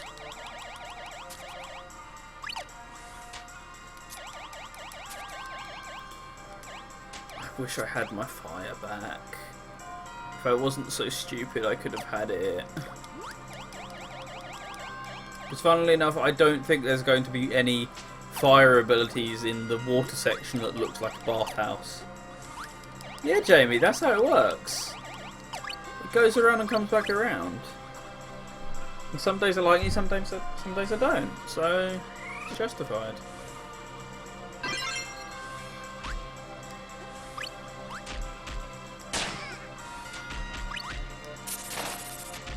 Dreamland 2 was also released in 1992, April 27th in Japan. Well, I never. I didn't. Oh, Dreamland 1. Oh, I was going to say Dreamland 2. How did they release it that quick? But that would explain a lot, considering how trash Dreamland 2 is. So that would explain quite a lot. So April 27th. It came out late. Oh, no, I can't maths. It came out earlier than everywhere else. So Jamie, was this what you meant when you said like I could play as other people? If so, yeah, you were right. I thought you meant as in I had the full ability to play as them without Kirby. Which would have been awesome, especially DDD. DDD plays cool in this game, but not as well as he does. Not as well as he does in the Thingamy game. What's it called? The Triple Deluxe. There we go. That took ages to think of for some reason. Man, I hope Nintendo makes another Dream Collection when Kirby hits 30. And can you please release it in Europe? That'd be really nice, so I don't have to import it this time if you do one. Seriously. Really, please. The Dream Collection was great. It was a really solid port, and I mentioned on the first day that it has the accolade of being the... Kirby's Dream Land has the only accolade of being... the only Game Boy Virtual Console game, because you can't actually buy it on the Virtual Console, but they made an emulator, or they made a Virtual Console styled emulator specifically for that collection. So, Kirby's Dream Land 1 and 2. The only games which have a Wii U Virtual Console for GBA, or for GB, should I say. But the exclusives they had in Dream Collection were great. The extra challenge levels, so much so that we're going to be playing them later on in this marathon after we finish Return to Dreamland, so keep your eyes peeled for that one. Of course I have an opportunity to get back my beloved Fire, so I will take it. Kirby really needs another Switch game. Star Allies was alright. I sort of like Star Allies, but yeah, it wasn't Kirby's finest moment at all. Very short. I beat it like the first day I got it, which I know I do that with a lot of games, but I mean, really beat it the first day I got it, like within an hour or two. It was actually kind of high-key pathetic how quickly I beat that game. Yes, I got it back. But I think they more than likely have one in the works now, so I wouldn't really worry about that. But Star Allies, I liked it, and I liked the DLC they gave us. In fact, if it weren't for the DLC, it would be a very bare bones game. But the DLC does sort of flesh it out a bit. I think I mainly ended up playing as Meta Knight and DDD because Meta Nightmare and DDD Tool. That was really the only reasons for both of them. And then I played as Marks, because Marks was broken, and he was a cool bit of DLC, because I like Marks.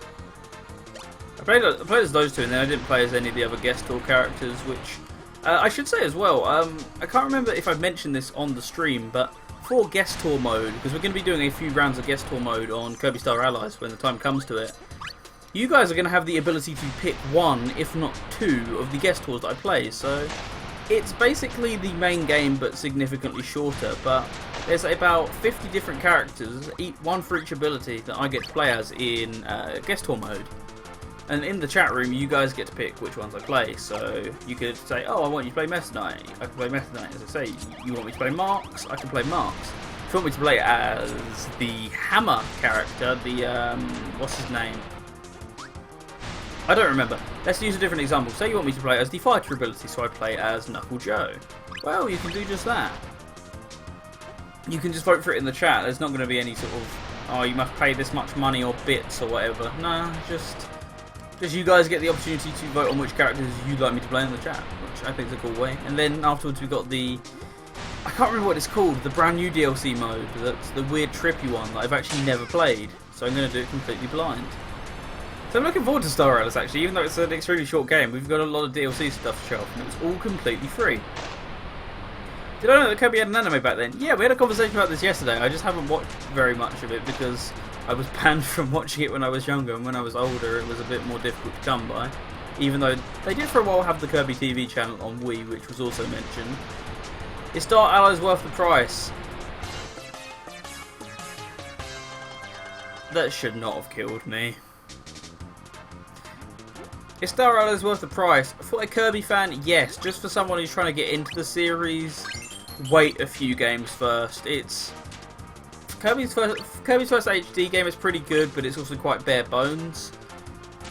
If you can find a good deal on it, like if you can, you know, go on Hot UK Deals or whatever your equivalent is. I know you're Brit Gamer, so that doesn't really matter. But for anyone else listening in and wanting some advice, if you can find on your equivalent of sort of Hot UK Deals, you know, any deals site that lists good deals for sale, if you can find a cheap copy of Star Allies, I'd recommend it. But like 60 quid, or it was like 50 quid, 55 it retailed for.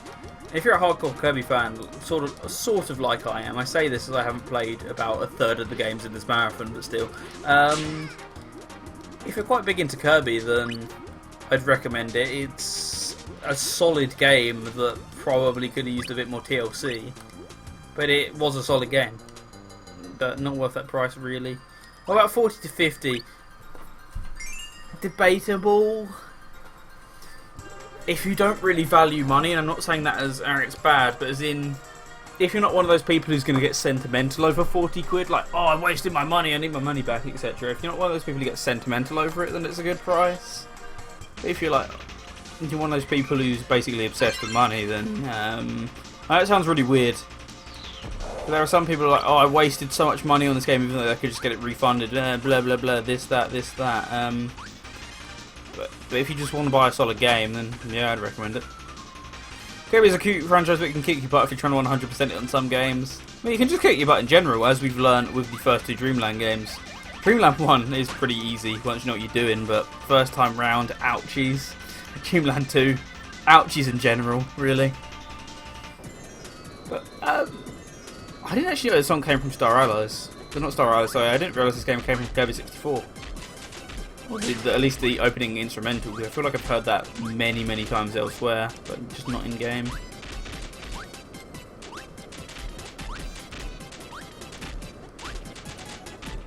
It's weird because I've never really seen Beyond the First World of this game, and my first association with seeing Beyond the First World of this game is actually you, Sonny, because I remember you streaming this game for one of the marathons. So that's really my only experience with anything beyond World 1 is watching you play it. Might see if you can do some of those Nintendo Online vouchers again. I forgot those were a thing. You've bought them before. I guess they're good value for money for you specifically. Are they good value for money for everyone else? I know you like your digital games though over your physical ones, so... yeah, maybe it's a good deal if you can do it that way then. Speaking of Nintendo and Online, where the hell is SNES Online? I know, right? I'm begging for it myself because not a huge NES fan. You know, this upsets a lot of the Americans. Thought the Master System had a better game selection. I still think that Mega Drive has a better game selection, but the SNES at least had a significant chunk more quality titles. The only NES games that are really worth it, in my opinion personally, because I have weird tastes, are the Capcom ones. I really like Capcom stuff on there, but I can play it elsewhere. I can play, or specifically the ones that I like. I can play DuckTales on newer consoles. I can play the Mega Man games on newer consoles. And there was another one I was going to say, but I've completely forgotten it. You know, it's completely slipped. Because, oh, that's true, I can play DuckTales Remastered on newer consoles, but they also did that Disney Afternoon Collection, which has that and a couple other games as well. So, if you want to play the DuckTales games, I can play them on... on modern consoles. If I want to play the Mega Man games, I can play them on modern consoles. You know, there's no reason to go back and play an actual NES, let alone the NES Switch library. But the SNES games, I still regularly quite go back to most SNES games, and you know, at least in an emulator or on the original platform. but I'm a lot less sentimental about Nintendo stuff than most people are. I only really started caring about Nintendo and their games sort of around the GameCube era. Before that, I really couldn't have given a toss about them. That's my personal opinion. That's not saying there aren't good games on each console. Bugger. There are good games on each console. Definitely good first-party games on each one. I love Super Mario World. And I love Kirby Dream Land 3, which I found out today because I've never played it before. But as a whole, I don't get too sentimental. Whenever everyone's like, "Oh, we need an N64 Mini," I'm like, I have an N64. Didn't really grow up with one, so I only have 3 or 4 games that I really want to play on the console personally. SNES games are great on 3DS. Thoroughly agree. Too bad I cracked the screen of my new 3DS, and now I can't play 3DS games on my 3DS or SNES games on my 3DS anymore because my capture card one's a regular 3DS, which means I can't play SNES games on it. Still a little bit sad over that. Oh well, we all know the best SNES game is Superstar anyway, and I can play that on the better Superstar Ultra. So nothing of value was lost. I think they put Earthbound on 3DS Virtual Console though, which is a weird move, but also a very welcome one to finally have Earthbound on a handheld console.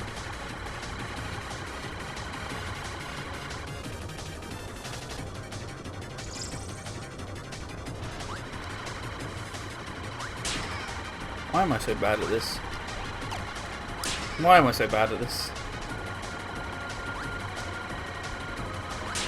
Oh, bugger. I'm at the top at least, so I can't really do much else wrong, but I'm sure I'll find a way. Never mind, there is a way. If there's a wheel, there is a way.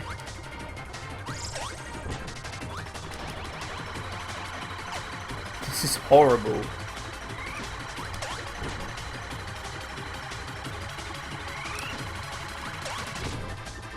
Okay, they did actually hit. Good. Yeah, bastard. Why would you do that?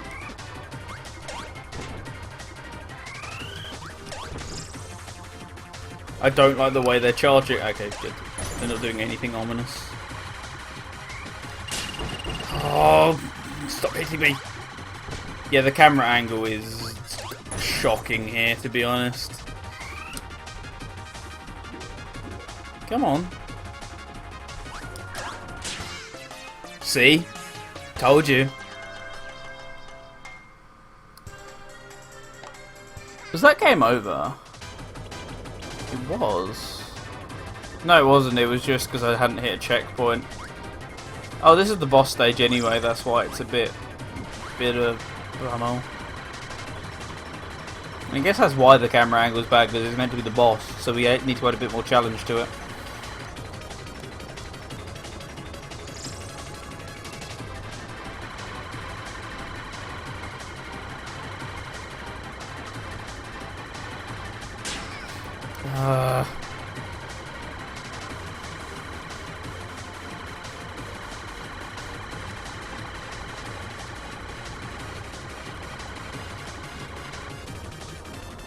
Third one now, because of course there is, even though I already knew that. I'm just commenting on how annoying it is.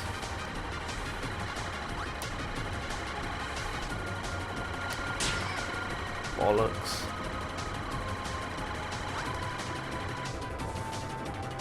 Need to make a new batch of pickle zucchini. I dropped the damn jar. Yoshi, no! It was going so well. Oh well, hopefully you make a better batch this time. There's always a positive to make out of it if you try hard enough. Which I mean, you probably would have to try pretty hard to make a positive out of dropping your entire jar, but it's experience, you're learning. It's going to come out better than the last batch. I think I might watch Hoshi no Kirby this week. See, that's really unspecific. That's like going to say, I'm going to watch Sonic this week. Like, they're all called Hoshi no Kirby. Just, the anime also happens to be called that. Come. Please don't take me back to the beginning of the world. Please be like every other... Okay, good. Please be like every other Kirby game and actually just take me back to the beginning of where I was.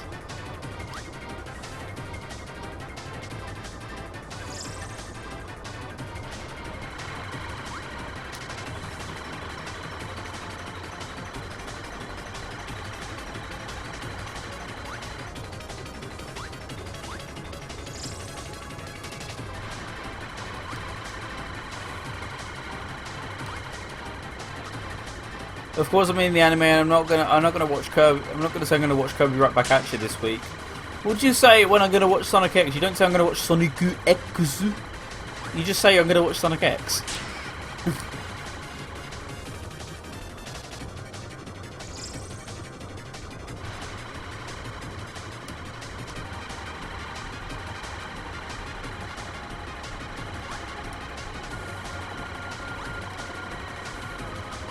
Also nicked my big toe with a piece of glass. It will heal up even stronger than before. Once again, fishing for compliments at this point. Shit. Speaking of, why are you doing this?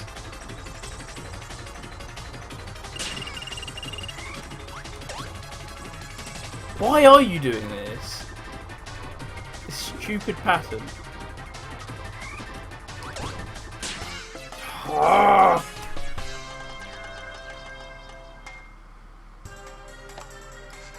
Thing is though, what I said was the anime's title. Fine, I'm going to watch Kirby of the Stars. Okay. That still hasn't helped because they're all called Kirby of the Stars, but you know, it's the thought that counts, Jamie. Yeah, we should have got Bubble Bobble. Actually, why did we not get Bubble Bobble? That makes no sense to me. That's like one of the NES's best multiplayer games. I think it was even on the NES Classic, which makes it even more puzzling. Which means there's only one anime, yeah, but they're all called Kirby of the Stars. All of the games are called Kirby of the Stars in Japan. That's their translated English name. That's what Hoshi no Kirby means. They're all called Hoshi no Kirby.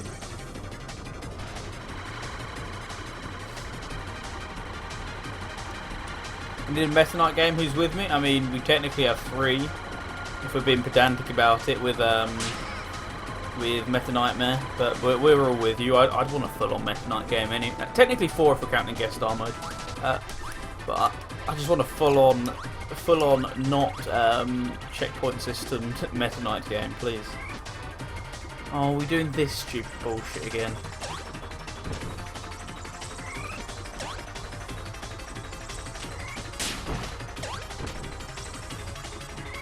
Oh, Jamie is always willing to be pedantic, although I'm the one saying this as I'm complaining that he's got the anime title wrong. Which it isn't, I'm just complaining about the fact that the anime has a stupid title. Which it does. That's like calling the Western version Kirby. Like, no, you don't really do that.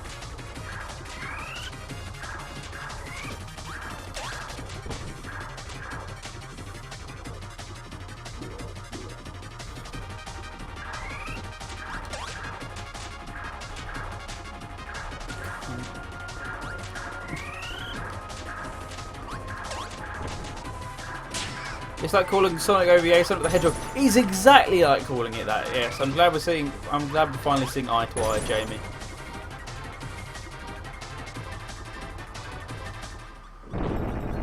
Lol, goodbye. Got to go. Nice to see you, Anyoshi. Best of luck. Best of luck with re-preparing your food, and I'll catch you at some point later. Have a good one.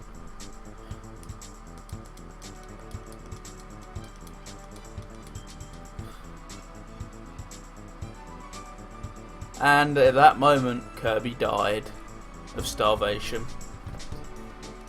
Speaking of Sonic, people are already saying Sonic's dead. Is that true? I hope not. I mean, he probably should have stopped about 13 years ago and didn't. So I don't think the movie's going to kill him. Not going to lie. It's my personal opinion, but I think there's some a rumor of truth about that. Especially considering even if the film's bad, it will make a lot of money because parents will take their kids to see it. But yeah, one thing that people have brought up or only a few people have brought up, it's not a mainstream thing to bring up, is that they're probably going to make a tie-in game. We all know it's going to happen. Also, this is going to be the last world for the night. I'm going to call it quits off this world.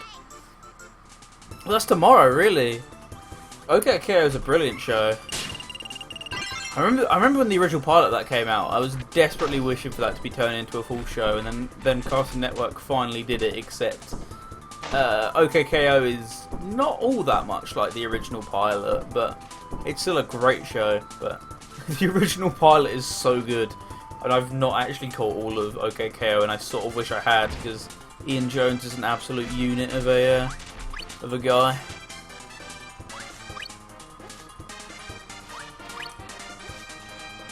But I'm going to try and definitely watch that Sonic crossover episode, because that's...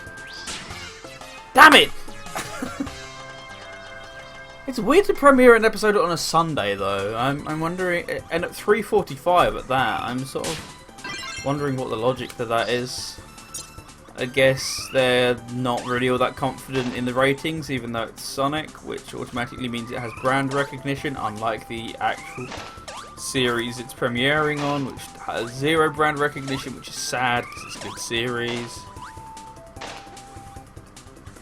Thing is, Sonic recently had a great cartoon. Shame that all the games based on it are crap. Fire and Ice is pretty good. Don't diss Fire and Ice. I will eventually one day stream Fire and Ice when I can actually find a copy of it, but for now I'm just going to stream Kirby, Fire and Fire, because that is the best power up. Don't at me. Yes. You already know what time it is. It's 11:26, but that's not the time I'm guessing at. Why have you highlighted me, Jamie? I can't actually read it because the bubble telling me that you've highlighted me is actually overlapping the proper text. Oh, you just added me saying they're right at you. Fine. Welcome back, King. I hope you're doing good. That movie next to it makes you nervous. It makes us all nervous, but I think people are going to complain way too much. It's just going to be mediocre, but everyone's going to make it out to be the worst thing in the world because people have no awareness of generally how marketability works, in that the film will likely do better because of a redesign than it would without a redesign, because they want the lucrative parent market, not just the lucrative child market. And yeah, they are changing his model, but we still don't know what that new model looks like. That's the problem that everyone's having, but I have confidence in them. I didn't think the original was that bad. I think it was just different, and therefore people didn't like it. That's my hot take. That's the tea. Thanks for watching. Like, the original, the thing is... The thing I'd say about it is obviously this is not how time works, but if that was the original design... As in, we'd never known classic, we'd never known modern, that was just the design, and he looked different in the games because of sprite constraints. I really don't think people would have cared that much. Aside from, like, the whole Nike shoes and stuff. I think it's a perfectly serviceable design, it's just we're so familiar with the original design, and quite frankly, you know, it doesn't look as cartoony, it doesn't look anything like the original. I'm not saying, oh, it's different, it's bad. That's not what I'm getting at. I'm just getting at the fact that it's different. What am I trying to say? The fact that it's different has certainly contributed to the reason why people don't like it. And also, yeah, I think they've delayed it again. Apparently, they've delayed it to March 2020 when it was meant to be February 2020, which is funny. They're not even. They don't even know when the game's coming out themselves anymore. If he looks worse and needs more delaying, I say just go to CGI or cancel the movie. I mean, CGI is still expensive. People seem to forget that. It's not you specifically. Everyone's like, why do they do like a CGI Sonic film? They probably looked into the cost of that and realised it's not cost effective. And generally, in focus tests, children do much better with live action films. And you say, yeah, well, I liked Sonic when I was. I liked the OVA when I was 10. Yeah. Times have moved on a bit. Live action films generally do really well in focus tests, and focus tests must mean that all kids like it. That's how business works. I'm still seeing a Valentine's Day released. It was on their Twitter somewhere. Oh, definitely. Don't get me wrong. I'd still much rather have the CGI of like Night of the Werehog, but Night of the Werehog looks gorgeous. Or like the Unleashed opening cutscene, or the Lost World opening especially Lost World. Lost World's opening cutscene, while it might not be the best, or like the best directed, nothing really happens in it. The models just look so Pixar-y and so cartoony, even more so than the actual Unleashed, which everyone says looks like a Pixar game. I'd say even more so for Lost World models. And how's up, Scott? How are you doing today? I hope you're doing good. How do I get out of here? Beautiful work there, Sega. What's that other film Mars are working on? I can't remember the name of it. It's the anime adaptation that looks absolutely luscious. It looks so good.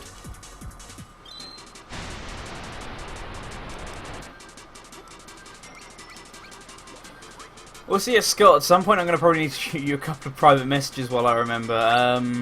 Interesting stuff. No, not interesting stuff. You'll see what it is when I get to it, but I'm just reminding myself to remind you at some point. Tails channel says them delaying the movie to March 2020 was an error. I mean, I don't get how you make that error, but you do. Sonic Boom won an award in France for the best CGI cartoon. Well done, France. I mean, this is probably before, what is it? Miraculous Ladybug. That's it. That's probably before that came out, because that's French, therefore that's going to sweep up French awards. And also everyone really bum licks that show. A lot. Yeah. A lot. It's the best CGI animated superhero show ever in the history of man. Yeah, but the true question is, I'm trying to think of a funny show off the top of my head that's a superhero show that's really bad, but I can't even think of one. Oh god, I forgot that was happening. Last time someone mentioned the Mario Illumination film to me was when I was last talking to D'Artagnan when we last met up, which was a couple months back. We were talking about, oh god. So what's going to be better, the Sonic film by Alvin and the Chipmunks, or the or the Mario movie by Minions? Which one will be better? Hedge your bets now, people. Oh, what a tough pick. I think it might be the Mario movie by Minions. Honestly.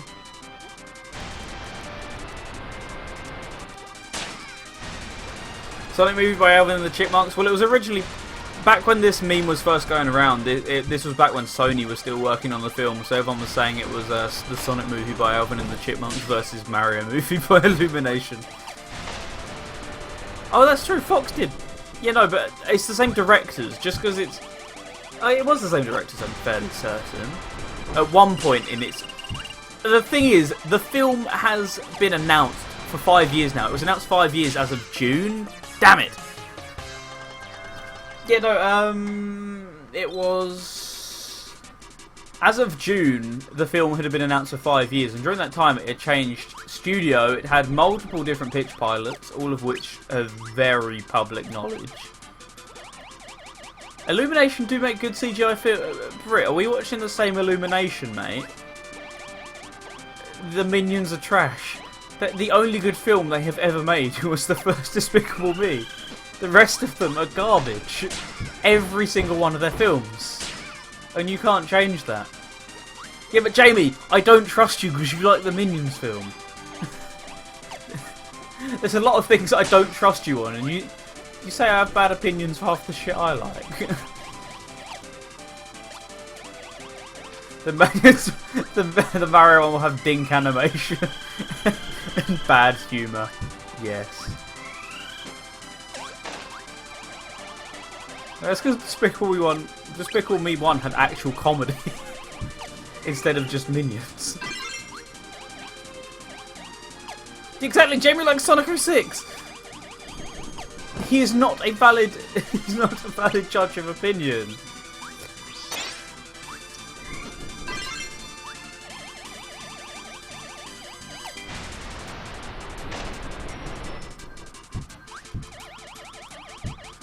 Yeah, but Scott, I like you a bit more than Jamie, so I'm willing to let you off on that one. I pretend to dislike Jamie, so he doesn't get off scot-free.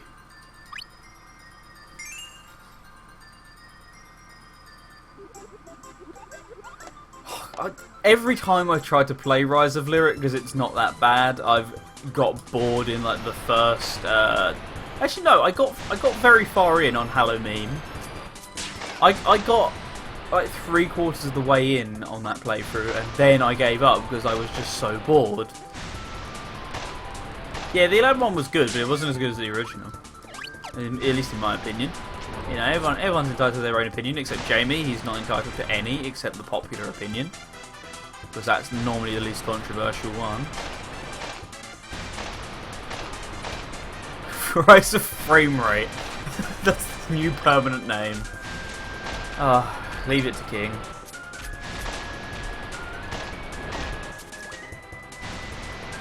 Hell is with everything going live action these days. As I said, focus tests do really well. Basically, they put a bunch of kids in a room, and depending on what they have the best reaction to, that's how they develop the film or the game or whatever.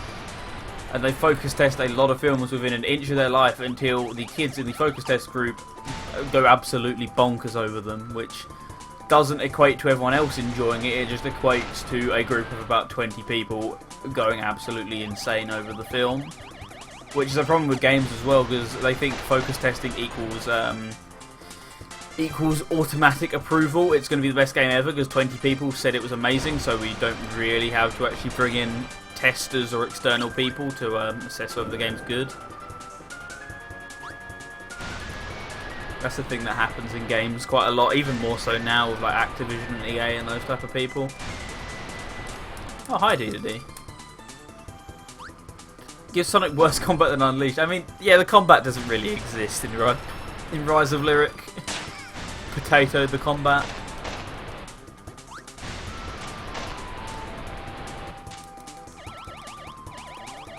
Actually, to be fair, I think a potato is better than the combat.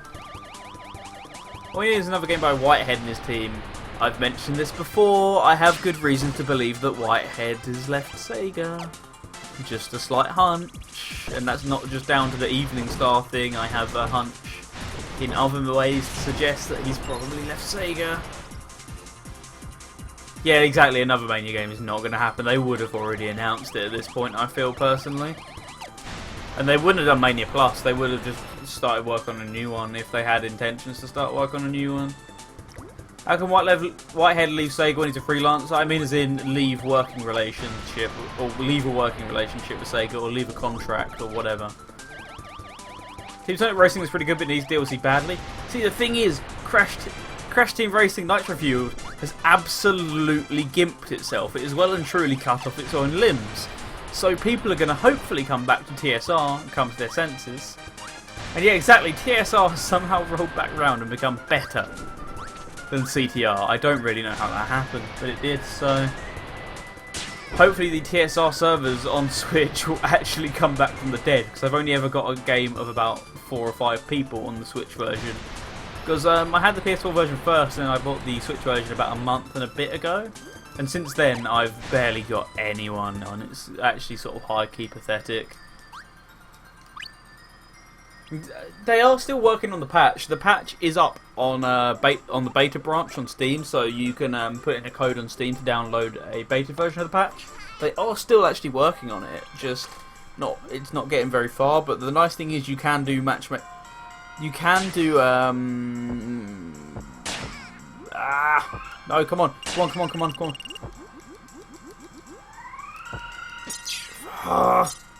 The thing, that new patch, what it adds is you can have friends join a... I don't really know how to describe it, but you can matchmake... There we go. You can matchmake with friends, so which you couldn't do in previous versions, which was like the big complaint about the online. So you can... Basically, you can press join friend, and then you'll create a group of about 3 people. That's a game over as well. You can create a group of about 3 people, And then you can all search for a worldwide game together, which, as we found out previously, you can't do that normally. So, damn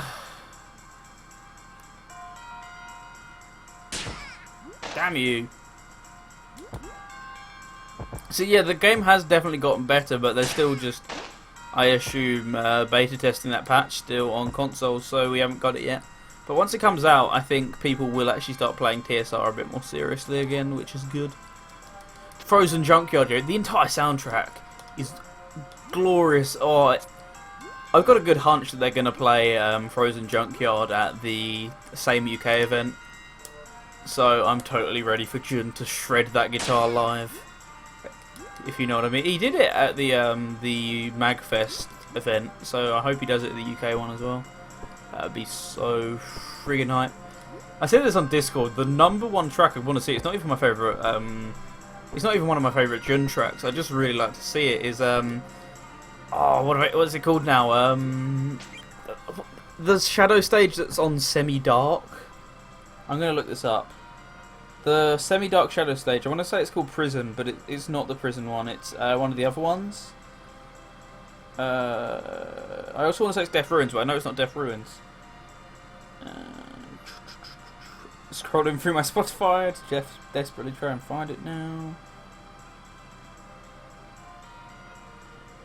It might actually be Death Ruins.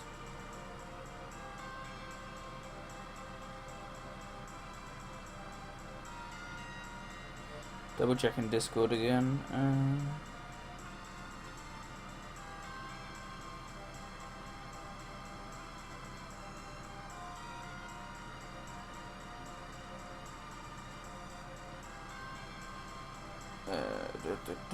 Text channels.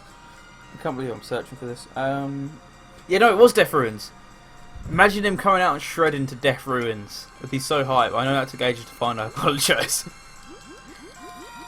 Death Ruins, like one of the most guitar-heavy tracks on Shadow and in the entire franchise, just comes out, absolutely demolishes it. That'll be one of the best. One of the best performances. Lost Impact's actually a quite good song, despite how much of a meme it now permanently is, thanks to Lost Impact. The human being a dickhead.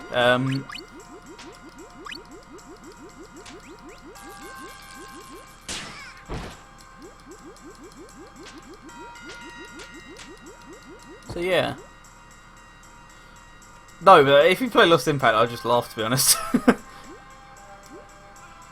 But so we're all so hyped for that in this chat room. Minus the one American here and Jamie, because Jamie didn't understand why people were excited for Sonic Adventure Music Experience. If I die again, please remember me. But yeah, as a whole, there's a severe lack of health pickups in this game. I said remember me. Okay. Now you need to remember me. Oh, and Brit as well. Brit can't come. Completely forgot about Lost Impact the person. Be glad. Be completely glad, Jamie.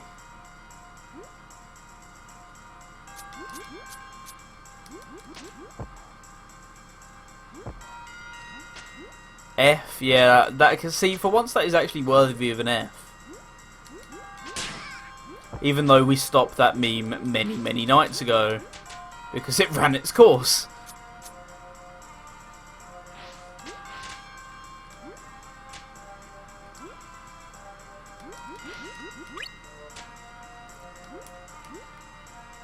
Well, I guess you get a lot of health pickups on the end screen, but unfortunately I'm not at the end screen. No, it was actually more than 7 weeks. I just lied to see how long she would keep the joke up for. She was like, oh, I'm only spamming 7 rings for 7 weeks. And I'm like, okay, sure. So I lied. So I was like, she was like, how many weeks has it been? I'm like, oh, I think it's been 3. When it had actually been like 7. So actually it went on for like 11, 12 weeks. And even then, after they spammed 7 rings for 7 weeks, it just didn't stop. It kept going. She didn't bloody stop. The joke well and truly ran its course. Like, it was a beaten horse.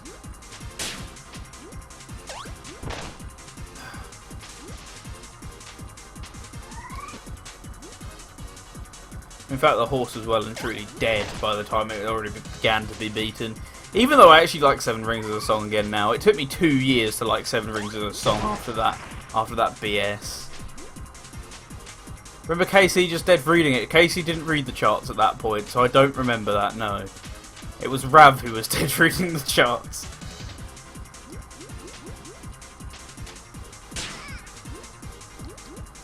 Yeah, Rav wanted suicide during that show, especially during the end weeks, because then the drama started up of please fucking kill Seven Rings right now. So you have half the chat room at absolute odds with each other, like throats on the line, because everyone hates each other because we keep hearing this song. No, what was bad about it was that it was not only one version of Seven Rings, it was 3 different versions that were always #1 every week for a solid 3 months, I'd say. Even when Electric got out of the joke, which I was still fine with it when Electric was on the joke. Once Electric got out of the joke, then it got severely out of hand, was the problem.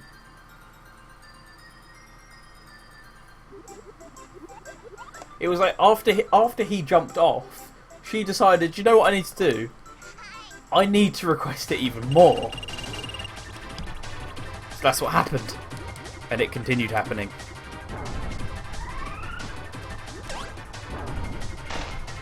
No, you can't. You ever going to 100% this game? Maybe, but not during this marathon. You knob. You absolute knob. Maple Leafs reborn. Something, something, something. Question, no, there's more. Legend, something, something. Yeah, I don't really remember how it goes too well either, to be honest. No, it is a good song. I actually do quite like it as a song. Just, it's interesting to see how far it fell from grace for a couple of months. How much we hated it. If I like to... Oh, God, Sky Troops. Bloody Sky... Oh, yeah, please request the summer song. I'd like to request Sky Troops. Shut the fuck up. Bloody Sky Troops. Yeah, that is a summer song. No, I remember. It wasn't a summer song. It was please request a celebration song because it was my birthday that weekend. And she requested Sky Troops. Oh my god. Alright, I made 2 jars this time. So if I drop one, we'll still have the other. Now that is the spirit. Oh, why must you do that?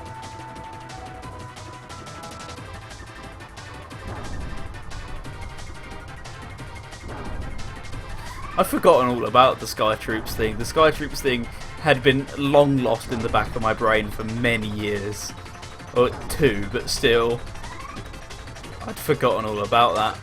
That's excellent. Can you stop being a cunt? Please. Please. Honestly, truly. Oh! At least that hit him.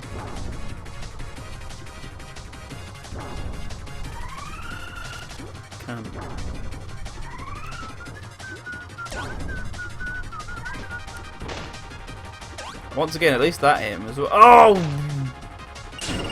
Bloody flipping. No!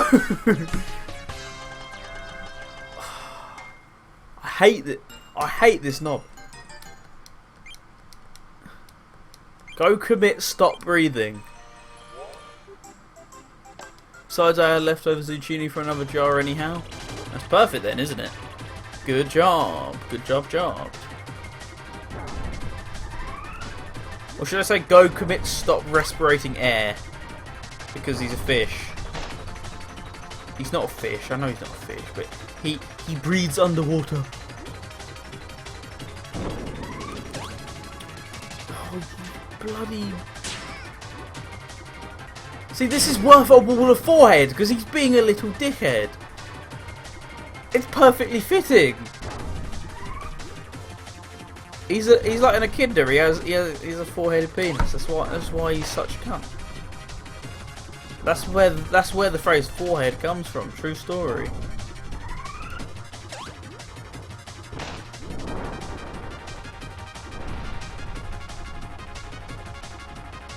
What even is this attack?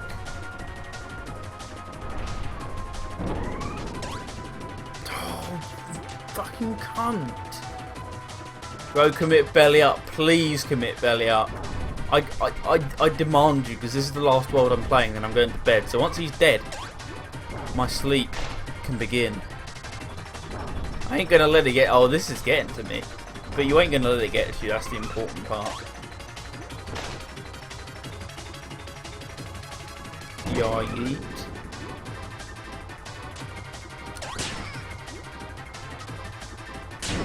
Oh, you bloody... I've run out of insults. Bloody bruiser. Ah.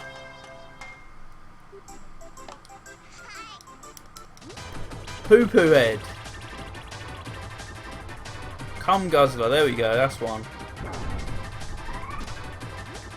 The bosses in this game have got me feeling a certain sort of way at the moment. Not gonna beat around the bush.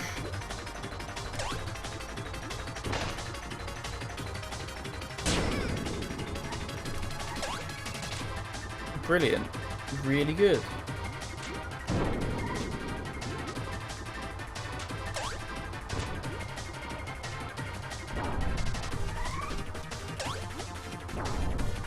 Please. I don't know what that means, but that's probably a good insult somewhere in the world, so might be worth using.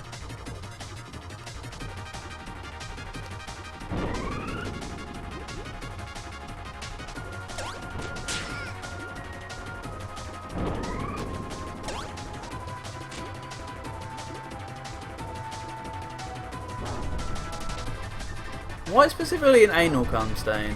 Like, is there significance behind that, or just childhood scars, adulthood scars? Is this something you're holding back, Brit? Is there something he's holding back? I'm holding back tears, personally. Oh, you water guzzler.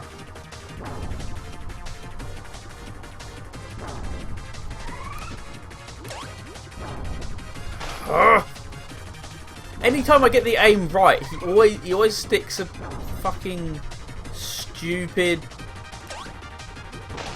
spike wall in the way or something.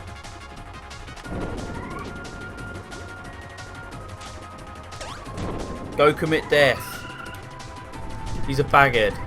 100% agree with that one.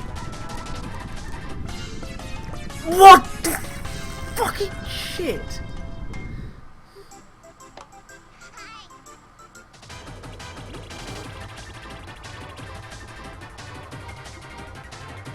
If I could get a wall of Kappa in chat, I'd like that actually.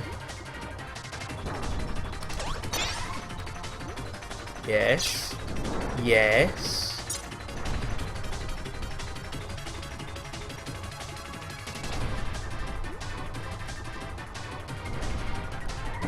That was not Monka worthy. Nothing about that was Monka.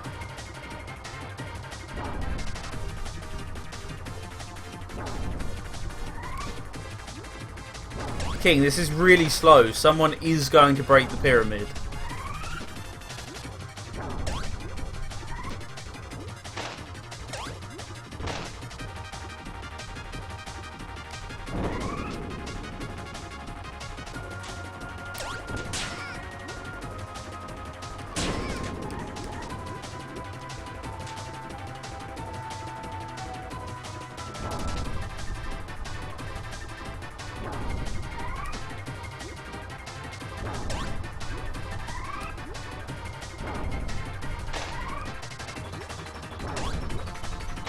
Oh,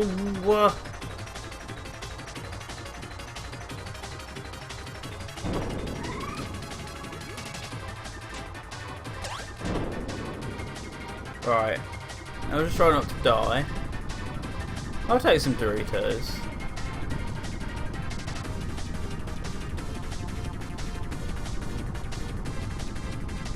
Well, what do I do now?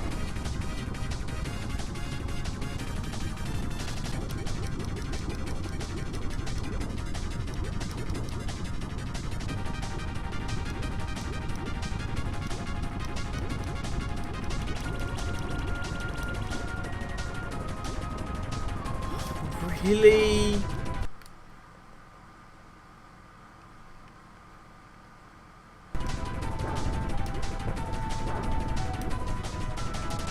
How do I hit them back at him?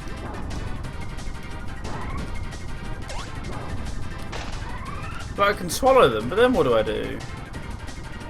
Oh, he's gonna charge at me, that's how I do it. Faphead, oh he's a faphead, definitely. I can agree with that. I can drink to that.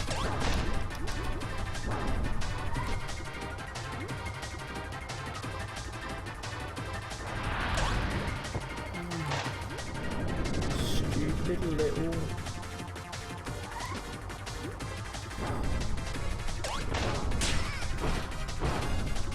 Taking too much damage off him.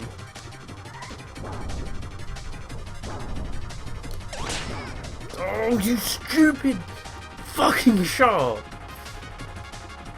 Still playing, surprisingly, yes. I'm playing a different game now than when you were last here, but this one's a bit more frustrating than the last, in my opinion.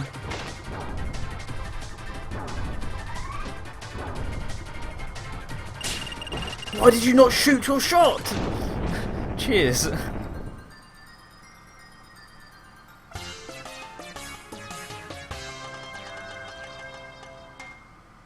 Right, now I might be stupid, but what the fuck happened there?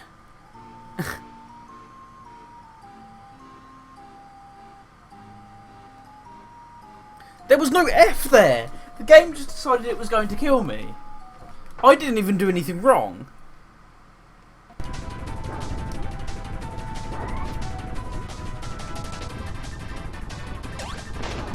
Like, I beat the boss. The game just decided to spawn me once I killed the boss too low.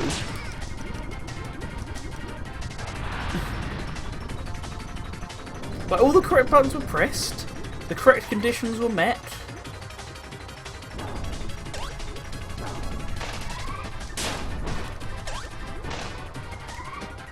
They were even in the right order. This game said no.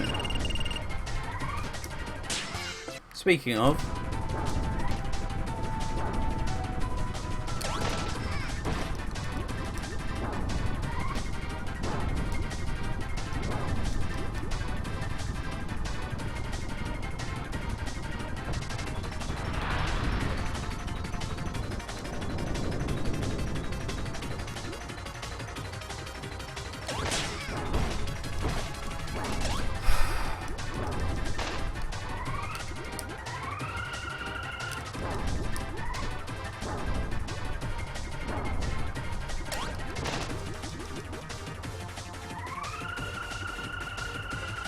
please just let me win. God.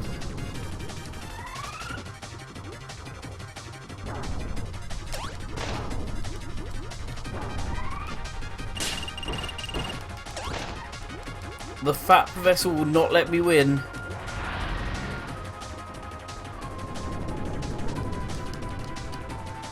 You poo-poo head. Swim, swim, swim like you've never swum before.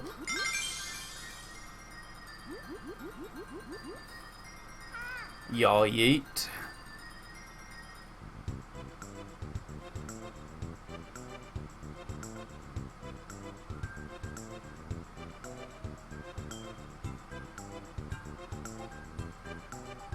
And that practically puts us halfway through the game, so that seems like a perfect time to end on for the day, because I did say I was only going to do half of the game. This is day one. So it seems like a perfect place to end on for day one of Kirby 64 The Crystal Shards. We've been going for 4 hours and 40 minutes, so we've gone for a pretty lengthy time again, roughly about the same time we went for yesterday, if I hadn't started a tad late. The vendetta has ended, the vendetta is over. So anyway, I've been Green Viper. Thank you for watching. I will be back again tomorrow at 7 PM UK time for day 2 of Kirby 64 and hopefully day 1 of Kirby and the Amazing Mirror. I will catch you then. Have a great rest of your night. Sleep easy. And for now, you'll probably get hosted over to someone awesome, I hope. Go over and follow their stream. Give them a watch. They're probably worth it. And I will catch you all tomorrow. I guess half of Kirby 64 devoured.